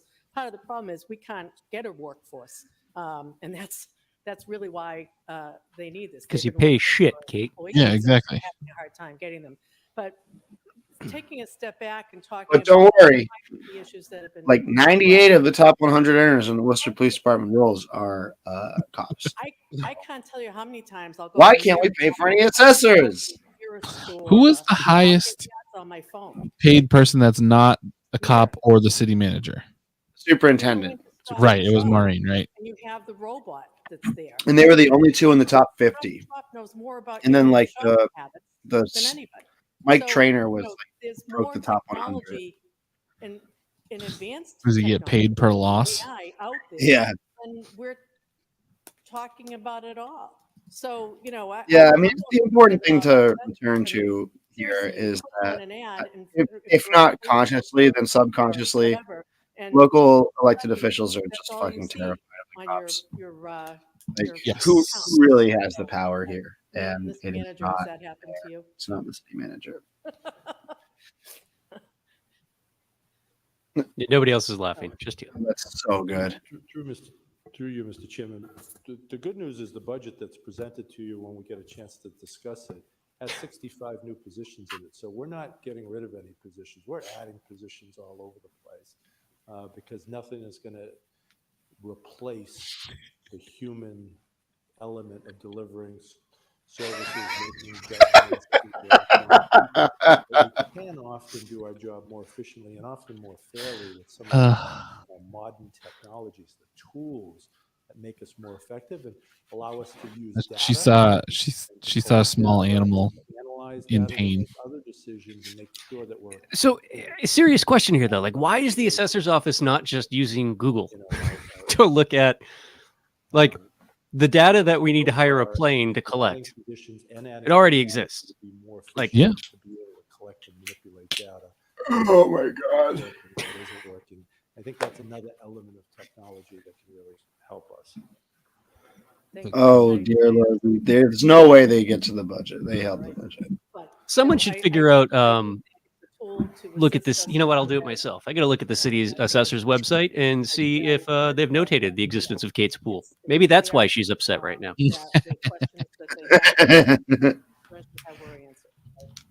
I think it's definitely not invasive in terms of really identifying people. But Kate, what if they catch me with my pee-pee out on my front porch? What then, Kate? Mr. Chairman, just to move things along, I'll hold the item in place of taking. So try to get a report. Yeah, and I'll just ask for the report. I'm asking for a detailed report. Like I said, the assessor and the chief financial officer made a very nice presentation. They explained how they're going to use it and all that kind of stuff. And what I'm interested in is how all the other folks in city government are going to use it, department by department. Sure. So that report, thank you. We're going to hold it, and then we're going to ask for Council Russell's report. Roll call. Council Bergman? Yes. Council Caloria? Yes. Council Ajay? Yes. Council King? Yes. Council Merrill Carlson? Yes. Council Nguyen? Yes. Council Rivera? Yes. Council Rose? Yes. Council Russell? Yes. Council Toomey? Yes. Mayor Petty? Yes. Next is request the manager provide the council with a report concerning the cost of supply phones to police officers as part of the body camera program. The motion is to send that to the manager. Mr. Chairman. It's merely, through you, Council Mr. Chair, Toomey? it's merely a request for an amount. That's it. There's no desire for me to add them on or whatever. I just wanted to know how much it was. Thank you. Okay, Council King? Yes, Mr. Chairman. My motion is to file this. We are focused right now on body cameras. We have approved millions of dollars for body cameras and now tasers. When this first came forward, it was a three package deal with body cameras, drones, and cell phones. Again, there was concerns regarding accessing footage, etc. I don't know, Bill. I think we're onto something here. This swimming pool is listed on Property Vision in the city's records as being a vinyl pool, which I know there's a liner, but I think that would designate it as being above ground. And this looks like an in-ground pool to me. It has the value of only being $7,800. And I mean, an in-ground pool would certainly be more valuable. Is far more expensive than $7,800. Now's not the time to be. But what's her address? Hold on, I'll just share it in the dispatch. They are able to communicate. Let's just upset everybody. And if anybody wants to find it, it's listed on the city website. Just not going to dox people. I don't think that that is 100% an in-ground pool. Right. So that is shit. So I think that's what we're onto here. Is Kate is just trying to avoid getting outed for her under-assessed swimming pool. Okay. The motion is to take precedent. Even if that's not the case, that's the rumor that we should be starting. It is absolutely the rumor. Council Bergman? No. Council Caloria? No. Council Ajay? Yes. Council King? Council King? Yes. Council Merrill Carlson? Council Nguyen? Yeah, that's why I'm saying people can say it. I just don't want to be accused of Council Rose? inciting anybody. Council Russell? It's easily found if you want it. No. And Mayor Petty? No. Oh, Mr. Mayor, interesting. Rose was on with that on that one. Motion Interesting. is to, send to the city manager. Roll call. Motion to reconsider, please. We didn't vote yet. So motion is to send it to the city manager. Oh, that's Roll sorry. call. Council Bergman? Yes. Council Caloria? Yes. Council Ajay? No. Council King? Council King? No. Council Merrill Carlson? Yes. Council Nguyen? No. Council Rivera? No. Council Rose? I'm sorry, is this a motion to reconsider? No, the No. motion is to send it to the manager. Oh, yes. Sorry, Council Rose, you record as yes? Yep. Council Russell? Yes. Council Toomey? Yes. And Mayor Petty? Yes. Okay. Now we'll have a motion to reconsider. Motion to reconsider. Roll call. Okay, she wanted to reconsider before they'd even voted. Council Caloria? No. Council Ajay? No. Council King? No. Council Merrill Carlson? Council Nguyen? No. Council Rivera? No. Council Rose? No. Council Russell? No. Council Toomey? No. And Mayor Petty? No. Next is the order of Shaun Rose, request a standing committee. The motion to reconsider, the way that it's used is like successes and lessons learned during the purely for internal drama, like for councilors to say to other councilors that they think it's important. parking But like, issues. what it really is supposed to do is that you can't like Thank you you, Mr. can't do it Chairman. later. This was If an order like that you, was the actually way a motion to taken consider really works from is like at the Economic next meeting you Development go, hey, motion to reconsider the vote from last week. I think that was fucked up. as Chair of Economic So that Development. instead of doing that, they do it and I'll say discussed no with so that you it can't. and Councilor Carlson. For me, it was just a follow-up and having some consistency with moving that forward as it's always appropriate to look at, big projects and lessons learned and things that we can do better moving forward. It sounds like there's quite a bit of parking issues and challenges going on that will take, a little bit of precedence over looking at, the pros and cons and the benefits and the areas of improvement over here. So I look forward to that. I will go on the record and saying I'm slightly disappointed in the sense that there have a lot of things on the agenda. A lot of people awaiting the Economic Development Committee's decisions on things, and this certainly holds that up. So for them, I apologize, but look forward to getting this going so we can continue to progressing forward the Economic Development Committee items and agenda items and things in the pending list to continue to advance the city moving forward. Thank you. Councilor King. Thank you, Mr. Chairman. I hope this moves forward as well. As the Vice Chair of Economic Development, I can tell you that businesses and residents alike in that area. Oh, guys, Mr. Bean made an NFT. Quite a period of time. Whoa. Looking to have this very discussion. I know that parking is also part of it. Part of the overall discussion. So What a transparent trip. I love America, dude. We're just heading nowhere fast. It's awesome. Aren't NFTs like crashing in value right now? Big time. They ran out of marks. Just total Mr. Bean move, getting in on NFTs right when it's going down. Okay, Councilor Bergman? Yeah. Councilor Caloria? Yes. Councilor Oh, we ran out of Chu? rubes to make a quick buck off of. Councilor Carlson? I'll make mine now. Councilor Nguyen? Yeah. Yes. Remember the Mr. Councilor Bean Vera? movie? Yes. Councilor Rose? Yes. I saw it Councilor twice in the Russell? theater. Councilor Toomey? Yes. And Mayor Petty? Yes. Okay. I know y'all been waiting for this one. So items 16G through 16X. Move for a roll call vote to ordain items 16G through 16X as amended, which is in everybody's packet, with the language received by the City Council that corrects the ordinances to properly reflect the recommendations passed by the Standing Committee on Traffic and Parking. Roll call. Councilor Bergman? Yes. Councilor Caloria? Yes. Councilor G.I.? Yes. Councilor King?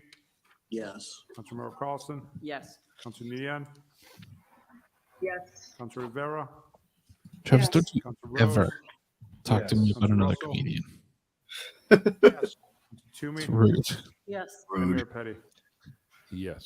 So that brings us to the end of the meeting. Any suspension? So the motion is to suspend the rules, and we will go with council. And they just burn through that. All those Thank you, tabled Mr. items. Chairman. Over the last What's Kenny gonna couple say of here? days, people have Probably. reached out to me in regards to property owners. And Yeah, the they're budget got wondering held till next why week. is it that they're being asked to fill out financial stats on their properties? And if they don't file the financial stats, that this year here, they're actually being fined. So folks have said to me that this is something that's new, the fines. So what I'd like to know, the other question that Dang, Mama Roo puts up some Instagram pictures that are just so scrumptious. families and above? Is this 3 families? Is Yes, sirree. somebody Mama who Roo has is just a good ass single food. family? Bottom line. Do they have It to makes a good fill out product. financial stats? And what is it that we as a city do with all of the Get me a financial fried chicken sandwich. information that we're gathering from folks? How is it, and again, it's new to me, how is it that if somebody owns a 3-family, that they have to turn into the assessor's office their financial data for that Kenny Mayo Carlson, when the revolution comes, where will you hide? So yeah, so would love to know is, to ask, I mean, for the city solicitor, what is the legality of the fines for folks who fail to reply to the assessor's question? Is that's it? That's the thought? Just pick close. Is that that where we're at in the chat right now? Piccolos. That's great. I've never been there. Is it good? Councilor Bergman? Anyone want to speak on it? No. Okay, we have. It's not? I don't think so. I can't. When's the last time I went to Let's make sure we have enough. Okay, roll call. So Councilor Bergman has recused himself from this item. I don't know. Councilor Maybe Russell it's fine. Florio? Yes. Councilor Gia? Yes. Councilor King? I don't know. I don't think it's good. Is this Hot me? take. Need a virus from opening? Yes. Councilor Rivera? The Councilor King just dipped out. Yes. Councilor Toomey? Yes. And Mayor Petty? Yes. Beat kids. Who did you exploit today? Where the hell is this? Oh, Wonder Shows and Yes. beat kids. Yes. Councilor King? Kids on the street. Councilor kids. Carlson? Yes. Councilor Nguyen? It's overkill. Not great, just fine. No, it's really good. I don't know what to think. Yes. Councilor Rose? I'm gonna keep not going there. Oh, yeah, the joke. Yes. And Mayor Petty? Yeah, I love Wonder is nice. Shows. Well, that happened. Wow, we did it. We watched that whole fucking terrible, awful thing. We watched that whole fucked up thing. Who needs a fucking budget? Where would that get us? What the? Yeah, just we don't need a budget. Just don't even look. Just don't even look at it. Say yes. That's what I do. I'm Kate Toomey, and I'm running for public office. You are Kate Toomey, and you are running for public office. Kate Toomey. I'm running for the platform of shit in my pool. Everyone, including me. My address is I forget. Look it up.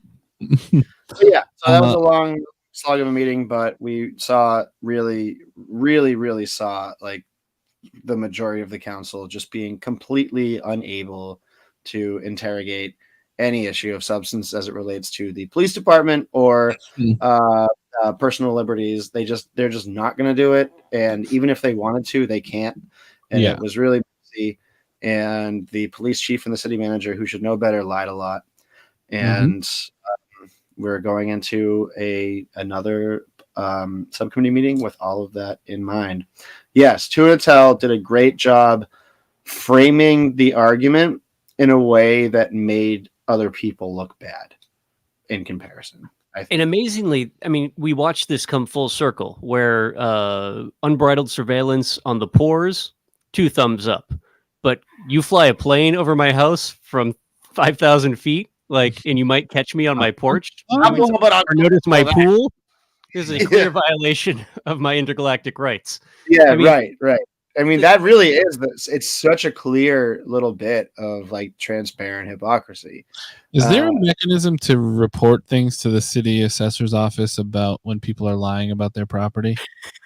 Yeah, just go something a little print out a $20 bill. Call the assessor's office, everybody, and tell them that Kate Toomey has an in-ground pool, but their property records indicate that she has an above-ground pool. That might be the thing that finally gets her to snap and quit.